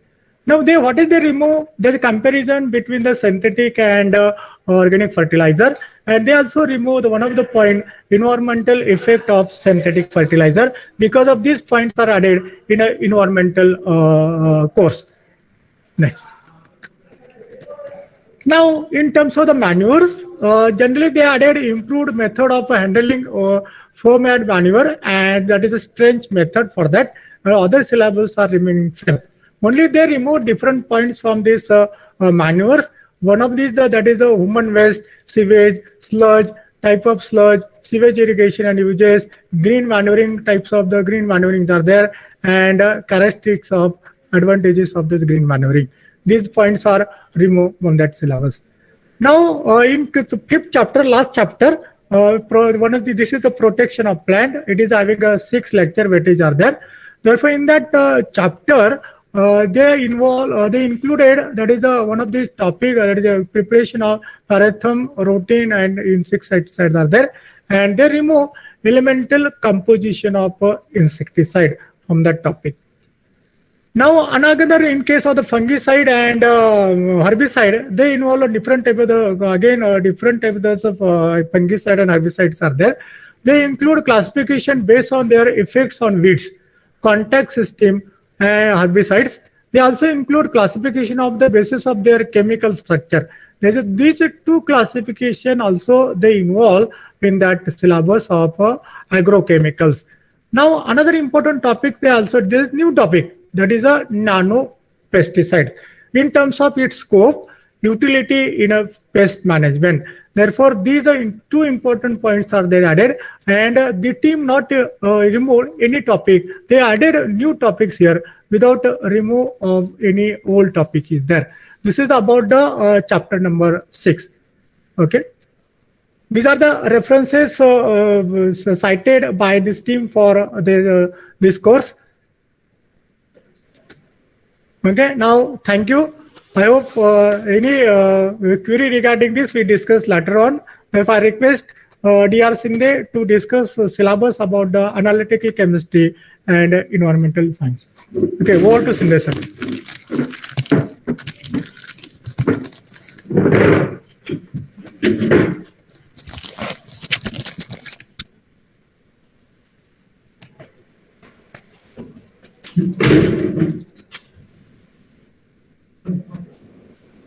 Hello. आवाज येत आहे? Yes, sir. Okay. So we'll start. Analytical chemistry, it is in the discipline specific elective option. Okay.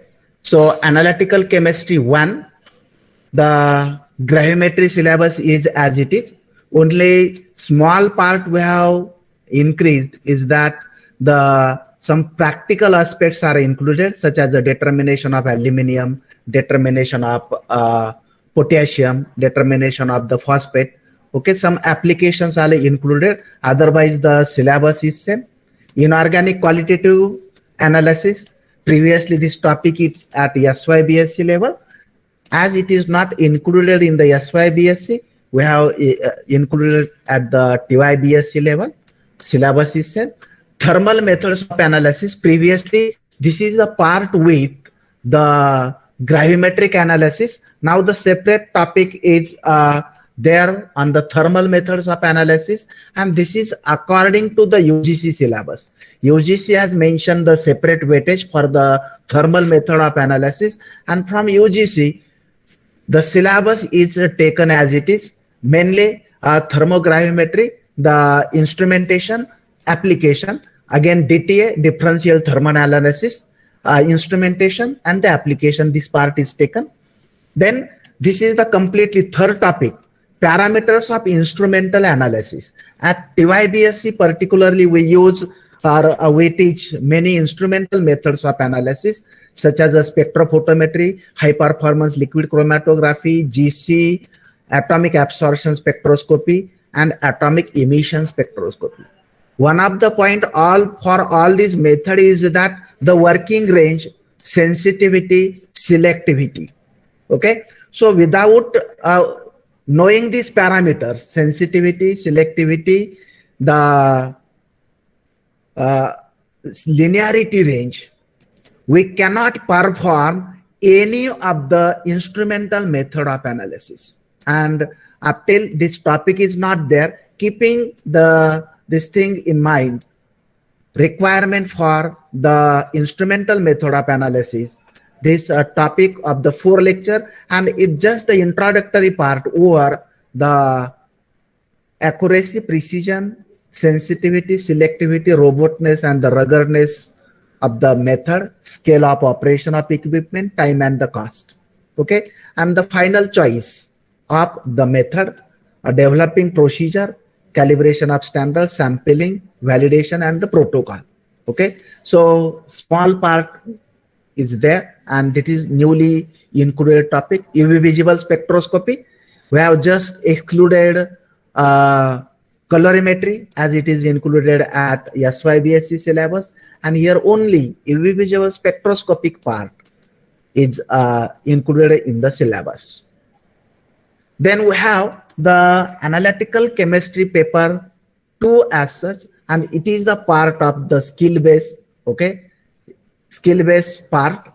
Solvent extraction, it is as it is in the old syllabus. Then the chromatographic method, it is as it is in the old syllabus, basics of the chromatography, high performance liquid chromatography and the gas chromatography, atomic absorption spectroscopy, flame emission spectroscopy. All these topics, they are written in the syllabus. So if you see in the old syllabus, what is we have excluded? We have excluded electrogravimetry and the polarography. Okay, these are the two techniques as such. They are included in the MSc second year analytical chemistry, one thing. And second thing, if you see the polarography and electrogravimetry, today these techniques are nearly outdated. Polarography, highly poisonous mercury we are using. The technique is not too much sensitive. So polarography is not used, but other electroanalytical techniques such as cyclic voltammetry, the stripping methods, they are used, but there is no scope to include this cyclic voltammetry or the stripping methods in the syllabus. So we have excluded the electrogravimetry and the polarography, and from the second semester we have excluded the mass spectroscopy. Mass spectroscopy as such, it is the technique of the characterization, not the quantitative analysis technique. So when reducing the syllabus from the 48 lecture to 36 lecture, keeping the things in mind, we have excluded these topics. Next, we have the environmental chemistry. Again, this is the topic of the skill base, and what is done here, particularly if you see the wastewater management is one of the important part for the municipal corporation as well as industries. And many of the BSc graduate or MSc postgraduate student get employed for the wastewater treatment plant or the water purification plant. With respect to this, first topic is the very general. Second topic is hydrosphere and what are the water pollutant, what are the sources of water pollution. This is covered in the 10 lecture. The analytical technique for water analysis, since without analysis of water, treatment method, treatment process cannot be designed. So here the analytical technique for water analysis are included, and what is excluded from that, from the reference book, polarographic and AAS methods. Since if you see, this is the paper at first semester, and we are learning atomic absorption methods at second semester. So we have to exclude the polarographic method and atomic absorption AAS methods from this. Otherwise, all the methods, spectrophotometric method, then the pH metric method, volumetric method, all we have to explain in detail, and syllabus is given in detail. Water pollution and the treatment. Once we know the pollutant in the water, then the treatment method can be designed, treatment methods can be modified, and by this way, here general waste treatment methods are included in the syllabus. Okay, so this is regarding the syllabus of the analytical chemistry and the syllabus of the environmental chemistry. Okay, so if anybody has doubt, you can ask. Otherwise, we'll proceed to the next part of our syllabus or of our workshop, not syllabus. Okay, I think there are no doubts. We are already too late. So now we are going to the next session, that is the valedictory function. I hand over to the Pawar sir.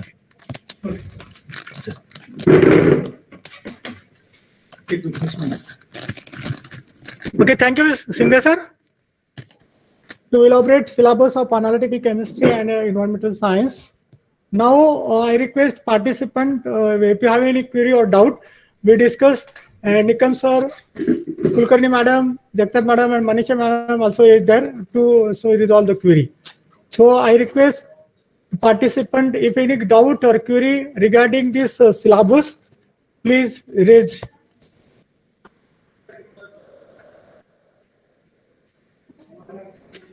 सगळ्या delegates आणि पार्टिसिपेंटला विनंती आहे की त्यांनी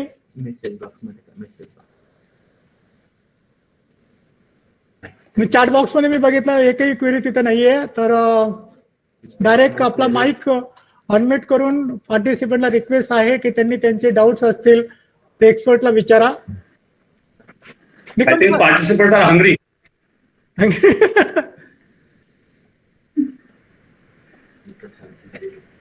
Any now left for lunch. Okay, Mukam sir, can you start the validity function? Yeah, we'll start. Okay. Now we move to the validity function of today's workshop. In a brief, we started. Now I request again participant, 1 or 2 participant, give your feedback, online feedback on that workshop. Unmute your mic and give the feedback. Any 2 participant.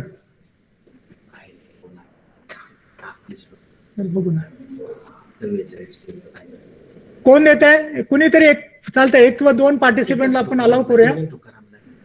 Tukaram Thopte sir.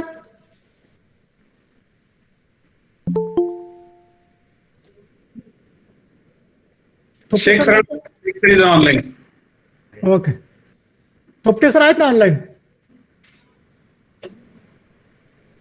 Anyone?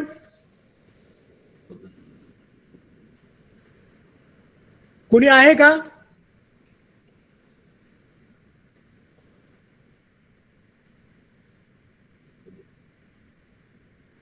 दादो madam? बरं, डोकसर आहेत. डोकसर ठीक आहे. Pawar sir सुरू करू आपण. ठीक आहे. Okay, no problem. Hello. Okay.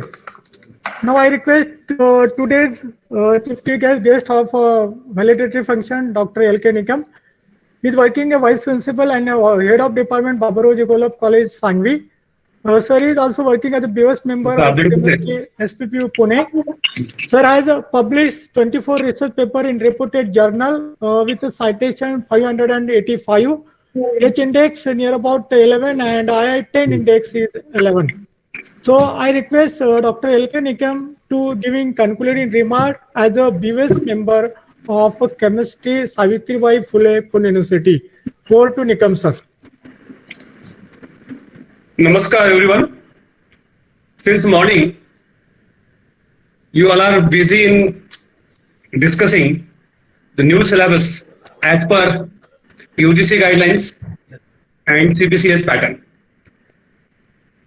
You all know that it is not possible to cover every aspect of new syllabus in one day. But I will say it is just only beginning of revision of TY basis syllabus. Some other colleges also can arrange syllabus revision workshop on TY basis syllabus.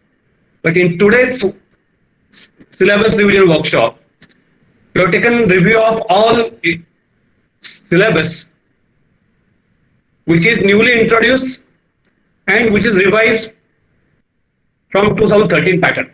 So it is a combination of 2013 pattern syllabus as well as new syllabus as per expectation of UGC.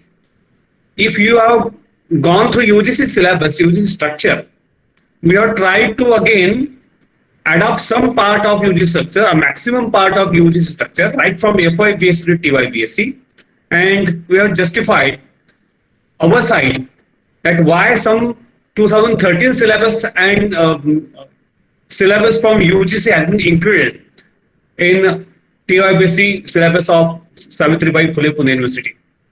And most of the speakers have covered and justified the new syllabus and their role in designing the syllabus and the logic behind keeping these chapters. They have nicely explained why these chapters or this such type of structure has been designed at TIVA level. And I should appreciate Dr. D.D. Patil, who has been a chairman for this new syllabus restructuring right from FYBSc to TYBSc. So he played a vital role in designing the syllabus and keeping linking of syllabus from FY to TYBSc syllabus. I will just only focus on some points, and in future we'll try to cover this point in syllabus revision so that we all faculty may not have any problem in starting or in teaching new courses. Basically, I will focus on skill-based courses. As per UGC guidelines, the ability enhancement courses has been introduced as a part of the syllabus. Before or in 2013 pattern, we know that there was only one course which was as a part of the compulsory course at SWA level, that is environmental awareness course. At TIVA level, the UGC has given guidelines that your syllabus must be in association with or must be capable for giving some skills along with the basic knowledge or basic science. Because we know that at TIVA level up to BSc, we cannot go for more advanced or more hands-on or more applied based syllabus.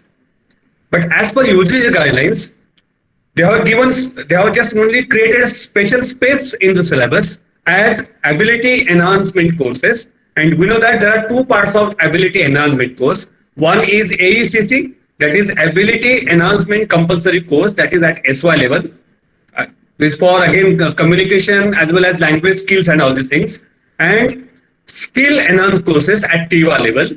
There are two skill enhancement courses at in semester 5th and 2 in semester 6, 2 credit of each. And these skill enhanced courses are value-based courses. They will provide hands-on training or competency in skill. And what is expected in this SEC course, we know that all science courses or all science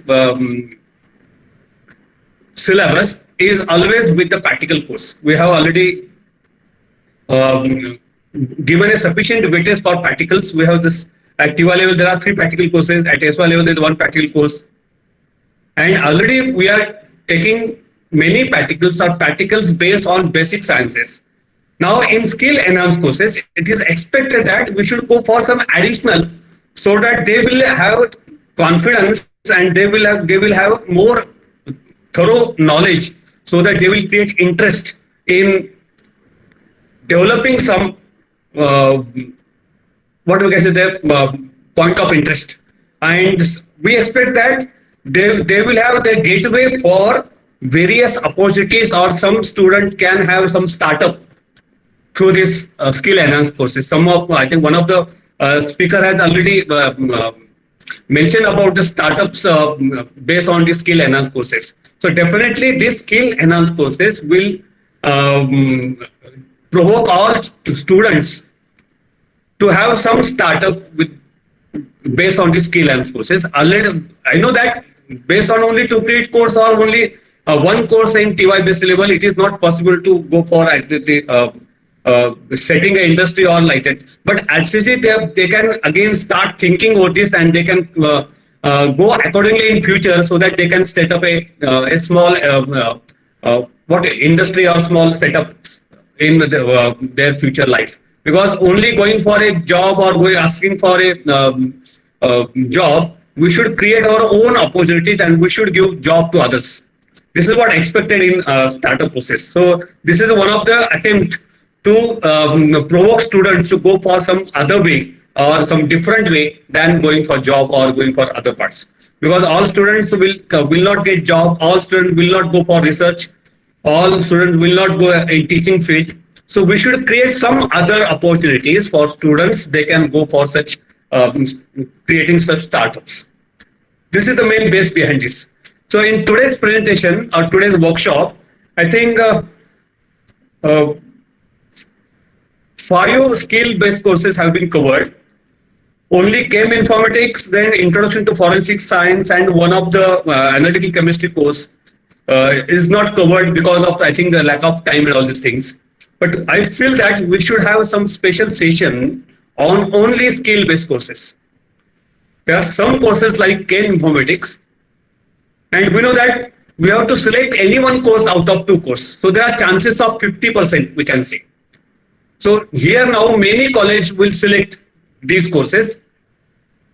So we have to train faculties, and we have to set the mind of faculty to select these courses in future. I think I don't think now how many colleges will select Chem Informatics in first year of this new syllabus, that is in year 21-22 academic year. How many colleges will select Chem Informatics or Introduction to Forensic Science? That I cannot comment, or I will not say anything about this. But in future, we expect that colleges should also adopt Chem Informatics course. You know that colleges where the student strength is more than 100, they can adopt, they can again give option to students to choose any one course, and they can again they can run both the courses. So college having strength more than 100, they have again opportunity to again keep options of all these courses. And there we expect that we should have a trained faculty. We should again give training to this our faculty regarding Chem Informatics, then Forensic Science, even about cosmetics and perfumes. So I expect that in future some colleges will arrange some workshop specifically on this skill enhanced courses, because in regular syllabus, most of syllabus is combination of 2013 pattern and some additional part of UGC syllabus. But I think we all can cover this regular syllabus part. Only we have to go for how to conduct or how to go for skill enhanced courses, because skill enhanced courses are not regular courses. So even though some part is not covered in the syllabus, what I expect that we should give additional skill or additional hands-on, which is not as a part of the syllabus.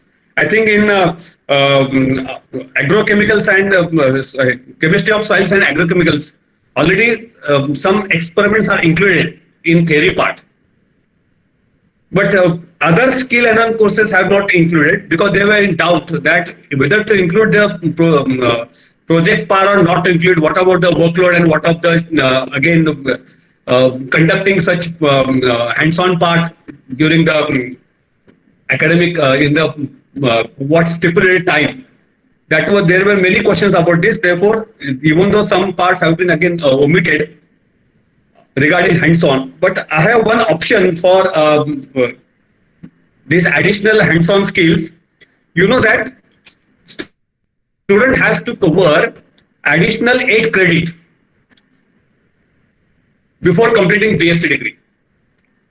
So we can give this project to TY-based students as an Avishkar project, and if they will participate at college level, they will get 1 credit, and our purpose will be so that we can give additional, we can give hands-on this on the skill enhanced courses as an Avishkar project, and student will participate in Avishkar project, they will get 1 credit, and our purpose of giving hands-on or giving skill to the students will be served. And if student gets award, they can go to higher level, they will get again 2 credits or 4 credits as per their which level they reach. But there is again place, or we can have the additional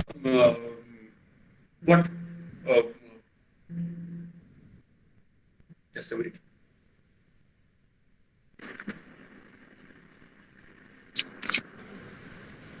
So do you listen to me? Yes, Hello? yes, sir. Yes, sir. So here the additional skill enhanced part can be covered as an Avishkar project. So I think there won't be any problem in this. And let us see now what difficulties come across during this first academic year, and we'll try to again revise or we'll try to find solution on how to conduct skill enhanced courses in 2022-23 academic year. And we'll again, Board of Study will again discuss on these issues, and we'll try to find some solution for next year, next academic year. So that's what I feel in today's workshop on syllabus revision.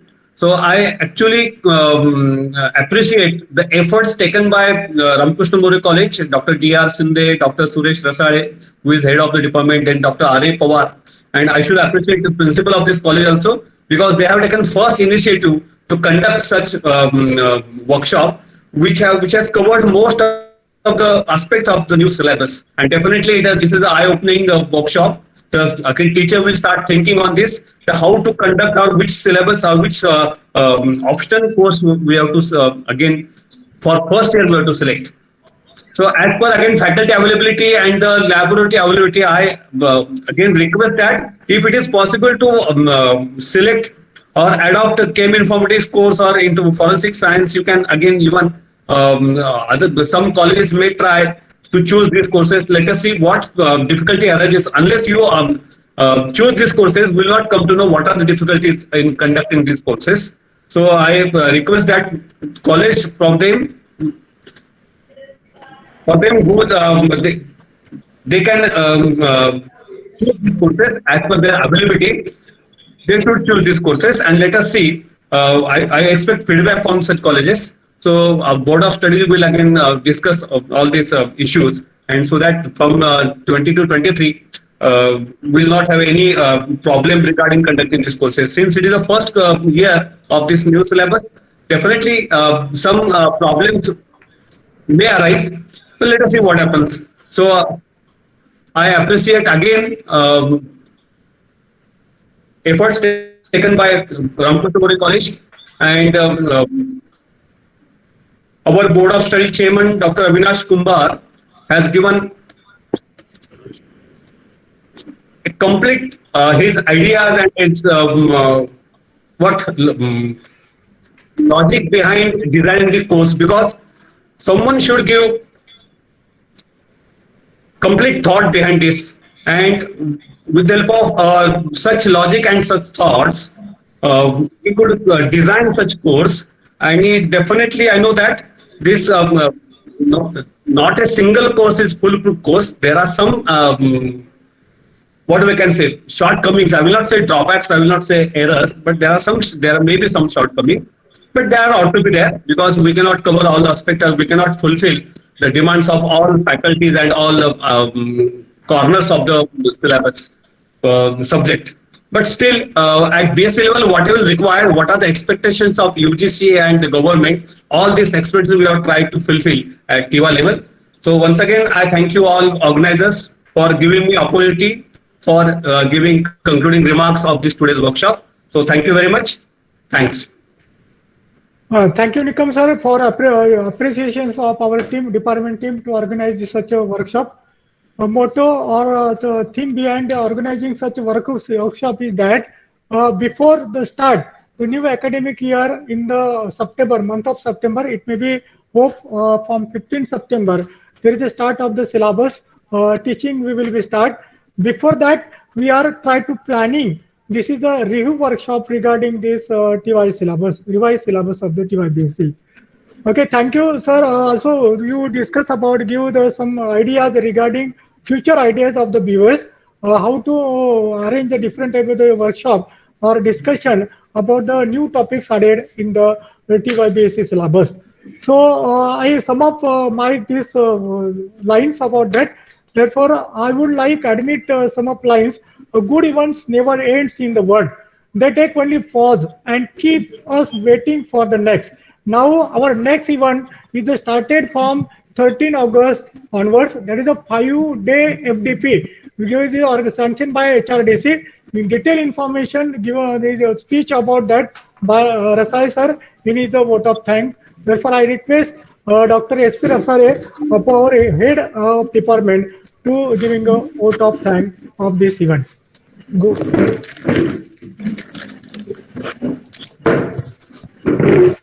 Thank you, Pawar sir, for anchoring this workshop. So as Pawar sir mentioned, I will take this opportunity to announce our next program, that is UGC Human Resource Development Center, Science Rifle University has sanctioned us 5 days faculty development program. So that program will going to start from 13 September, and it is on techniques for research in chemical and biological sciences. So those who has due about their cash and they want to take benefit of this year, they can take this benefit of this 5 days workshop. So thanks for that. Give me opportunity to announce this program. Now we are on our last session, that is a give vote of thanks. So our Dean of Science Faculty, Dr. M.G. Saskar, they give us motivations and guide us about to take this workshop. And I think this is the right time to take this workshop because next week we are going to start our TY-based syllabus. So all faculty members should aware about this syllabus, and due to this year, the discussion is taken on this all papers of this TY-based. So I will very much thankful of Dean of our Science Faculty. They have guided us about to organize this program. Our Board of Study Chairman, Dr. Avinash Kumbar, they also support us, and in this today's workshop, they inaugurate our workshop and give their views about this workshop. So I am thankful for Dr. Avinash Kumbar for helping us. Then all the viewers members, they are also give support to us, and a few viewers members are also take participation to express their view in our technical session. So in technical session, Dr. D.D. Patil from principal of St. Mary College, second viewers member Dr. D.R. Tube from Vice Principal and New Arts Commerce College and Head of Department of Parallel. Then Dr. Madhuri Kulkarni from Modern College. They also express their views about their organic chemistry paper. And other speakers in technical sessions, that is Meenakshi Kumari from Ferguson College, Professor Sangeeta Jagtap from Baburji Golab College, Dr. Manisha Shevale from Baburji Golab College, then Dr. R.A. Pawar, Dr. D.R. Shinde from our college. All these members, they have expressed their views about the syllabus and which points they have introduced in this new syllabus and what is the aim to introduce these new points in the syllabus. They also express here. But as Tube sir mentioned that this is a very hurry, that is to take this opportunity to organize this program. And I know that this is not a sufficient time because to express all total 18 papers, 3 papers and 6 practical papers, it becomes difficult to take overview of all these in this one workshop. So this may be initiative to discuss this our syllabus. So it may be we can take other workshop on practical session separately, organic, inorganic, and maybe physical, and some optional subject we can take. So this is just initiative for that year. So I'm thankful to all these resource persons who has participated in this technical session and expressed their views about that. On our link, we have already given the link for feedback. So all participants are requested to fill up their feedback form. That after filling up feedback form, they should get the certificate. So without feedback form, they are not getting certificate. So I request all participants to fill up the feedback form. Then I take opportunity to give vote of thanks to our principal, Dr. A.J. Khandagre, who has given opportunity to organize this workshop. I am also thankful to DBT Star status, DBT Star. That is in this last year we get the DBT Star status to our college here, and from that grant, DBT Star grant, we are going to organize this teachers workshop. Then without interruption, we are able to continue this workshop from 10 a.m.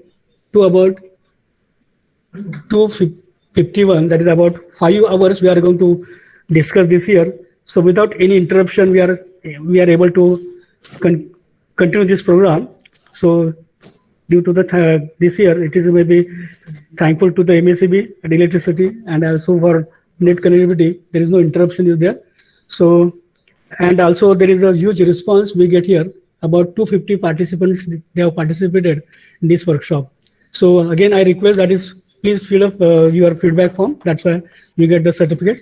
So thank you for all. Also, I'm very thankful to my colleagues who have helped me to organize this workshop here. So thanks to all. Thank you. We'll stop here. Thanks to all.